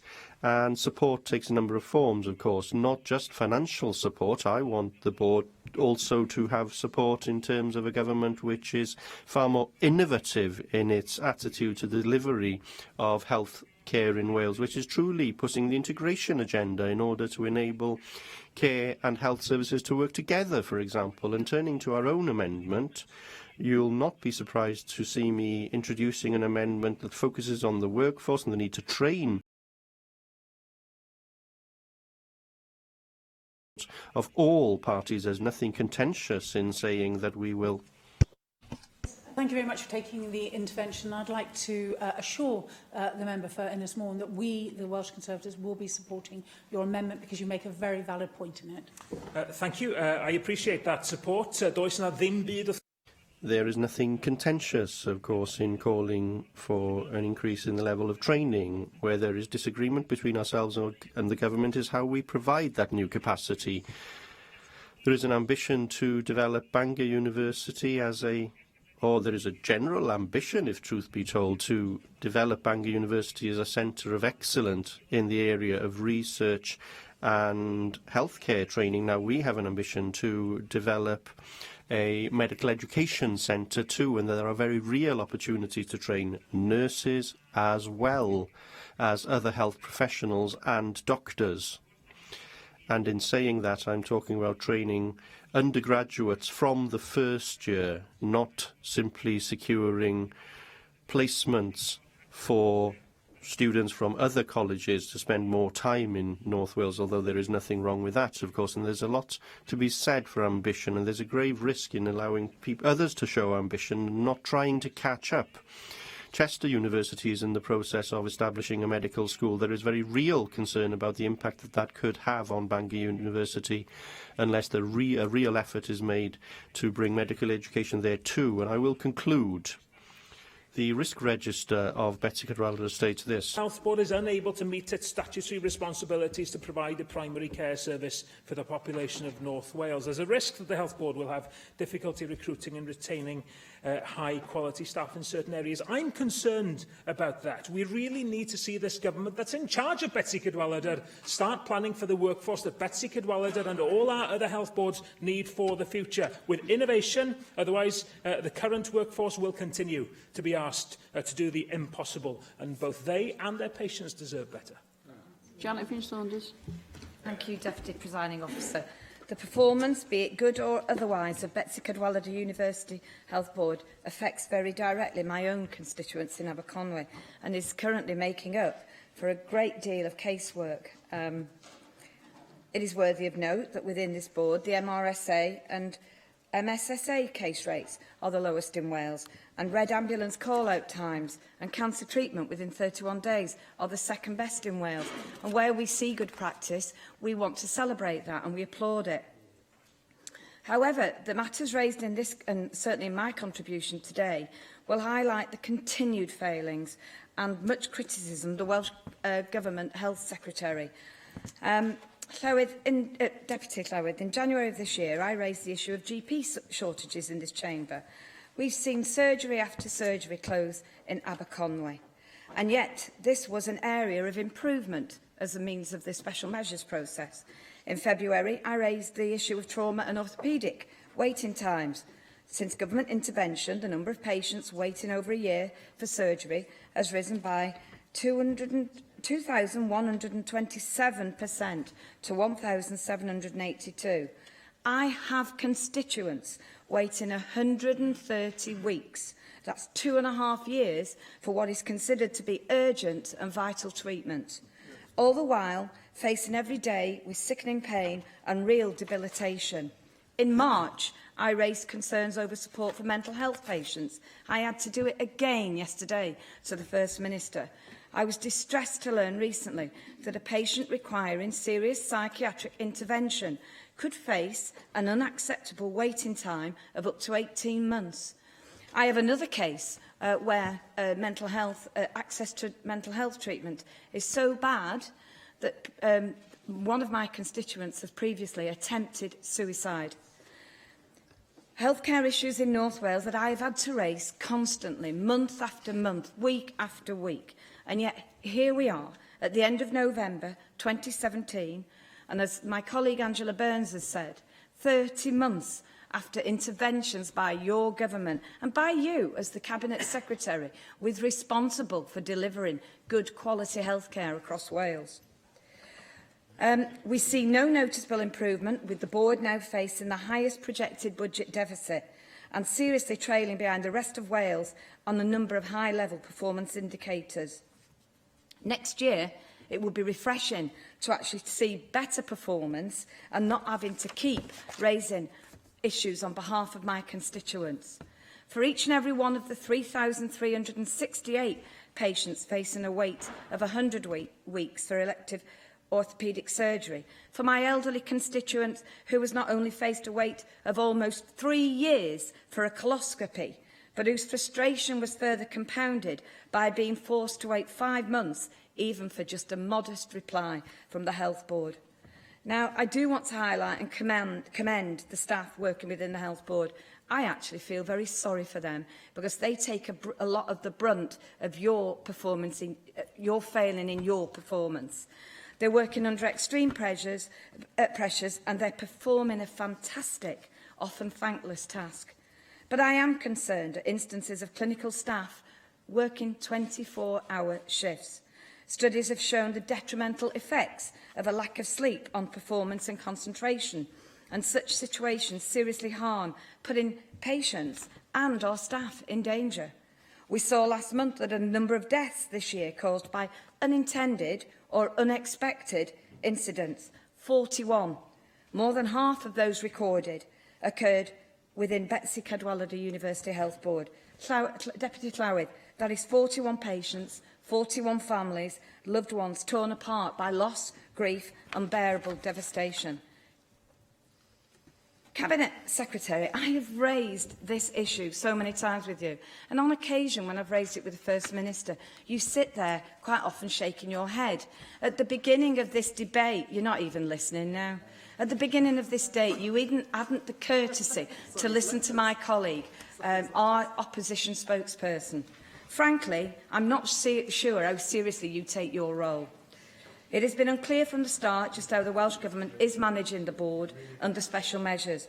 So we are calling today for you to outline with some clarity what steps you are taking to ensure the financial uncertainty at Betsy Board does not undermine the delivery of services, to publish a clear action plan for returning the Health Board to its normal status.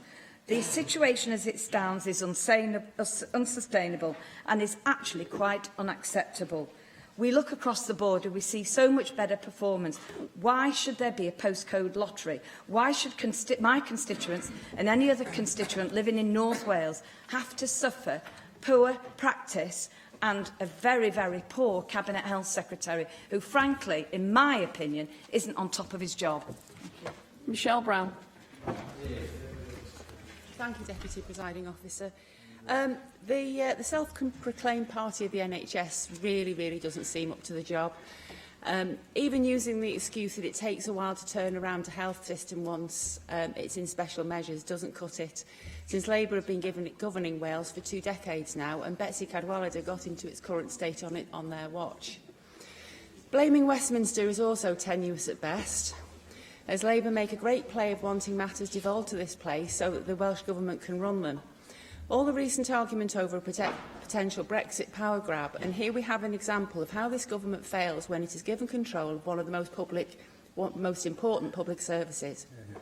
Labour keeps saying more should be devolved, but then, when they're shown up as not competent to run a service, as in the case of Betsy Cadwaladr, they try to find a way to blame Westminster. Well, this is the Welsh Government's fault, fair and square. The government has been banging on about all the things it's going to try and improve the Betsy Cadwaladr University Health Board, and unsurprisingly silent on the things it isn't doing. Nowhere has Labour suggested making the members of the health boards more accountable.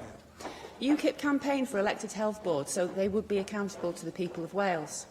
Accountability that is on a single issue and can't be fudged, which is probably why Labour argued against the progressive idea.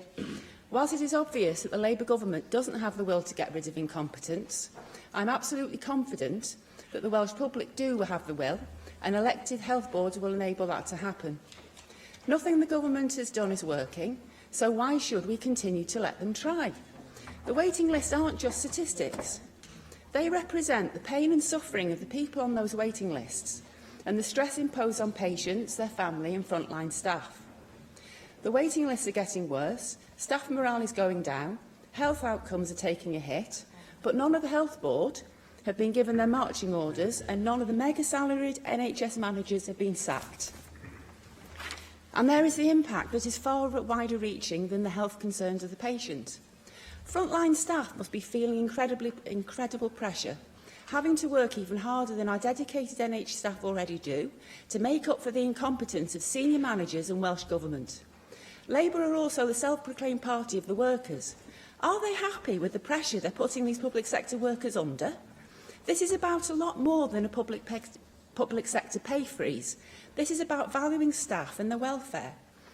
Labour also try to say that they're the party of equality. But where is the equality for those whose accident of postcode means they have to wait far longer for treatment than another Welsh or UK citizen? Betsy Cadwaladr's problems are themselves symptoms.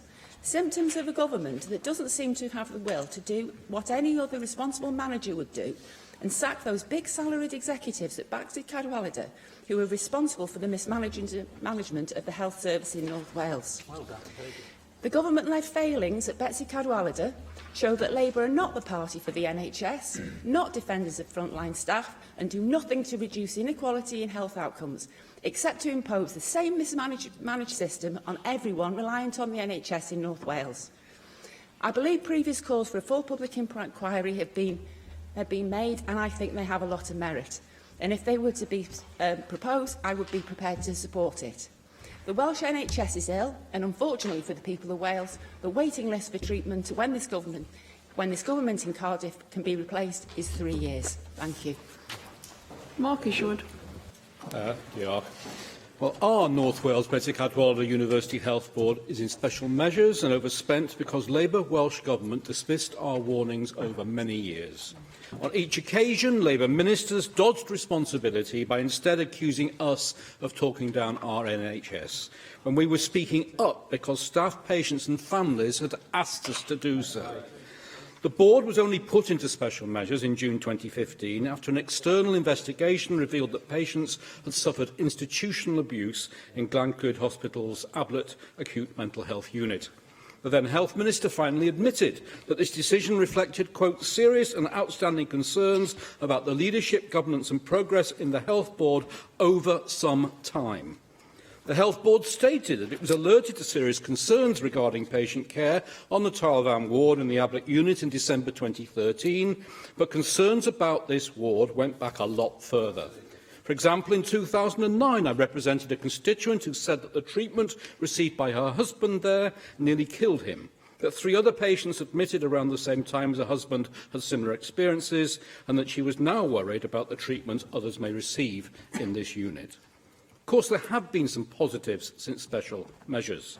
Further to my intervention on behalf of the Neurotherapy Centre in Fincher, where Health Board funding had fallen to just £65 per person compared to £500 from commissioners in West Cheshire, the Health Board Chief Executive confirmed a framework on going forward.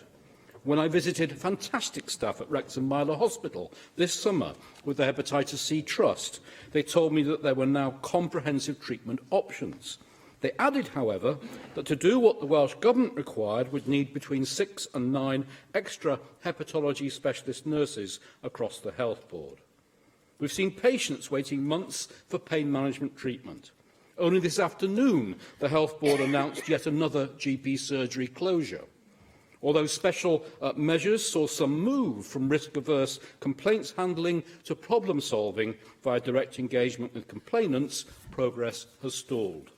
Typical of this was a recent response to a complaint regarding a patient who died whilst receiving treatment from the Health Board. Although this apologised and stated that the complaint had been investigated in accordance with regulations, it coldly concluded that there was, quote, no qualifying liability on this occasion. The bereaved family were deeply distressed and told me that the response included several factual errors. Betsy Cadwaladr is the only health board in Wales which does not commission services from the Bobath Children's Therapy Centre, which provides specialist physiotherapy, occupational therapy and speech and language therapy to children all over Wales who have cerebral palsy. The cost to the remainder is negligible and the savings massive. Together with the centre and a North Wales parent whose daughter had received its support, I met the Health Board twice to seek a way forward. They produced a draft report and copied it to us for comment. We each responded on the clear understanding that wider family engagement would only follow after our comments had been incorporated into the draft report. Instead, the unamended draft report was issued to parents with a questionnaire unfairly biased towards internal provision of services rather than the provision available from Bobath at a standard beyond which the Health Board can deliver. Denied autism assessment. The parents of several daughters told me statutory bodies don't understand that thinking has changed, that autism presents differently in girls. Although forced to pay for private autism assessment, a 2017 letter from the Health Board said that Flintshire CAMHS had raised concerns about the rigour and conclusions in a number of private assessments and in some cases didn't accept the diagnosis, and that there was a requirement for these to be in line with NICE guidance. However, when I referred this to the clinical psychologist who had carried out these assessments, she confirmed that not only was she and her team NICE compliant, but also that she was a contributor to NICE guidelines. This approach helps explain why this Health Board has registered the highest number of serious patient safety breaches in Welsh hospitals, why it has the worst record for patients waiting longer than 4 hours in accident and emergency, and, with Wales having double England's level of patients waiting for treatment, while the number of Betsy Cadwaladr patients waiting over a year for routine surgery rose, as we heard earlier, 2,550% from 94 at the time when special measures were implemented to 2,491 in September 2017. This can't go on. Neil Hamilton. Presiding Officer. Well, we've listened to a number of very powerful speeches illustrating the catastrophe which is the Betsy Cadwaladr Health Board, over which the current Cabinet Secretary and the previous one, who's temporarily left the chamber, have presided now for many, many years. The Labour Party is accustomed to saying that the National Health Service is the envy of the world. Well, as far as Betsy Cadwaladr is concerned, I don't know which world they're thinking of. It must be the planet Pluto, because it certainly isn't the envy of anybody in this world of planet Earth. Michelle Brown raised a very important point in her speech earlier on, and that is the unresponsiveness of the Betsy Cadwaladr Health Board towards its patients with the complaints that they've made. We've had a massive number of individual examples that have been trotted out here this afternoon. And I make no apology for returning to a theme which I have raised in the Chamber on several occasions since I was elected. The denuding of the Welsh uplands based around Blaenau Ffestiniog of any substantial health service provision. It's well over a year now since I asked the First Minister what the Welsh Government was going to do about this, given that Betsy Cadwaladr is in special measures. I said in Gwynedd in particular, in the area around Blaenau Ffestiniog, the record is exactly the opposite to that which the government claimed in its Taking Wales Forward document, section on health, where they said we're committed to helping improve health and well-being for all. What's happened in the Welsh uplands is entirely the opposite. In the 7 well-being areas defined by Gwynedd, there is a community hub hospital in every one apart from Blaenau Ffestiniog, because their 24-hour service was closed several years ago and downgraded to a 10-hour health centre, downgraded again since then.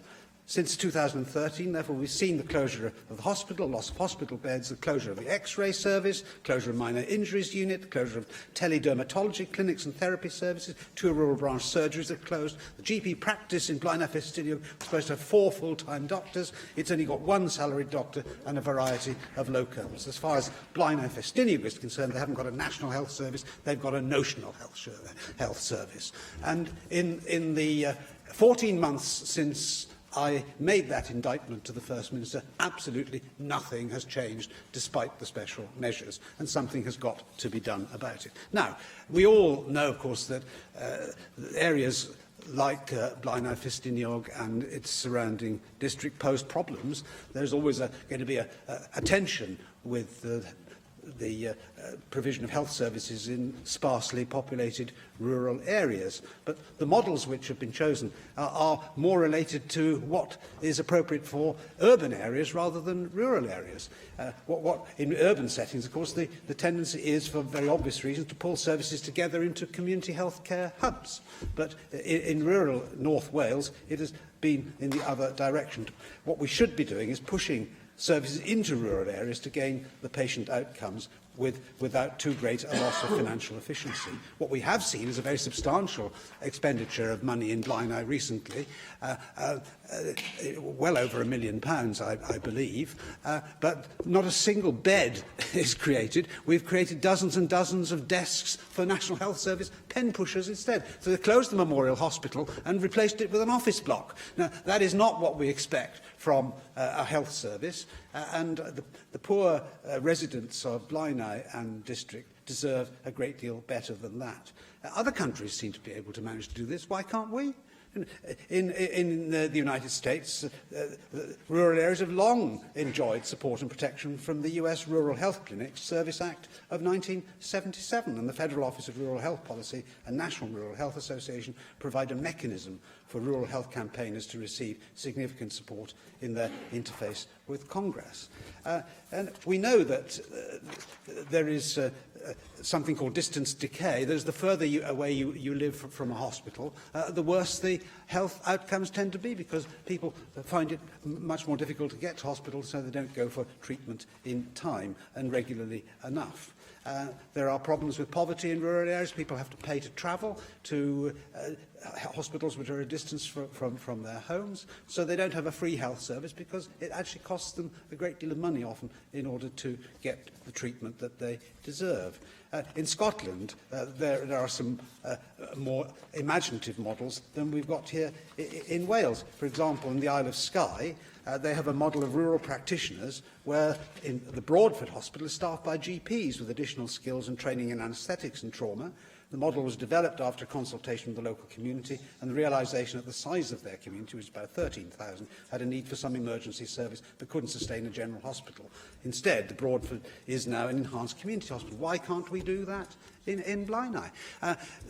The previous health secretary refused to intervene in the closure of the hospital services in Blaenau because it was supported by the local community health council, because the local community health council is not elected by anybody in the area which is covered by the hospital closures. That's why we need to introduce the kind of democracy into health service which Michelle referred to. I'm afraid I think I'm at the end of my speech, and the Deputy Presiding Officer would not allow me to accept an intervention, although I would have been otherwise delighted to do so. So I'm afraid that this catalogue of disaster continues, and I believe until we change the government of this country, it is likely to continue further. Thank you. And Roger Davis. Deputy Presiding Officer, I welcome the opportunity to speak in the debate this afternoon, although obviously not from the North. Through my role as leader of the Welsh Conservatives here, obviously spent quite a considerable time going up to North Wales and seeking first-hand experience of the plight, I put it, that many people feel the service that they're getting from the Health Board, which has now been in special measures for some 30 months. It's worth noting that obviously in England, for example, the average special measures stay for a similar health body would be about 21 months. And I don't detract from the fact that there are tensions and issues across the whole of the United Kingdom when it comes to health services. In particular, there is something to be celebrated, that more people are being treated in our health service across the United Kingdom. That's because obviously there are far more people on these islands, and we're living longer as well. And so health services across the United Kingdom have a real dilemma on their hands of rising demand and an inability to attract the staff that they require to man the wards and man the primary practices. And there's no more, significant case to highlight than in North Wales, which for many years, virtually I think for the entire time that I've been an Assembly member, has struggled with recruitment and retention in particular, because we do focus a lot on the recruitment of new staff into the health service, but actually retention is a critical part of what we need to be doing in the health service, and no more so than in North Wales. It is regrettable that if you look at the stats over staff sickness within the Health Board, they are some of the highest within the health service in Wales, and stress in particular is identified as being one of the most common causes, or the biggest single cause, why staff are taking time out, because obviously the pressure that they're under. And it has been now, as I said, some 30 months since the Health Board has been in special measures. The current Cabinet Secretary has been in position for now 16, 17 months, maybe even a little longer than that. And I hope he will use the opportunity in responding to this debate today to actually give an honest and frank assessment of where he sees the Health Board going. Because it cannot be right that after 30 months, and with the Health Secretary in position now for that length of time, we cannot get an honest assessment of how the Welsh Government, with all the resource that the Welsh Government has at its disposal, is not getting to grips with the waiting times, with the staff retention and recruitment, and above all the budget issues that this Health Board faces, which until recently was projected to have for this financial year a budget deficit of £50 million. As I understand it, the latest figure indicates that the deficit situation now has been brought down to £36 million, but in itself that's the biggest budget deficit, as I understand it, this Health Board will have incurred in a single financial year.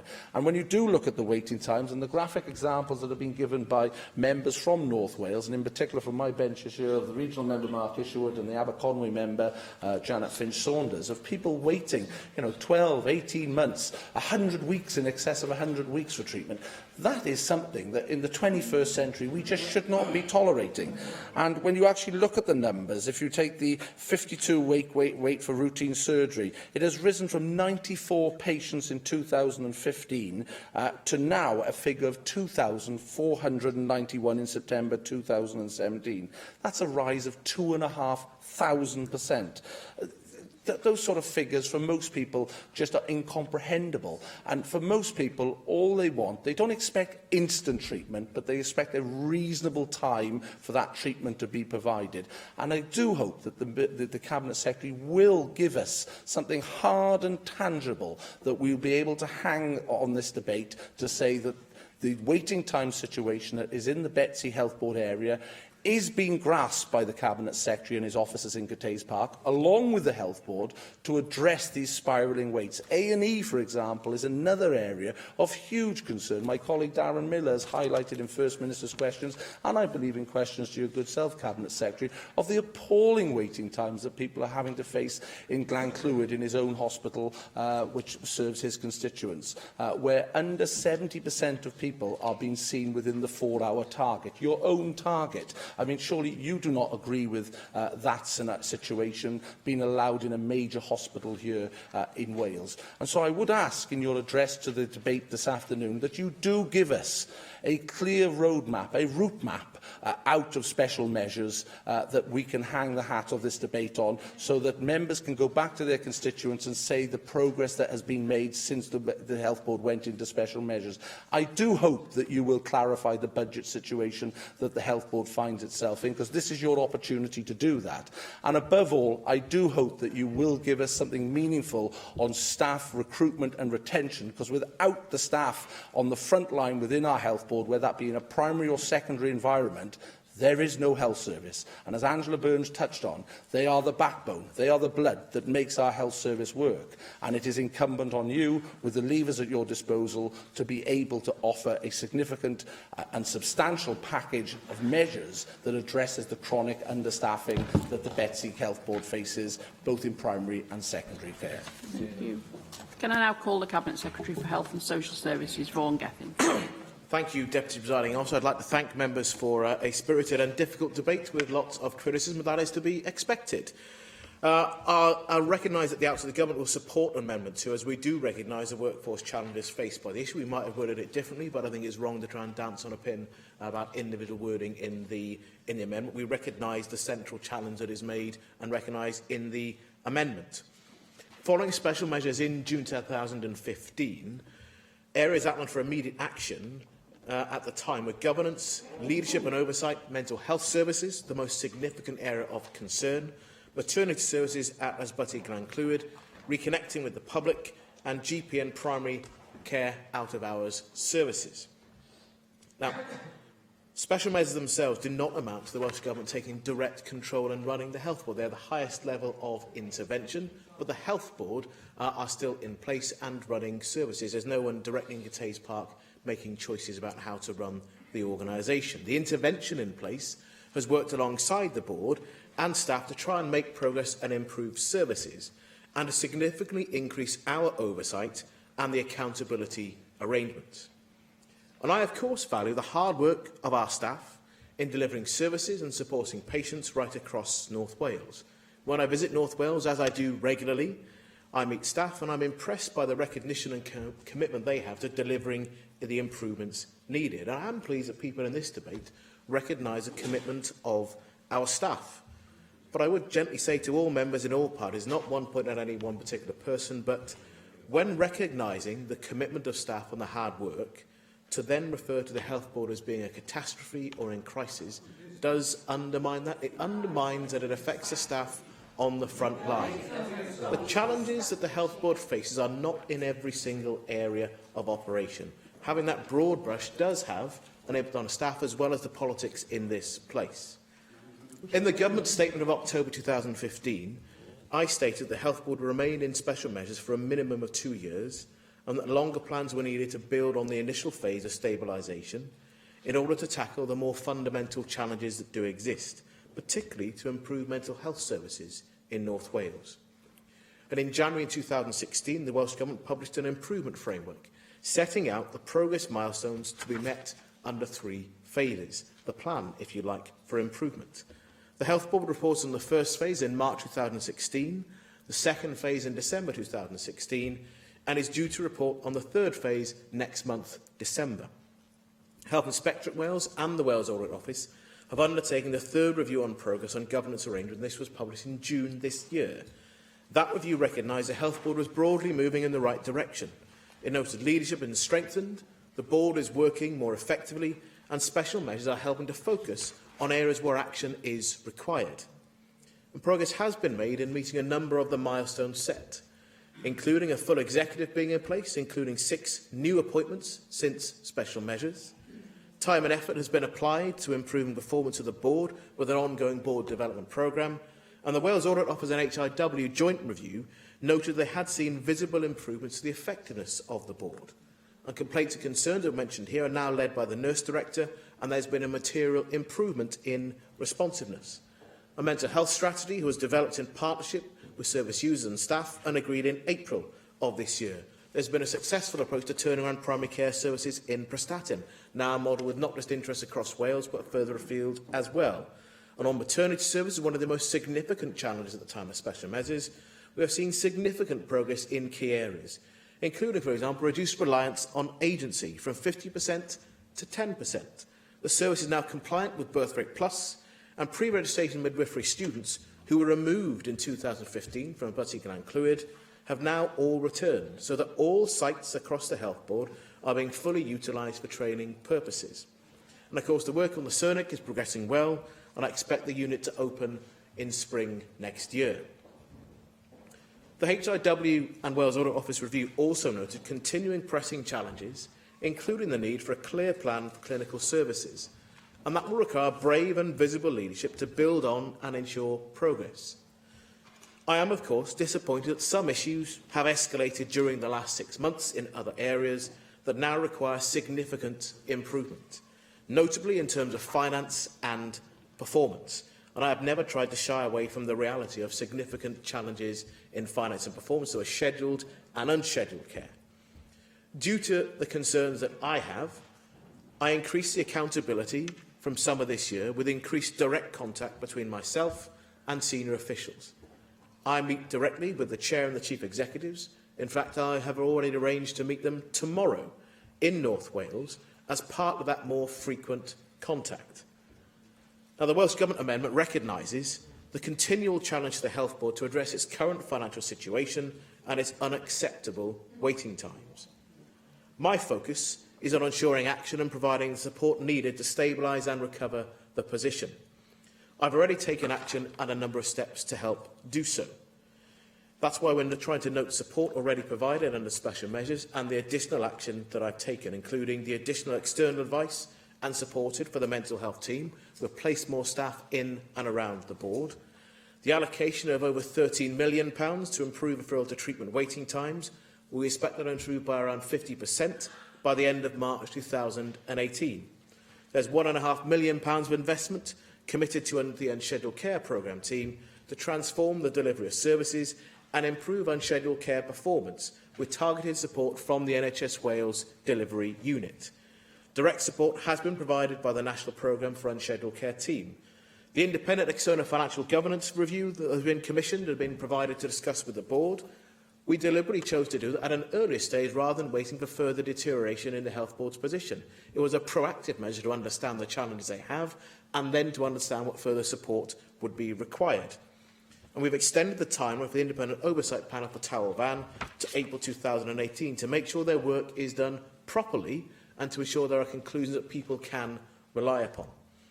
And I have this week agreed further support for the Health Board with David Jenkins, an external experienced former chair of Aneurin Bevan University Health Board, one of our more successful health boards in Wales, and he will now undertake an advisory role to support both the chair and the chief executive on the work to stabilise and recover that is required. And he will not just work with the chair and chief executive, he will obviously report back to myself with his findings. I will of course be reviewing the Phase 3 report from the Health Board on progress and taking on board the views of the regulators in early December.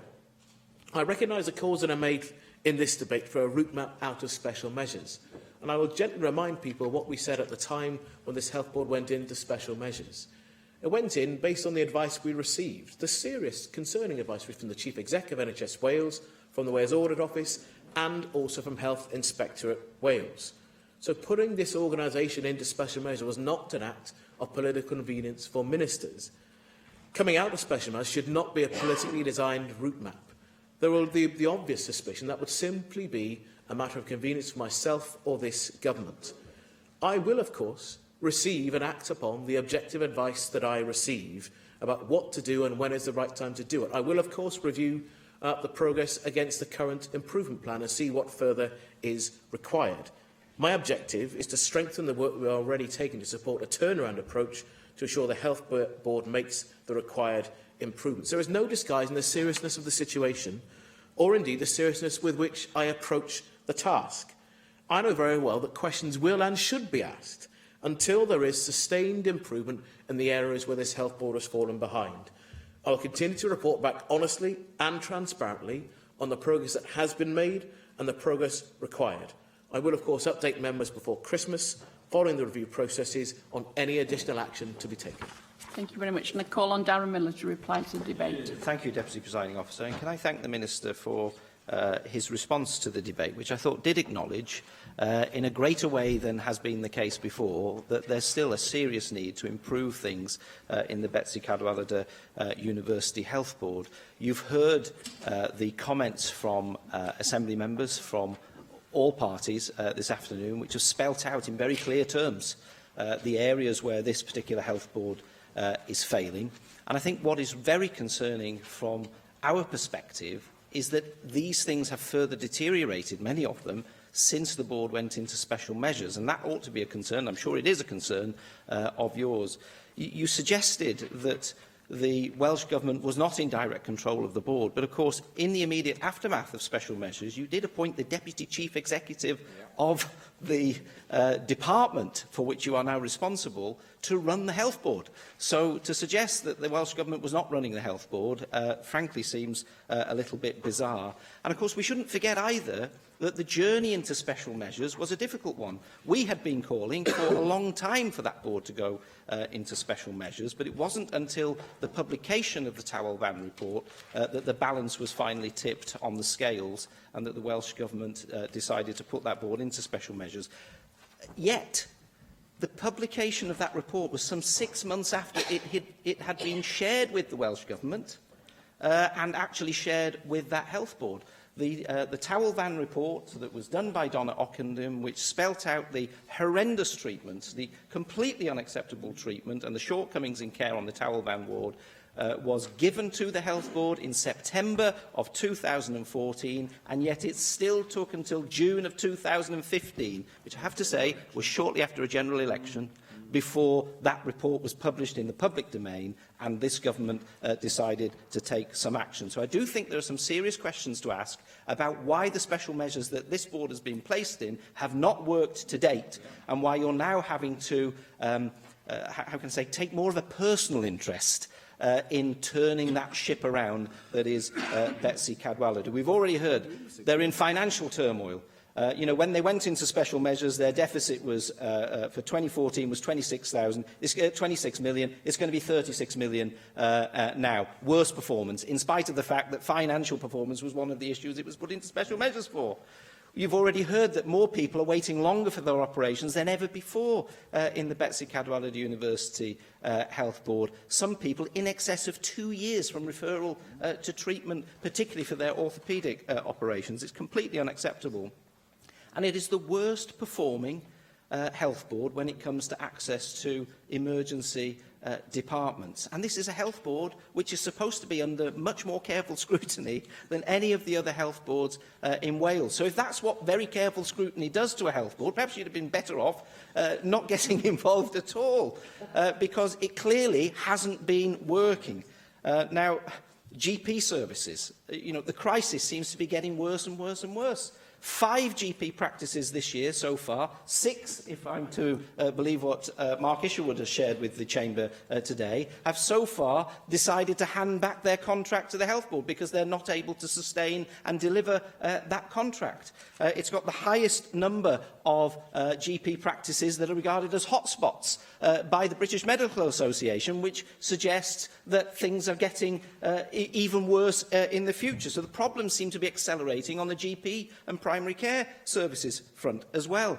Janet Finch-Saunders made references to the patient safety issues in the Health Board, which no doubt you will tell us is because they're more honestly reporting these things these days. But to have more than half of all of the recorded deaths as a result of mistakes in that one health board, which does not account for half of the population of Wales, is irregular. It's not right. It shows that there's something more problematic which is taking place there.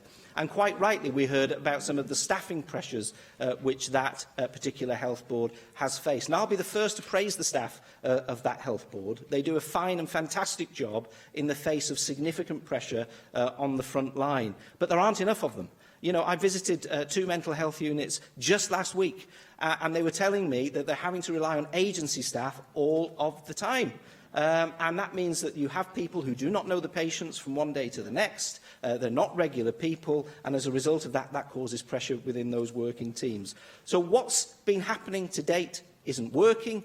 We've got to see some significant change in that health board. The Towel Van families deserve to have that situation in the mental health services in particular turned around. They're not going to see any outcomes in terms of the follow-up work that has been commissioned until at least March of next year. I think all of those things suggest that the Welsh Government has failed completely to date to deal with the challenges in this health board, and that we need a significant change of track if we're going to get this right. Thank you. The proposal is to agree the motion without amendment. Does any member object? Therefore, we defer voting under this item until voting time. We're going to move on now to item 8 on our agenda, which is the Plaid Cymru debate on the UK Government budget and Wales. And I call on Adam Price to move the motion. Thank you, Deputy Presiding Officer. And I was going to say it's a pleasure to rise to introduce this debate. But actually, if we look at the substance of what we're discussing, then pleasure is anything but what one must feel. I mean, I was struck when I was in the part of the Wales Live debate on the budget the BBC held, and they did a montage, actually, of sort of television reports from BBC Wales News going back over decades in response to the budget, and vox pops all over Wales. And, you know, you could see the historical continuity, you know, the contours of Welsh economic history kind of opening up in front of you, because nothing in it for Wales was basically on the lips of, you know, people in sepia-tinted pictures in the 1960s right through to today. Nothing in it for Wales. And I think, you know, that's not just a kind of a kind of neat Plaid Cymru press release headline.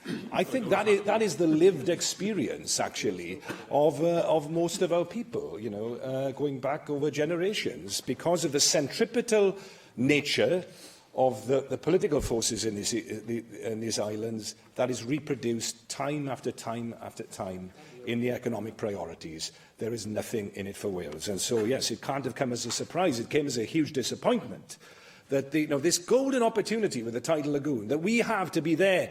We were at the birthplace of a few industries a couple of hundred years ago in the Industrial Revolution. Well, here's a chance for us to have our time to be at the birthplace of a new Industrial Revolution. And that's an opportunity that we cannot afford to lose. And, you know, we're not asking for charity as a country. We're asking for help, to help ourselves. That's what we're asking for. The opportunity to actually marshal the skills and the natural resources that we have to the benefit of our society. And yet that opportunity is yet again denied us. So that continuity was there. The other continuity that, again, was no surprise, but certainly a disappointment, was the continuity of the Austerian economics, I suppose we could call it. Though, you know, we could call it that. There are few economists of any repute that actually would support now. Even the Austrian school, actually, wouldn't support the kind of Austerian economics we're seeing from this government.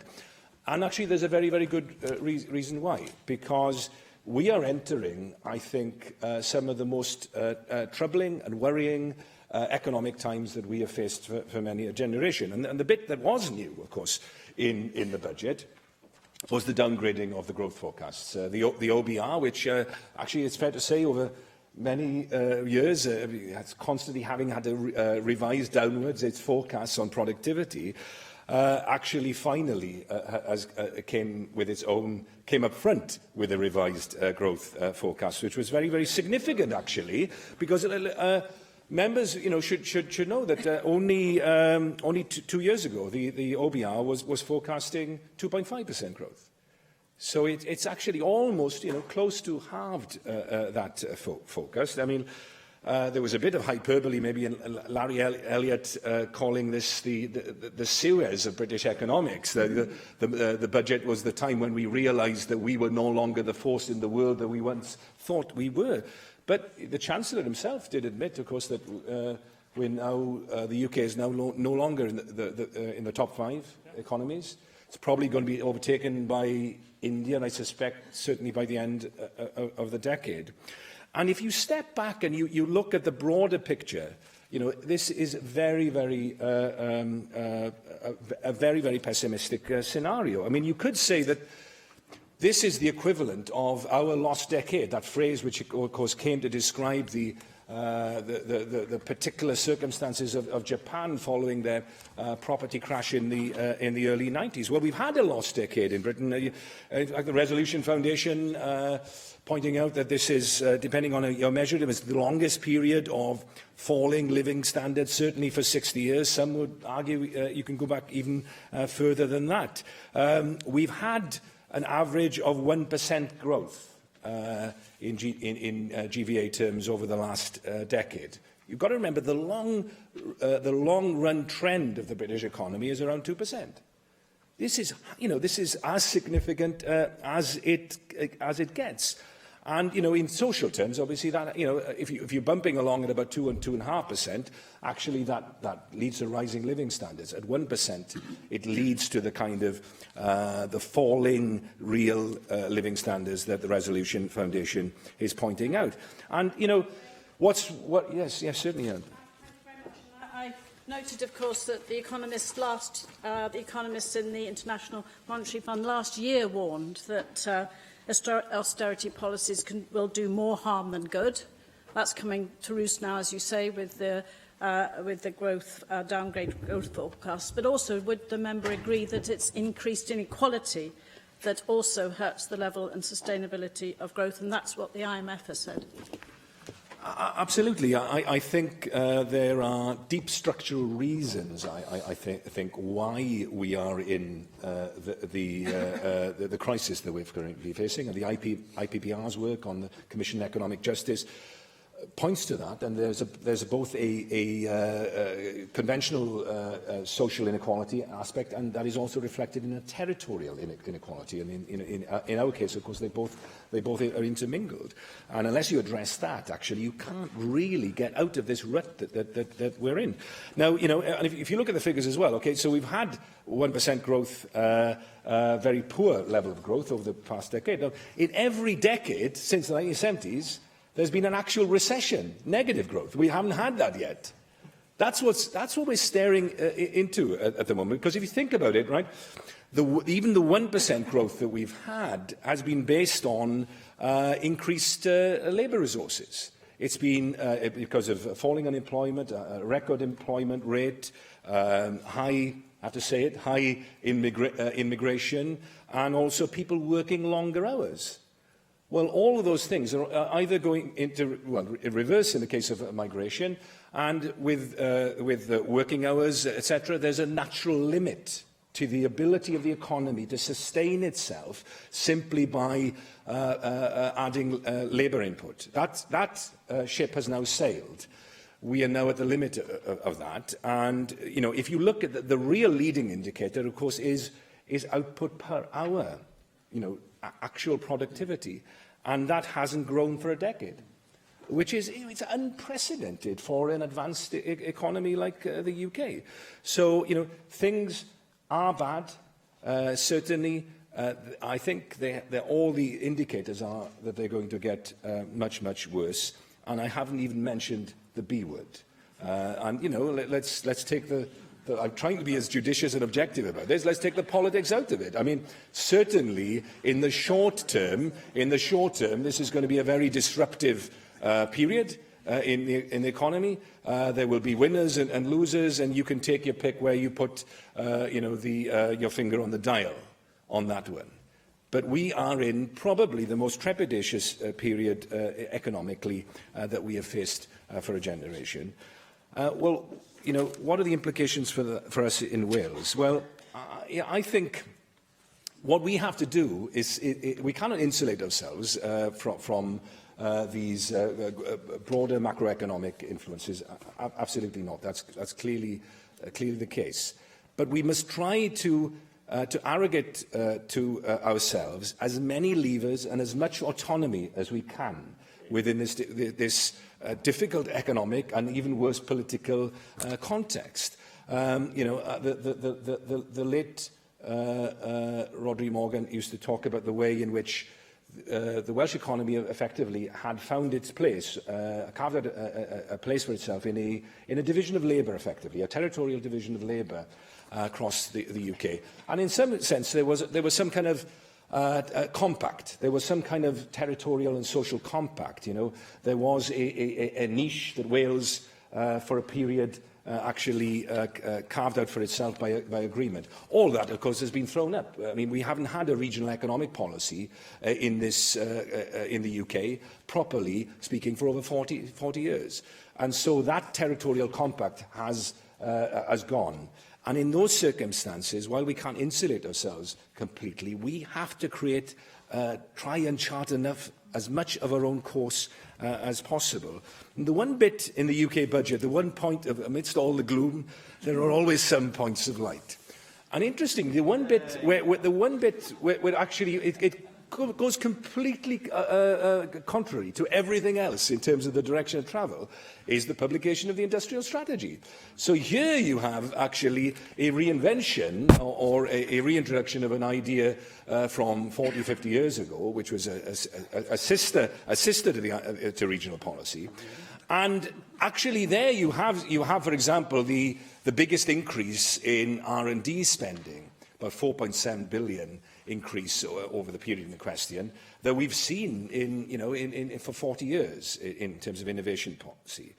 So now you've got to remember that in a £2 trillion economy, I mean, 4.7 billion is not going to answer all our problems. But that is an important lever, and we in Wales need to make sure, because we've been quite poor in the past, actually. Again, we've never got our fair share of Research Council's money in terms of the universities. We've never got our fair share of Innovate UK money in terms of industrial innovation policy. We have to be far smarter at actually making sure that we can take advantage of those few positive opportunities that there are on the horizon, and also make sure that we have the structures and the levers in place that we can use that money in the smartest and most intelligent way. And I have to say to the Welsh Government as well, at a time when the UK Government, the one thing it is doing that I do agree with, which is vastly increasing the investment in innovation and in other areas of productivity enhancement,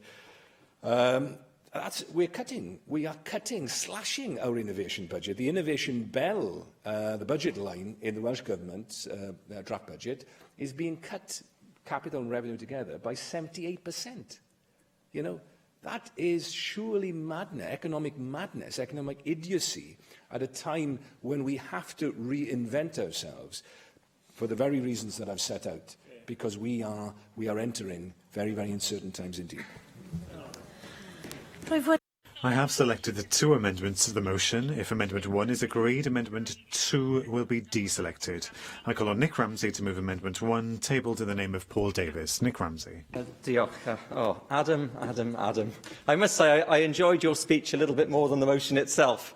You did at least get to the glimmer of light at the end, which made it worthwhile me getting up in the morning, I suppose, and coming to work. But and you did mention the budget at the end. Just referring to the motion itself, I do like to be positive about some aspects of motions, and there wasn't much positive in this motion, to be fair.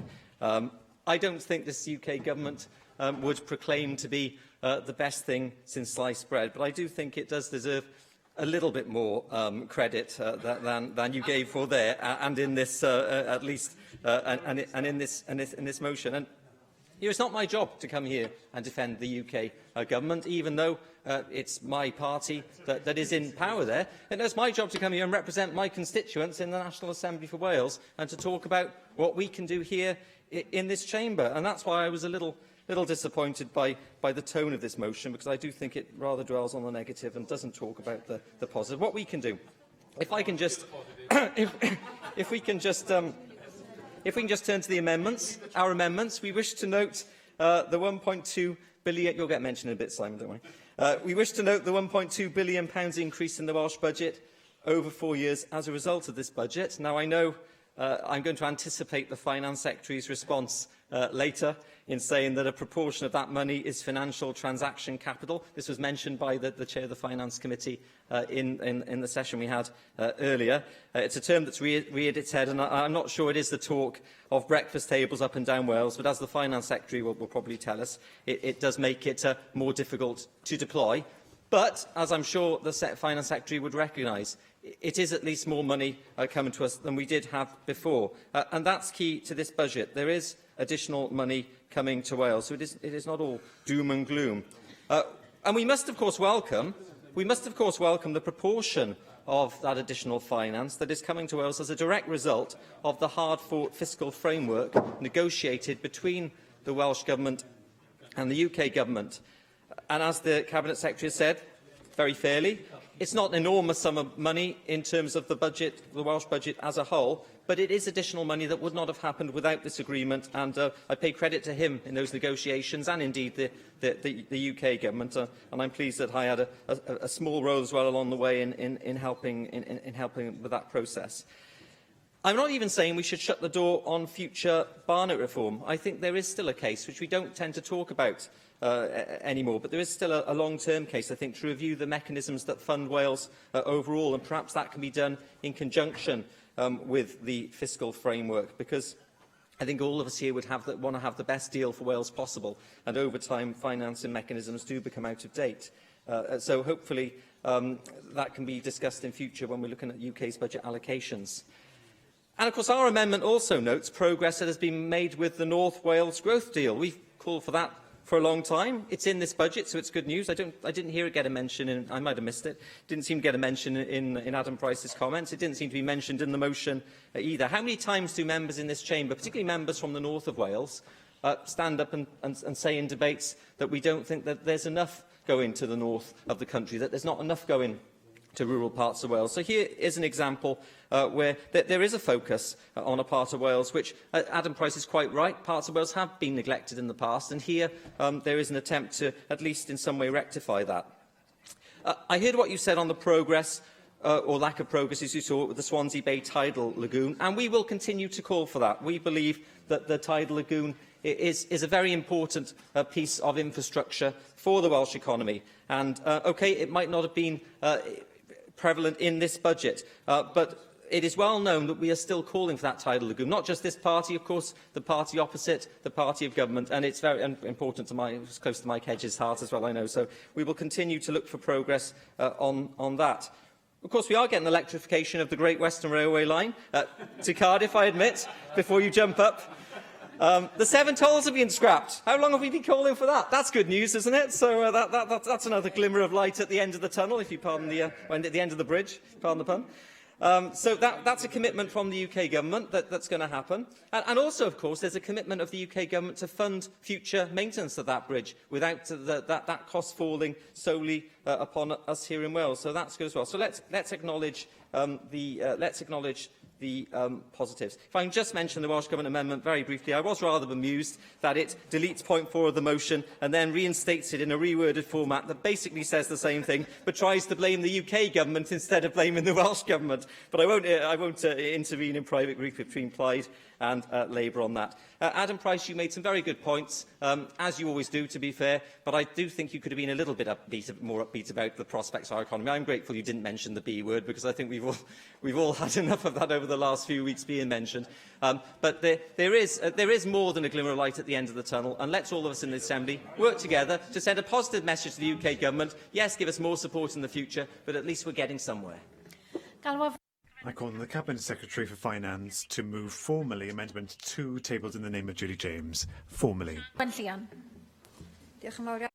you very much, and thank you to Nick Ramsey for at least trying to justify the budget. But in our opinion, Wales is losing out as a result of the announcement of the budget that was designed to grow the economy of the south east of England at the cost of every other part of the United Kingdom.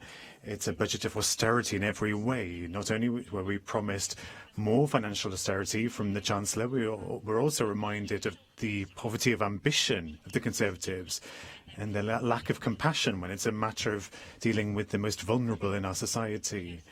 Very few subjects have emphasised this better than universal credit. Now, perhaps we need to give a cautious welcome to the Chancellor's confirmation that a package of 1.5 billion will be released to get to grips with the numerous problems that have arisen as a result of the introduction of this very deficient scheme. But perhaps that was an admission that the failure is breaking down, truth be told. At last, after thousands of individuals and families have suffered unnecessarily, the Westminster government will be getting rid of that 7-day waiting period. Despite that, the budget hasn't gone far enough for the people of Wales with regards to welfare reform. Thanks to the IFS report on child poverty, we know that Wales will be amongst the areas that will be suffering most as a result of welfare reform. Already I see far too many people being forced to turn to food banks and facing being evicted from their homes as a result of the mess that the Conservatives are making of welfare payments. When it's a matter of safeguarding some of our most vulnerable in society, the writing is on the wall. Now it's about time to devolve the administration of some element of the welfare system to Wales if we are to safeguard our citizens from the activities of the Conservatives at their worst. This would enable the Welsh Government to vary the frequency of payments, to put an end to the waiting times and sanctions, and to ensure that individuals, not households, that receive payments. Now, this is already happening in Scotland. There, the SNP government has changed the frequency of payments from monthly payments to every fortnight. The housing element is paid directly to landlords, and ministers have to provide support for people who have the right to receive it. Of course, it all comes down to money. And many have alleged in this chamber that Wales can't afford to take the reins of elements of the welfare system. But there is a valuable lesson to learn from Scotland. The funding to administer those elements in the hands of Westminster previously transferred directly to Scotland as part of the block grant. And so there wasn't an additional cost.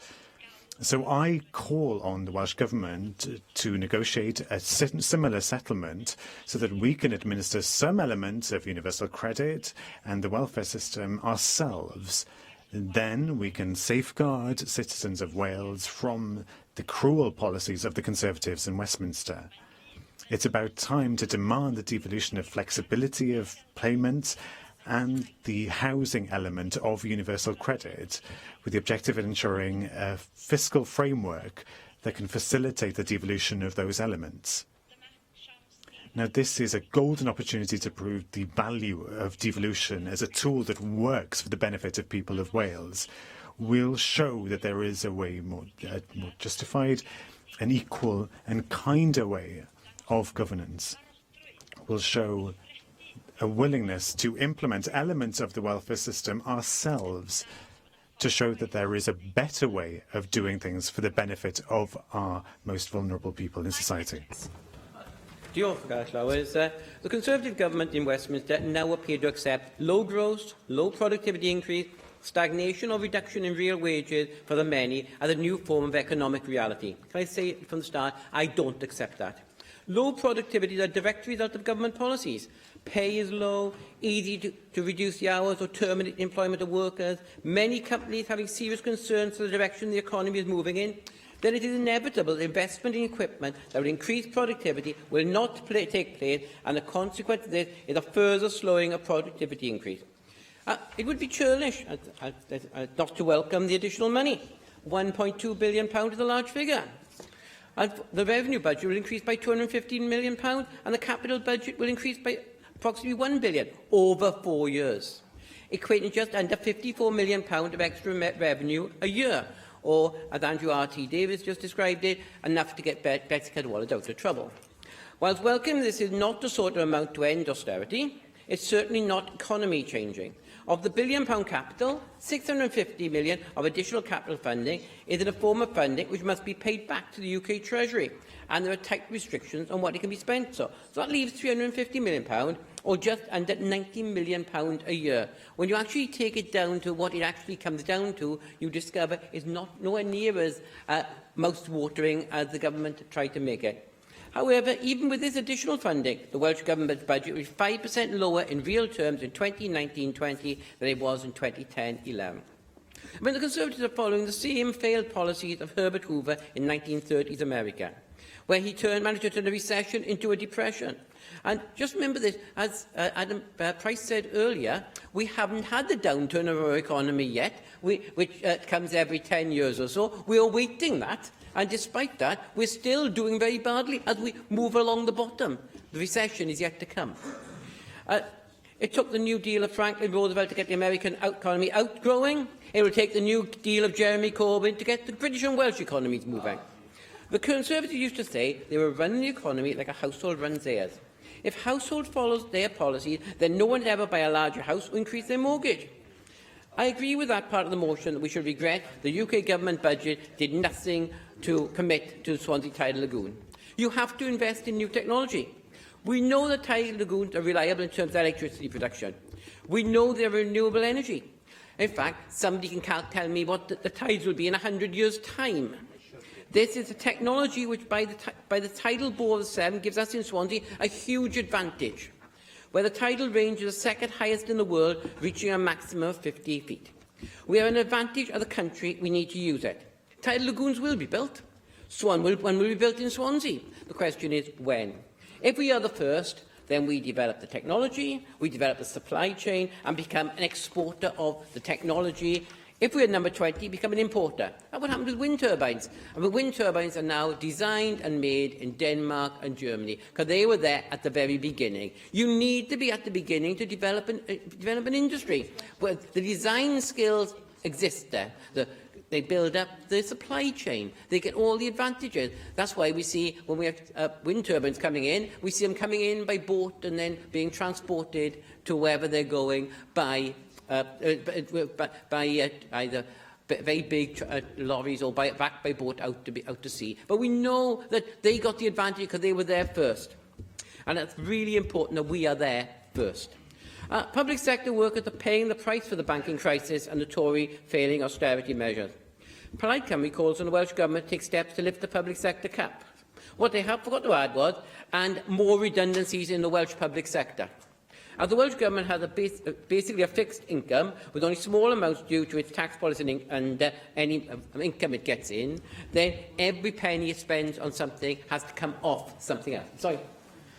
Given your comment about the banking crisis, how would you respond to the January 2009 IFS publication, which said that Labour entered the current crisis with one of the largest structural budget deficits in the industrial world and a bigger debt than most OECD countries, having done less to reduce debt and, in particular, borrowing than most since 1997? In other words, it broke the Keynesian economic cycle and bequeathed austerity. Well, that's not true, is it? I don't think anybody believes that. The bequeathing austerity bit, I mean... That's the IFS. That meant... Sorry. Intervention from me as well. Just on the public sector pay cap, a point in Plaid Cymru really is quite simple. You made a pledge in your election manifesto earlier this year to get rid of the public sector pay cap. You are in a position in Welsh Government here to get rid of it. Whether you think it's possible or affordable or not is neither here nor there. You said you would do it, and you're not. But you said you would do it. You have the option to do it. You're not. It was a general election manifesto, and if we'd won the general election, it would have been raised. It would have been raised in England, Wales, Scotland, and Ireland. That's the point. Because if we do it, you can bring redundancy. I think the Welsh Government have got it absolutely right in asking for support, that it should be raised and the money should come from Westminster. We were going to... Sorry, comment. Labour were going to do these things if we won the general election. You put a lot of of things in your manifesto for the last Assembly election. Shall we hold you to account for all the ones you haven't achieved because you're not in power? Can I just make one very important final point? Following on from yesterday's debate on entrepreneurship, unless the contracts are made small enough for Welsh companies to bid, the full benefits will not be felt in Wales. Finally, the Welsh Government is failing the people of Wales and Britain. Caroline Jones. The UK Government's budget announcement was not revolutionary, and while the additional funding for Wales is welcome, it was disappointing that there was no announcement on the Swansea Bay Tidal Lagoon. It has been nearly a year since the Henry Review was delivered to the UK Government, yet we have been met by nothing but silence from UK ministers. More worrying than the lack of any mention of the lagoon by the Chancellor was the document published alongside the budget that outlined there would be no new subsidies for low-carbon electricity for at least another 8 years. There was hope that the lack of any announcement in the budget was due to tidal energy featuring highly in the UK Government's industrial strategy. Alas, the industrial strategy made no mention of tidal energy in Wales, focusing instead on maximising the marine economy of the Highlands and Islands of Scotland. All of us in this chamber want to see Wales at the forefront of tidal energy, and I hope that the lack of news on this issue from the UK Government is, yes, certainly. I take it back. I thought Adam Price's contribution was bidding for the depressing element. But you've just mentioned the Highlands and Islands of Scotland. Yeah. Isn't it good that the Highlands and Islands of North Wales are going to get a North Wales growth deal because we finally got that commitment? Yes, certainly. All of us in this chamber want to see Wales at the forefront of tidal energy, and I hope that the lack of news on this issue from the UK Government is not a signal of bad news to come. Despite the lack of clarity on the tidal lagoon, the autumn budget did deliver some good news for Wales. We have seen an increase to the Welsh budget as a result of the new fiscal framework and an extra £1.2 billion over the next 4 years. It is now up to the Welsh Government to maximise the benefits for Wales from both the additional budget funding and the UK's industrial strategy, and I will be watching this point constantly. Wales continues to be one of the poorest parts of the UK, in fact, one of the poorest parts of Europe, and I urge the Welsh Government to utilise the additional monies to fund schemes to tackle the widening wealth gap that exists between Wales and England. Yesterday, the Social Mobility Commission published the State of the Nation 2017 report, which highlights that average weekly earnings are much lower in Wales than they are in England, and that a quarter of people in Wales can earn less than the voluntary living wage. The report highlights the fact... Sorry? Yes? Thank you. Thank you for taking an intervention. And, yeah, you're right to point out that there's been more money put in this year but in the top-up. But if you actually look at the real figures, we will now be 7% lower. We will receive 7% less in real terms than that we were having before this Conservative government came into power. So I think the real figure is, and I hope you'll agree with me, that handing down a little amount of money to make it look good for a headline buries the reality that we are still worse off. Yeah, and we have to manage what we get very, very carefully.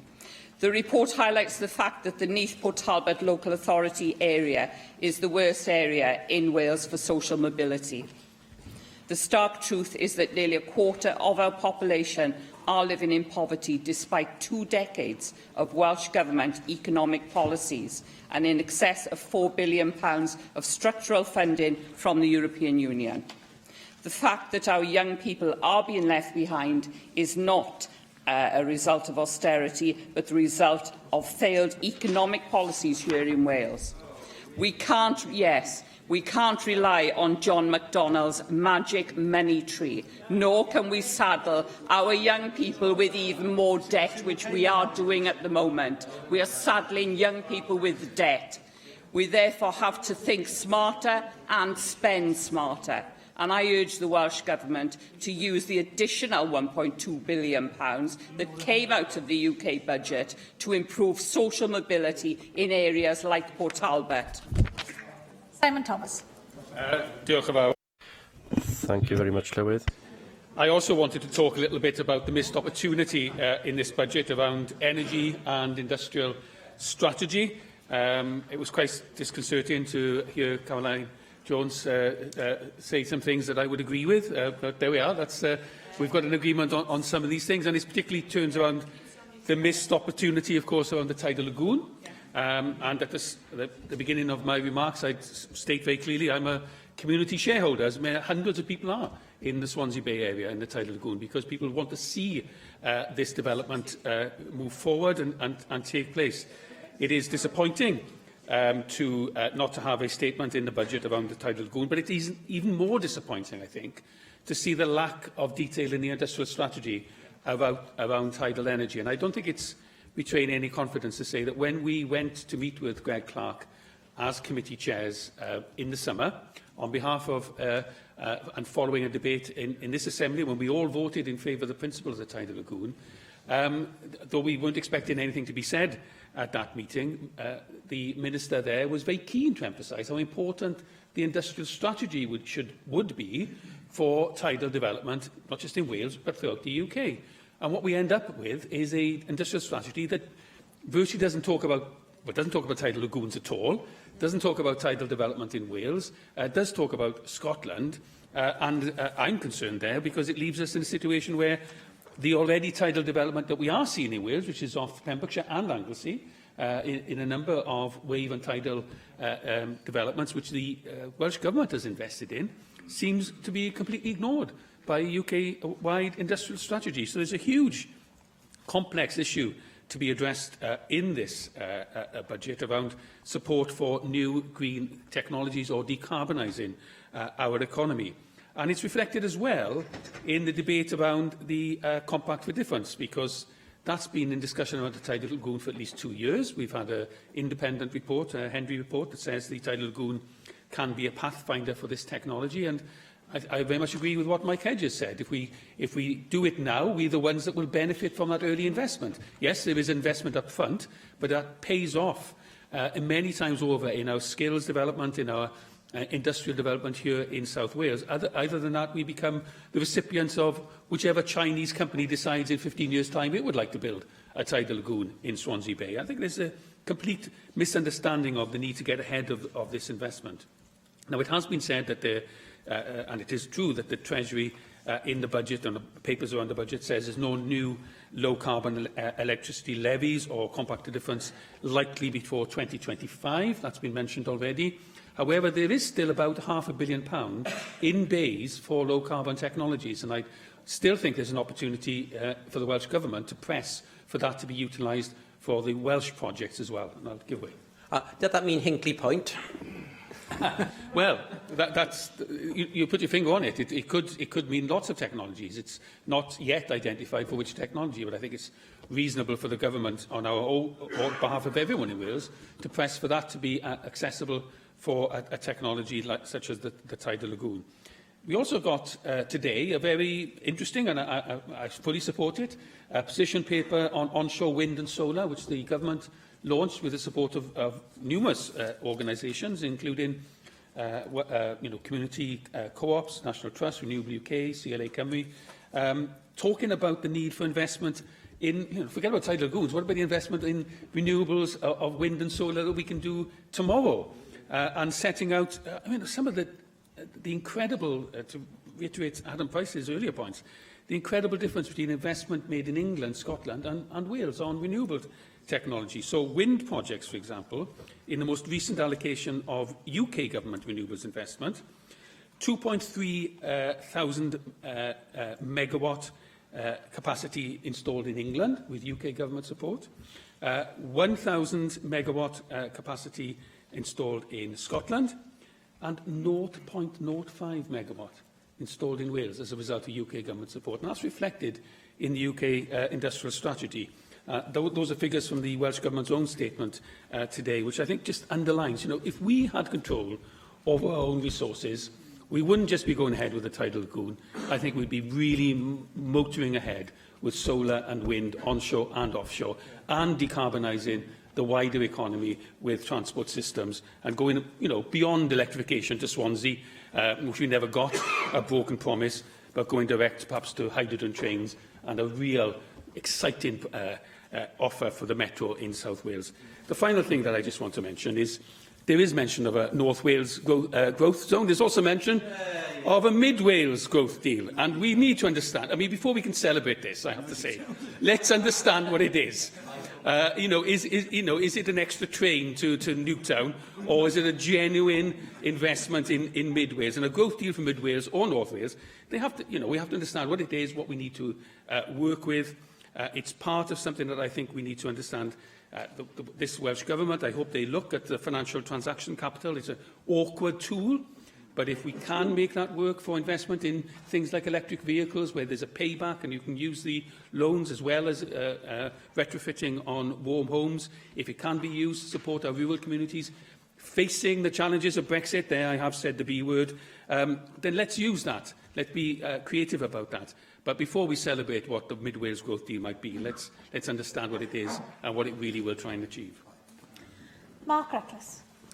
Diolch, Cliff. And I agree with Nick Ramsey. I think we should all cheer up. I think Adam Price looked a little too much on the negative forecast that we had from the Office for Budget Responsibility. The plied motion refers to the UK government budget announcement of downward revisions for economic growth and productivity. But of course it's the independent OBR that's come up with those changes to its economic forecast, and I think the Chancellor in his budget speech was rather more optimistic as to what was going to be happening to productivity and growth in the UK. And we should, I think, look at what's been happening to the deficit this year. It's been falling quite a lot faster than had been expected. And the only reason that isn't projected to continue is having projected for the last 10 years that productivity was going to go back to its previous trend. The OBR seems to thought, we haven't quite been right in that for the last 10 years, so let's sort of change it and assume actually it's not going to be very good at all. And I fear the OBR is making this change to its forecast at the wrong time in the economic cycle. And just as it's been wrong over productivity shooting up over the last 10 years, it's going to be wrong now in thinking the outlook is going to be as poor as it suggests. And I say that for 4 reasons. Firstly, productivity has actually shot up quite significantly just on the latest numbers. The OBR signalled, I think, a month or two ago that it was going to be revising down its estimates, and has continued with that, notwithstanding, at least, I don't want to put too much emphasis on one quarter's data, but it was a very sharp rise we saw in the third quarter.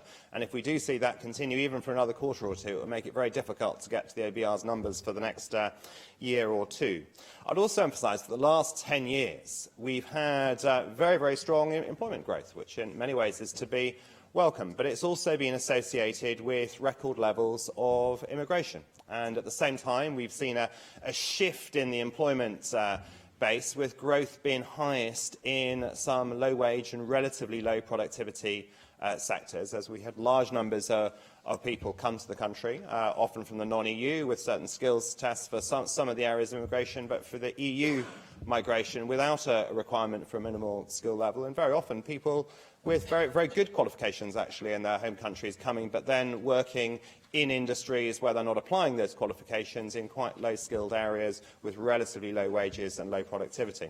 We've already begun to see those record rates of immigration begin to fall, and as we post a B word again, likely have at least some restrictions on the level of immigration that we haven't had before from the EU, we wouldn't expect to see that large increase in relatively unskilled jobs that have in large amount been met by higher levels of immigration coming into the country. So usually as you get into the latter part of economic cycle, you begin to see wages rise as unemployment comes down. We haven't seen that, and at least one key reason we haven't seen that is we have had very high rates of immigration with people coming in from countries where wage rates are a lot lower than they are here. As that comes to an end, we would expect to see more of our growth rate made up by productivity and less by that employment growth driven by migration. We also have seen very, very low interest rates now for coming up to 10 years. And one thing that interest rates usually do is they prevent companies that aren't returning above that interest rate in their capital from expanding or, in many cases, continuing in business. And in an economy where workers move from one company or one sector to another, as companies that aren't doing terribly well, aren't growing their productivity very quickly, as they don't expand or in some cases go out of business, workers are absorbed into other companies that are showing stronger productivity growth and growing more quickly. And it's really the interest rate that is one of the key drivers of shifting resources into the higher growing and higher productivity companies and parts of the economy. And that hasn't been happening for the last decade as it did before. As we see interest rates rise, I think there's a good prospect we could again see that begin to turn and productivity respond. Finally, the OBR forecasts there'll be no GDP growth at all from net trade. And I think, given what's happened to the exchange rate, I just don't think that is a plausible position for them to take. I think partly when they and perhaps some of the other sort of people, I don't know whether in a Remainer mindset or it's just a certain way of forecasting. But if you say leaving the EU, well, that's going to make trade sort of much less open economy, and therefore that's going to lead to productivity, then that pulls through sort of automatically to their numbers because of their assumption. But I don't share that, because I think we'll retain relatively frictionless trade with the EU. 2, we will have free trade deals with other countries. But even if there were some reduction in trading opportunities with the EU, the fact is we have a huge deficit in goods, and it's the tradable goods sector where you see the highest growth in productivity rates. So simply the effect of the import substitution of our producing more of those goods at home would greatly outweigh the productivity impact on the other side. And for all those reasons, I think the OBR has got this wrong. We're going to see stronger productivity growth and, over time, the opportunity for greater government spending or reduced government taxes compared to as set out. Leanne Wood. There's agreement amongst most of us in this chamber that the public sector pay cap is beyond its sell-by date. Now, in recent years, we've seen a deliberate strategy rolled out of pitting public sector workers against private sector workers. And while I'm speaking to the Plaid Cymru amendment on lifting the public sector pay cap, I want to recognise from the outset that there is a real need in this country for better private sector wages, for better skills and for more career opportunities in the productive economy. But at the same time, Plaid Cymru wants to see the unjust public sector pay cap brought to an end, starting in the Welsh NHS. Doing that would release money into the economy, it would help workers and their families deal with inflation, something which is hitting Wales harder than most other parts of the UK. And it would help with recruitment, retention and morale in Welsh public services. We can't avoid the perception that wages at the top of public services haven't been subject to the same restraint as the rank-and-file workforce.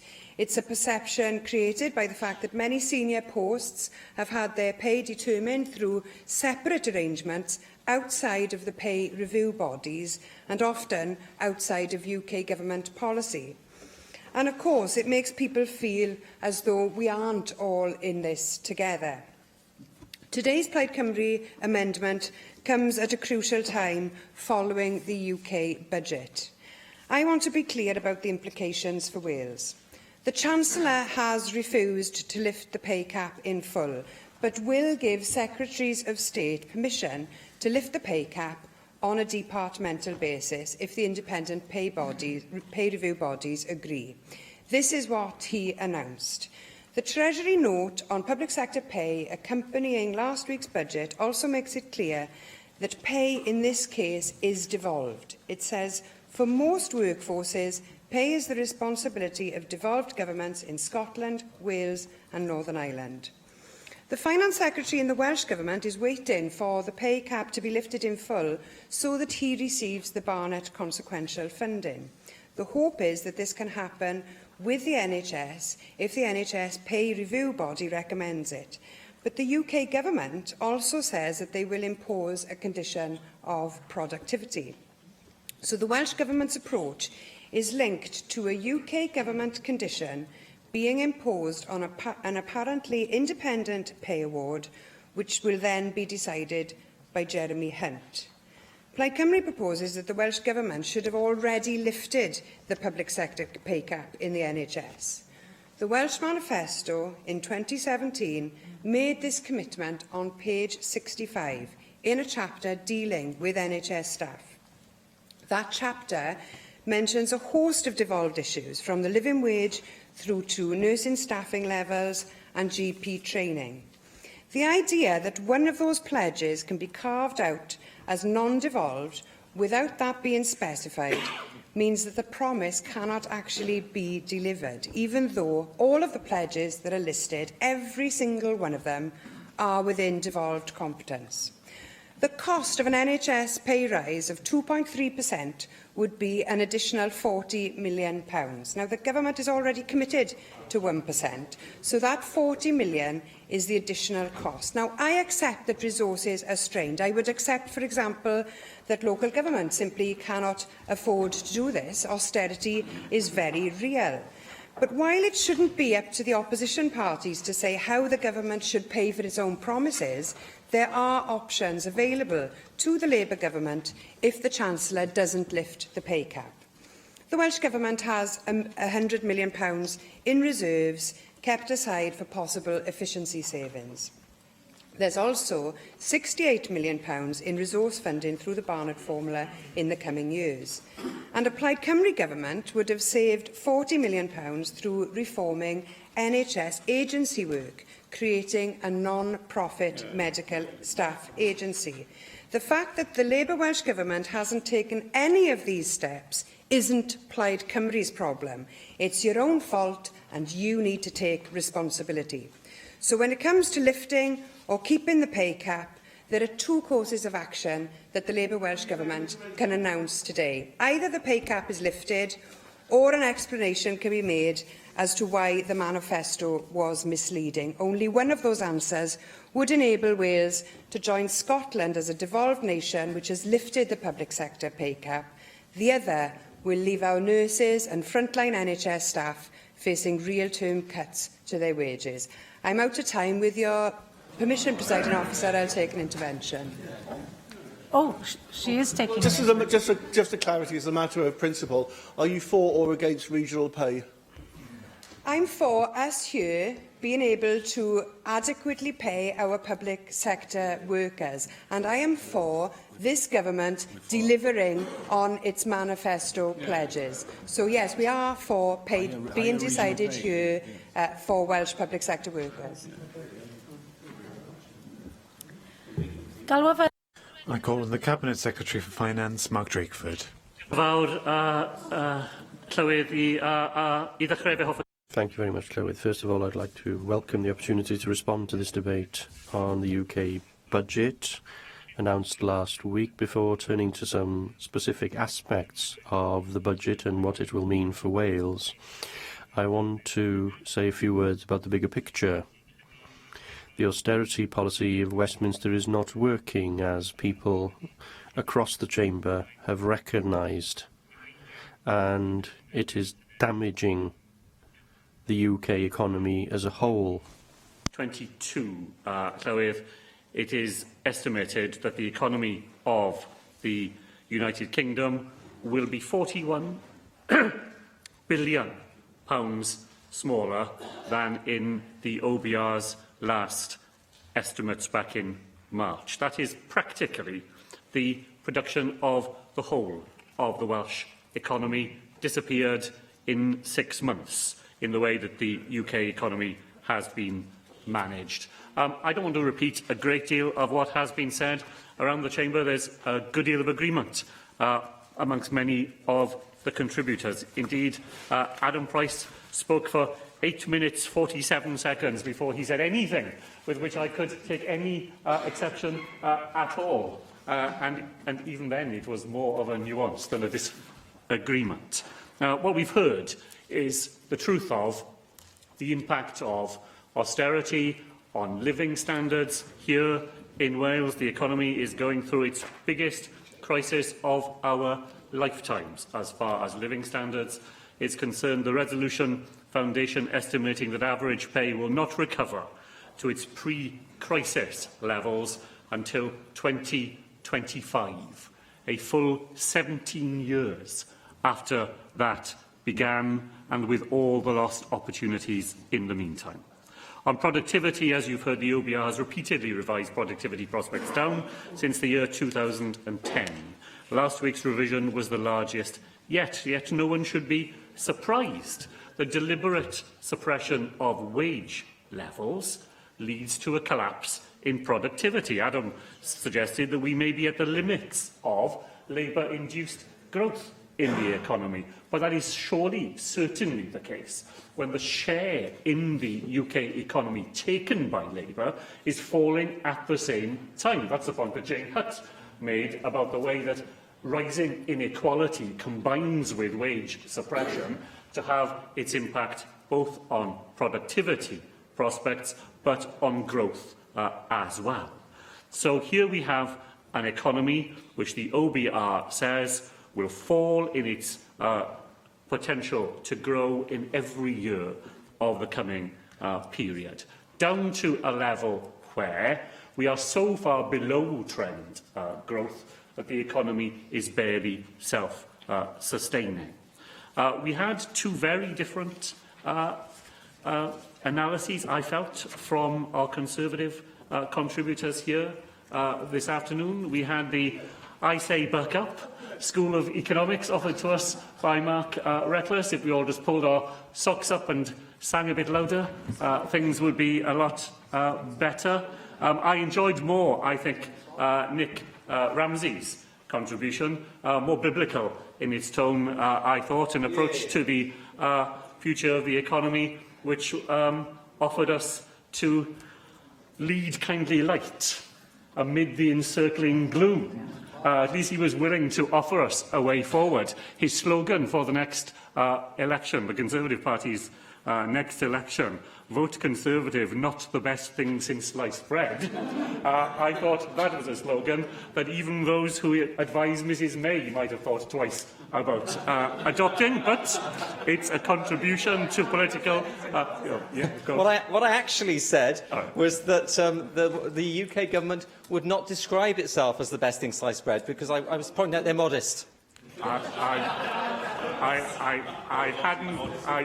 genuinely hadn't realised, Nick, that was the import of your remark. I think the slogan works very well, and I hope it will be very seriously considered amongst those set in authority over you. Now, look, we have said time and time again, austerity is a flawed and failed policy. The most obvious tool the Chancellor had at his disposal to boost both demand and supply is public investment. Interest rates are at this historic low now. Really was the opportunity to put right the deliberate real terms reduction of more than 30% in UK investment, which this UK government carried out between 2010 and 2017. I wrote to the Chief Secretary to the Treasury, head of the UK budget, urging the UK government to listen to the IMF and the OECD and members, indeed, of its own cabinet, and to invest in infrastructure. Like many other people here, I detailed specific projects like the Swansea Bay Tidal Lagoon, which both Mike Hedges and Simon Thomas set out the case for that so clearly this afternoon. I asked them to reverse their decisions to cancel the electrification of the main line between Swansea and Cardiff, and to commit to investments in key transport projects in North Wales. The UK budget failed Wales on all these fronts. Nothing in it for Wales, as Adam Price began this debate. Yes? Purely in the context of North Wales and the budget, the end of September, the chief executives and leaders of all the 6 North Wales councils wrote to each council inviting them to participate in a committee to develop the bid to go to the UK government, the growth bid to go to the UK government. Surely, as a government minister, you appreciate governments can't respond to things until they've received them. So there are a small number of things in the budget which I do want to welcome. So I'll do that now. I welcome the fact that the fiscal framework is, we begin to see the emerging impact of the fiscal framework in this budget. I welcome the fact that there is a commitment to North Wales and Mid Wales growth deals. I welcome the fact that there's an industrial strategy to go alongside it, albeit with the limitations that others have pointed out this afternoon. But what the real story of the budget is that it goes on creating the context in which austerity rolls on into the future, blighting the prospects of so many families and communities, and corroding the ability of our public services to carry out the work which is so important in the lives of Welsh citizens. I thought Sian Gwenllian captured very well the human cost of austerity, the way that it works itself into the lives of individuals and of children here in Wales, and casts such a shadow over their futures. That's the context in which we are operating, despite the small things that we are able to welcome. Let me say something about the specifics of the budget too. You've heard about the £1.2 billion that we apparently have. Financial transaction capital makes up more than half of that. Yes, we want to be creative in the way that we use it, and we will do our very best to put it to good use. But let's be clear.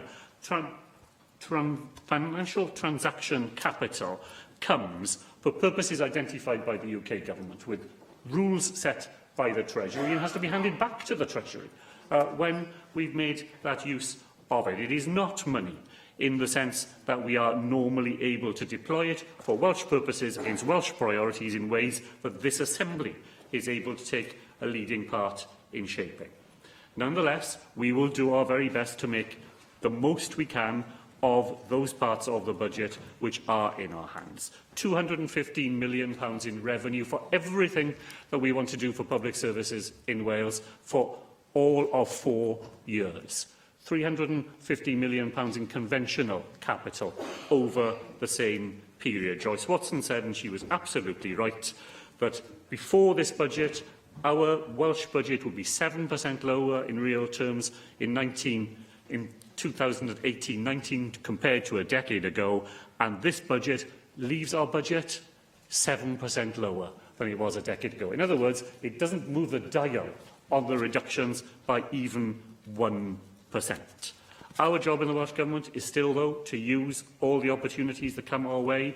We will certainly do that. There will be opportunities next week, Llywydd, when we are able to show some of the plans that we will be developing in discussions with others to use those new opportunities. Look forward to hearing them discussed further in this Assembly. For today, the Government's amendments simply seek to put the record straight on 2 points within the motion. We hope you'll be willing to support those amendments, and then we will be pleased to vote for that amended motion. I call on Adam Price to reply to the debate. Well, I think this debate has been very useful in that it has pointed up, I think, some of the dividing lines on the economic policy questions of our time. Clearly, we have the various versions of the irrational optimism that we heard on the opposite benches. I mean, we can quote any number of things. I mean, the IFS was quoted in the Tory benches. The IFS is saying that we won't return to the pre-crisis level of national debt as a proportion of income until the 2060s. Productivity is at its worst level in terms of its trends since the early 1800s. I mean, how much pessimism are you going to deny? Look, the figures speak for themselves, quite frankly. I mean, look, if you think the OBR is unduly negative, The OECD has got an even lower forecast. Morgan Stanley, kind of scions of the capitalist system, they're about half the level that the OBR are forecasting for 2019. That's the reality, the economic reality that we're facing.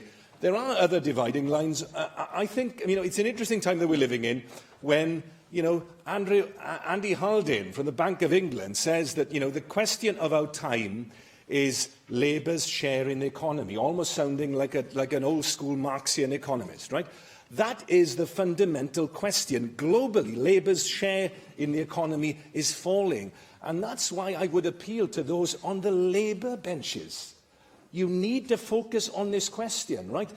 Obviously, we're not going to be able to solve this problem ourselves alone. We're not arguing that. But there's a leadership opportunity for us in Wales here. The question of the falling share of wages in the economy has to be addressed. And you could actually catalyse that wider debate, as the Scottish Government are doing, by looking at how we can raise the cap here in Wales. There's some practical suggestions.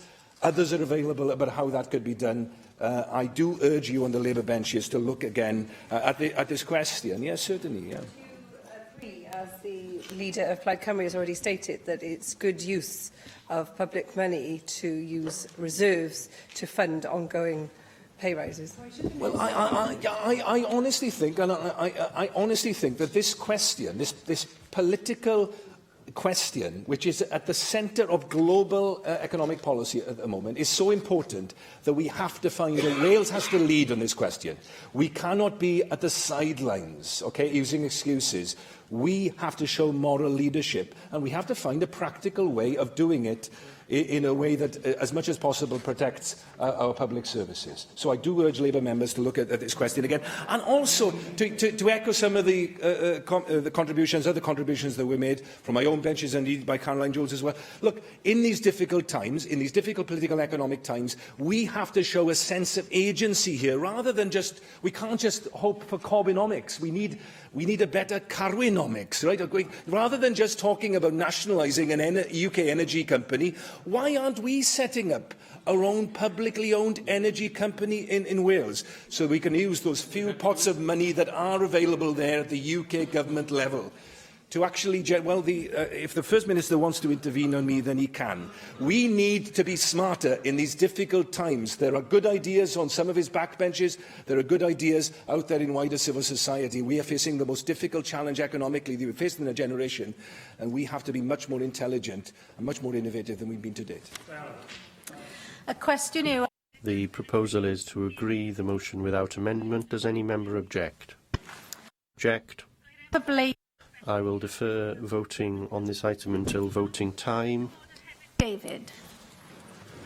It's with some regret I would raise this point of order. During a debate earlier, the Leader of the Opposition, from a sedentary position, said to another member, "You have taken the shilling."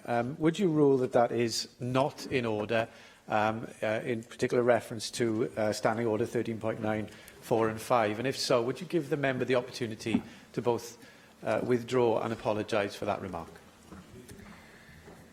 Well, it is now clear to me that that accusation was made earlier, although I didn't hear it myself, and helpfully the Leader of the Opposition has clarified that on the BBC this afternoon. Questioning the integrity of Assembly members is not appropriate, and Assembly members in this chamber vote without fear or favour. It may be that the Leader of the Opposition wants to clarify the accusation he sought to make, and if that was misinterpreted in any way. Thank you, Presiding Officer. I certainly haven't given any clarification this afternoon, because I haven't given any interviews at all, although I see the BBC reporting some line. I've said my comments in my contribution to the debate today, and I stand by the comments that I made in the debate.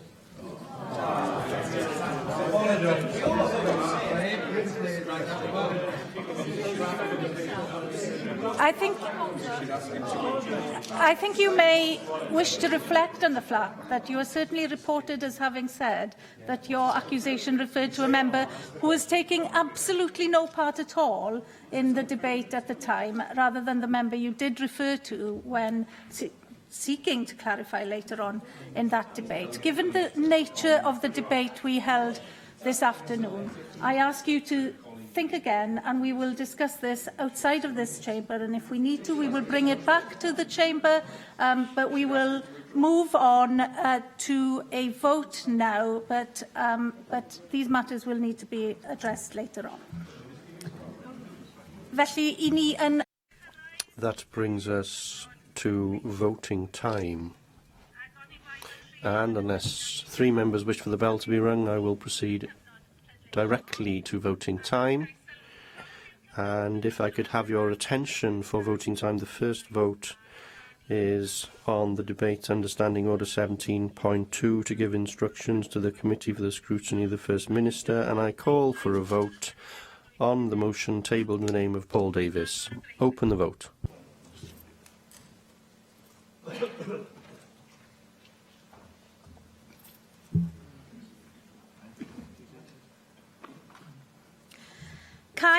Close the vote. In favour 27, no abstentions, 29 against, and therefore the motion is not agreed. I therefore call for a vote on Amendment 1, tabled in the name of Julie James. Open the vote.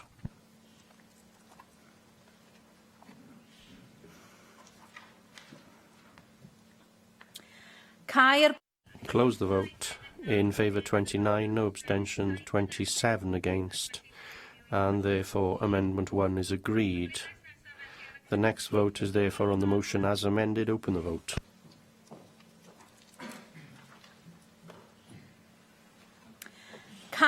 Close the vote. In favour 29, no abstentions, 27 against, and therefore the motion as amended is agreed. The next vote is on the Welsh Conservative debate on Betty Cadwaladr University Health Board, and I call for a vote on the motion tabled in the name of Paul Davies. Open the vote.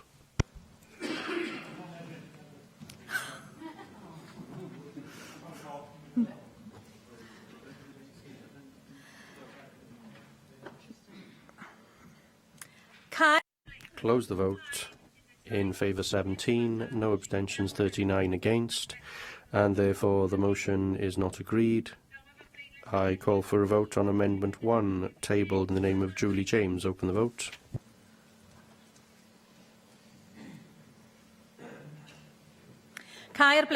Close the vote. In favour 29, no abstentions, 27 against, and therefore Amendment 1 is agreed. I call for a vote on Amendment 2, tabled in the name of Rhys ap Iorwerth. Open the vote. Dramatic pause. Close the vote. In favour 55, no abstentions, none against, and therefore the amendment is agreed. And that brings us to a vote on the motion as amended. Open the vote.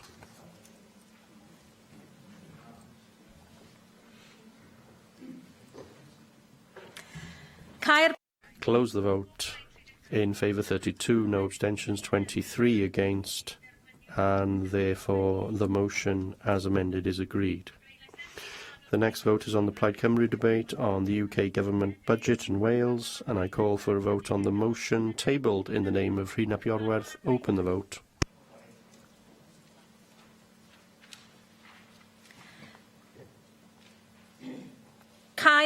Close the vote. In favour 10, no abstentions, 46 against, and therefore the motion is not agreed. If Amendment 1 is agreed, Amendment 2 will be deselected. I call for a vote on Amendment 1, tabled in the name of Paul Davies. Open the vote.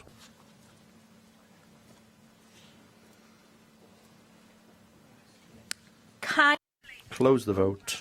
In favour 17, no abstentions, 39 against, and therefore Amendment 1 is not agreed. I call for a vote on Amendment 2, tabled in the name of Julie James. Open the vote.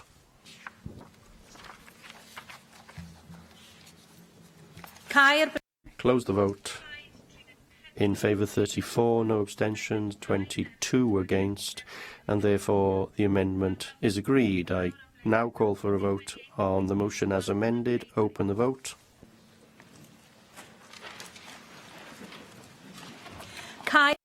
close the vote. In favour, 34, 10 abstentions, 12 against, and therefore the motion as amended is agreed.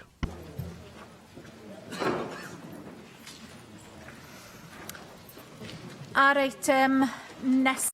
And the next item is the short debate. Nawn ni aros. We'll wait a few seconds as members leave the chamber quietly.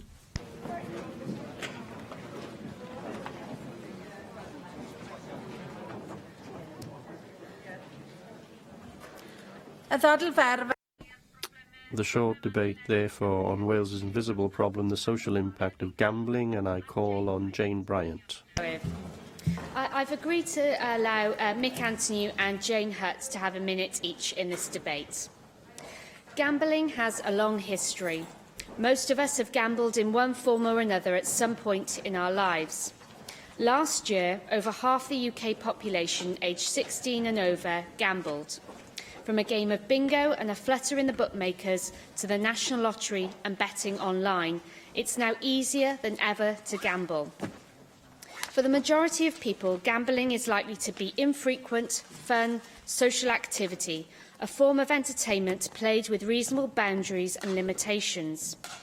Increasingly, however, this is a fine line, and some groups are at risk of developing hazardous gambling behaviour, potentially leading to more harmful gambling addiction. With less than a month to go before Christmas, problem gambling might not be something we associate with the festive season.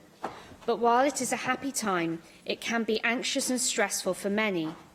Christmas can put financial strains on individuals and families, particularly in our credit-orientated, buy now, pay later consumer culture.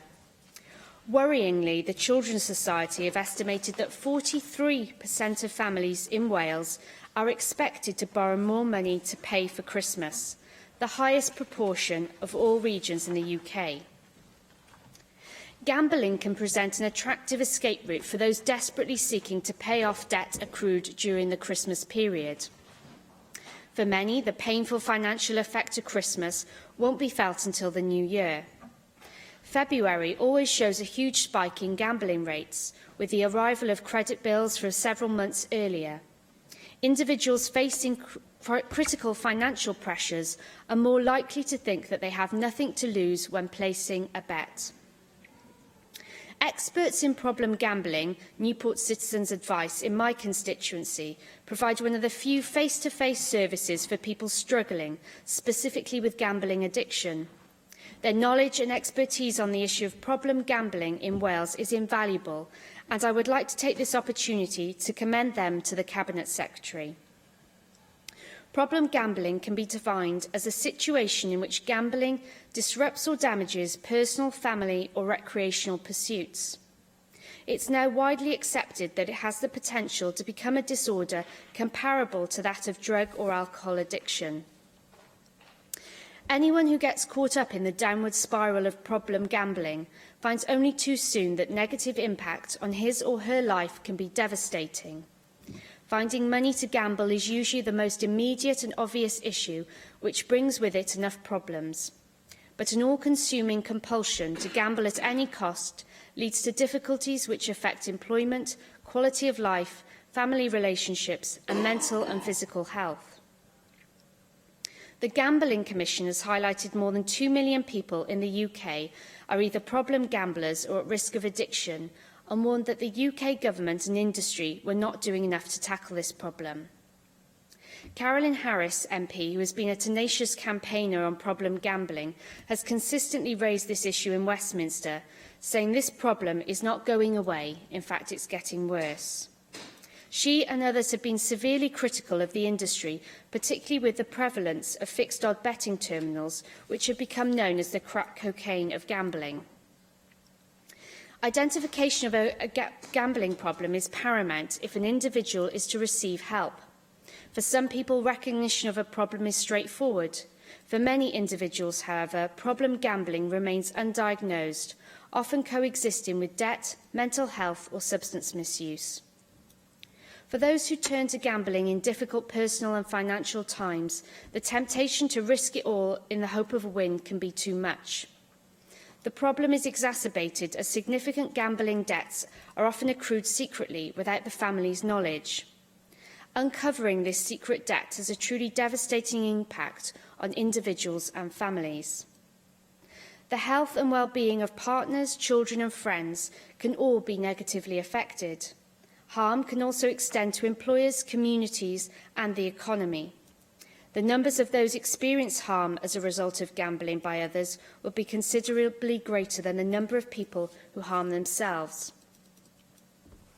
In 2014, an Iron Bevan University Health Board, which covers my own constituency, identified gambling addiction as a significant concerning issue. Its report, New and Emerging Threats to the Health of the Gwent Population, suggests that health professionals working in primary care services, alongside mental health and social care, can all play an important role in diagnosis and referral for help. While Wales may have limited powers in terms of gambling regulation, addiction to gambling is increasingly being recognised as a public health concern. It's for this reason that myself and several fellow Assembly members became interested in finding out more about problem gambling in Wales. We decided to commission the University of South Wales to undertake an investigation into the social impacts of problem gambling, as very little Wales-specific data exists. By focusing on Newport, Pontypridd, Wrexham, Vale of Glamorgan, Clwyd South, the report gives us a snapshot of the impact of problem gambling across the country. As Assembly members, we were concerned at the anecdotal evidence from constituents relating to problem gambling. We felt that it was an ever-increasing problem that led to personal struggles, alcohol dependency, poor health, family breakdown, debt, poverty and homelessness. Earlier this month, Mick Anthony and myself launched a report entitled An Investigation into the Social Impact of Problem Gambling in Wales, here in the Senedd with the University of South Wales. The academics involved came from a variety of disciplines, which gave the report extra depth. And I'd like to put on record my thanks to the University of South Wales and all those who worked on it. I'd commend you all to read it, but I will make a couple of key points on the report. The findings of the report highlighted the scale of potential gambling addiction in Wales is much higher than previous studies have indicated. The report noted that over a quarter of the Welsh population were potentially at risk of impaired gambling behaviour. This was a significant increase on a 2015 Gambling Commission report, which suggested that 5% of the population were at high risk. Online gambling was also found to be much higher compared to the same 2015 study, 11% to 5%, and the same trend was uncovered for fixed-odd betting terminals. The report also revealed that gambling is becoming an increasingly hidden problem. The majority of people gamble alone, and opportunities to easily indulge in gambling are abundant. Mobile phone apps and websites mean that now people can gamble anywhere at any time. Clusters of licensed gambling outlets in deprived geographical areas mean that to visit a fixed-odd betting terminal in the local betting shop is easily accessible. Addictions carry a stigma, and problem gambling is no different. And individuals are very reluctant to admit having a problem, even if they recognise it themselves. Importantly, the personal stories shared in the report provide an insight into the social impact and experiences behind the statistics. One said, "Fixed-odd betting terminal gambling drove me to attempt suicide a few years ago. I can't control my gambling when playing online or on the machines."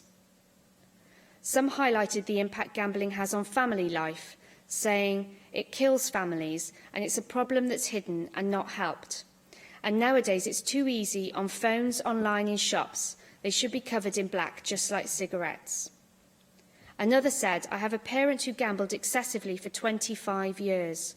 I had to help them out financially to stop them losing their home."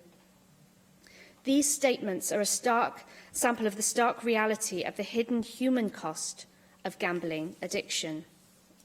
And it's our duty as Assembly members to support our constituents. The worrying density of licensed gambling outlets in deprived geographical areas is striking. More research is needed into the effect of these clusters on local and wider communities. Those living in less affluent areas are most likely to be influenced by aspirational adverts which regularly appear on TV, newspapers and online. A systematic study of online gambling should be undertaken with a focus on the effects of sophisticated advertising techniques such as tailored pop-up adverts. And more research needs to be undertaken on the specific targeted adverts appealing to women and young people. Questions need to be asked around harm prevention and treatment development. The potential systematic screening for gambling problems in proxy services, such as those for debt and addiction, must be seriously considered. One reason the magnitude of problem gambling remains hidden is that no database of individuals with a gambling addiction currently exists. But measuring the problem simply isn't enough. Early intervention treatment techniques to reduce this indisputable impact of problem gambling must be developed alongside any screening. And I'd urge the Welsh Government to look at ways into reducing the impact of problem gambling on individuals, families and communities across Wales. The University of South Wales report, while thorough and extensive, only scratches the surface of problem gambling in Wales.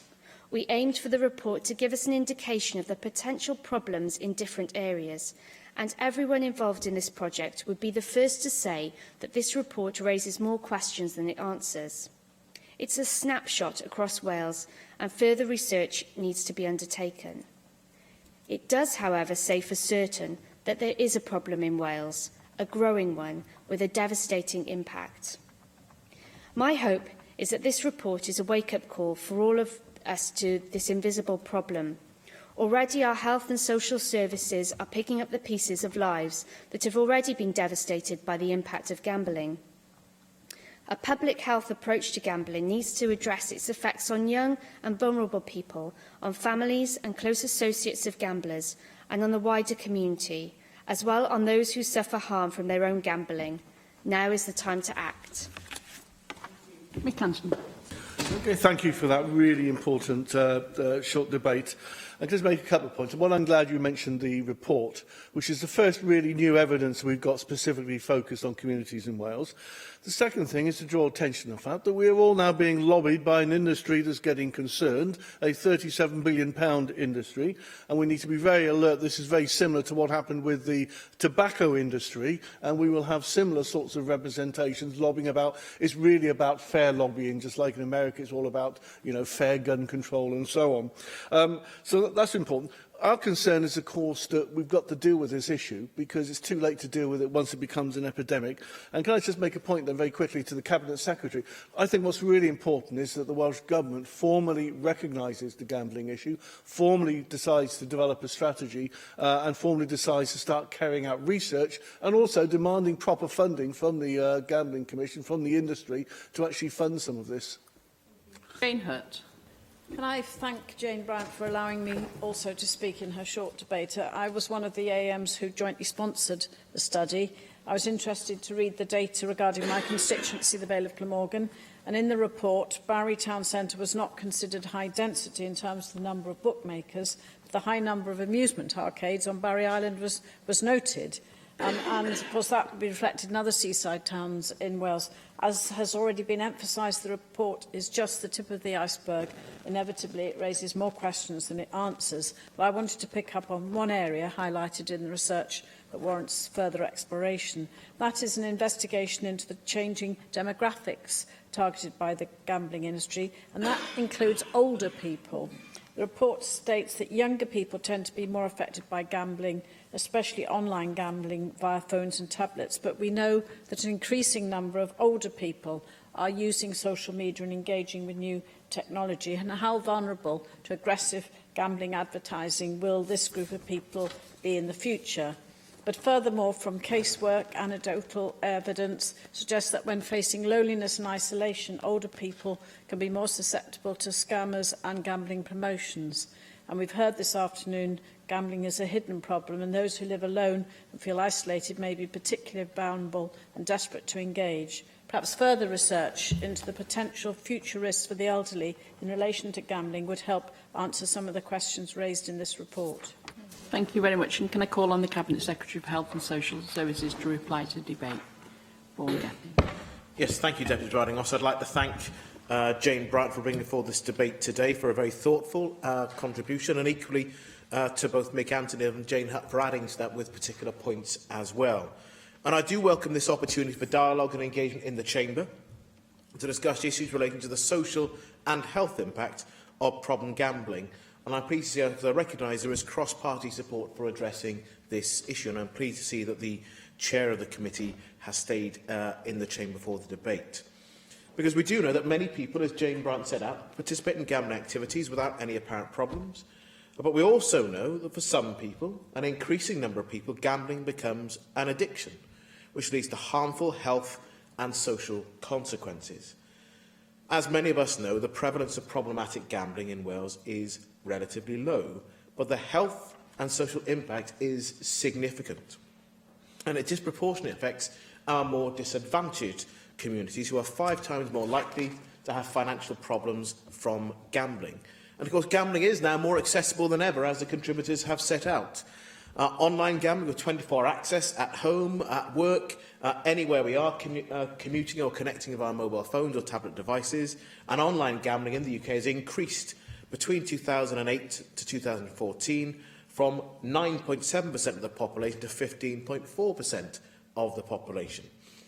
Online gambling provides more people with more opportunities to gamble with fewer restrictions. That is transparently a very major cause for concern. And there is limited player protection for those who gamble online. And gambling can, of course, impact on an individual's state of mind and affect their ability to function at work, intensify financial problems and lead to increased levels of poverty. I recognise what has already been said.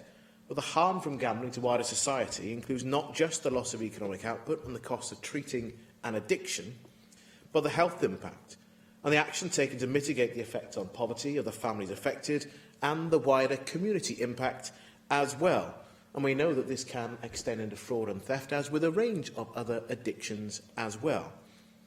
As a government, our aim is to work across portfolios to identify the actions that we can take to reduce the prevalence of problem gambling and limit the impact it has on the people of Wales.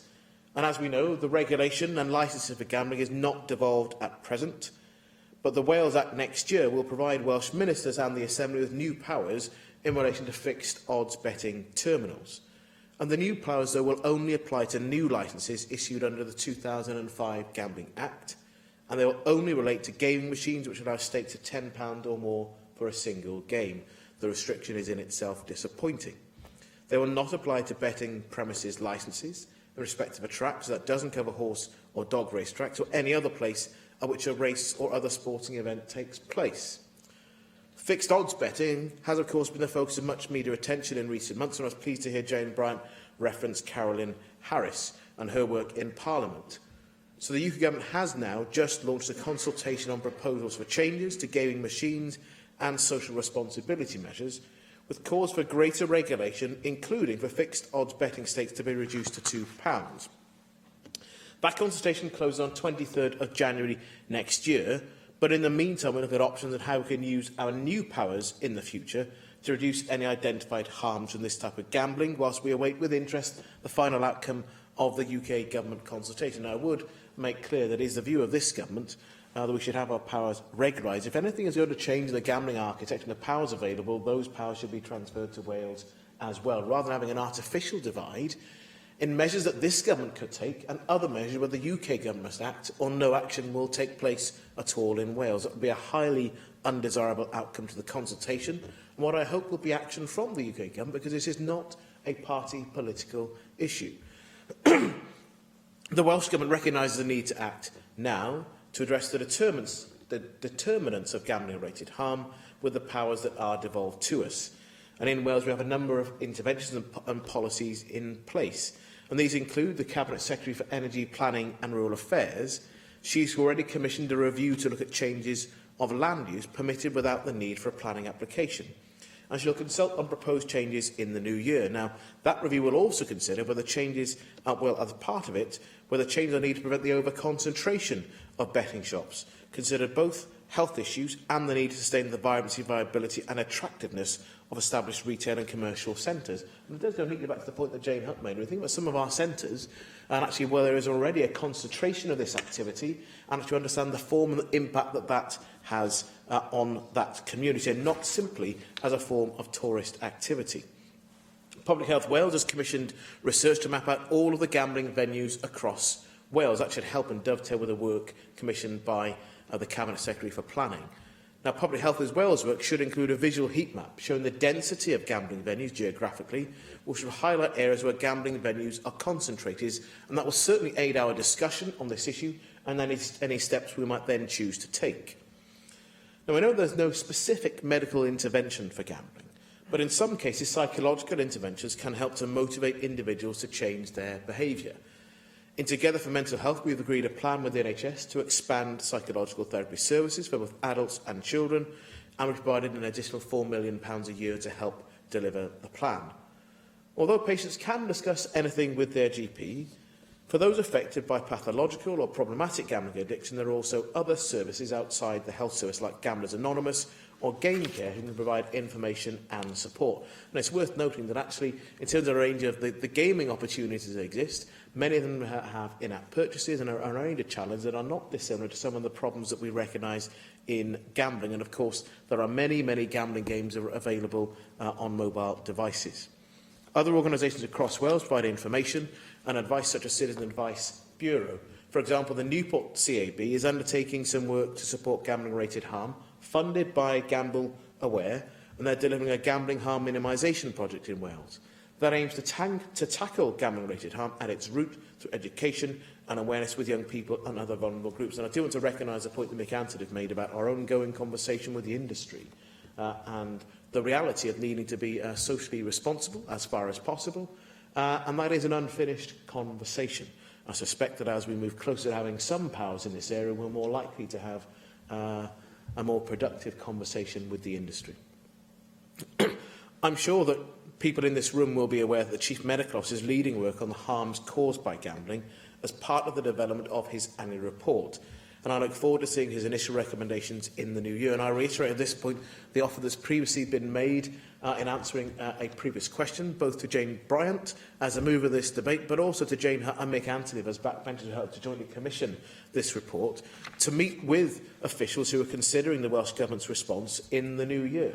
Having commissioned the report and taken an obvious interest, I think there will be a useful discussion to be had with the three of them. I'll be happy if members will take up the opportunity to arrange for that to take place.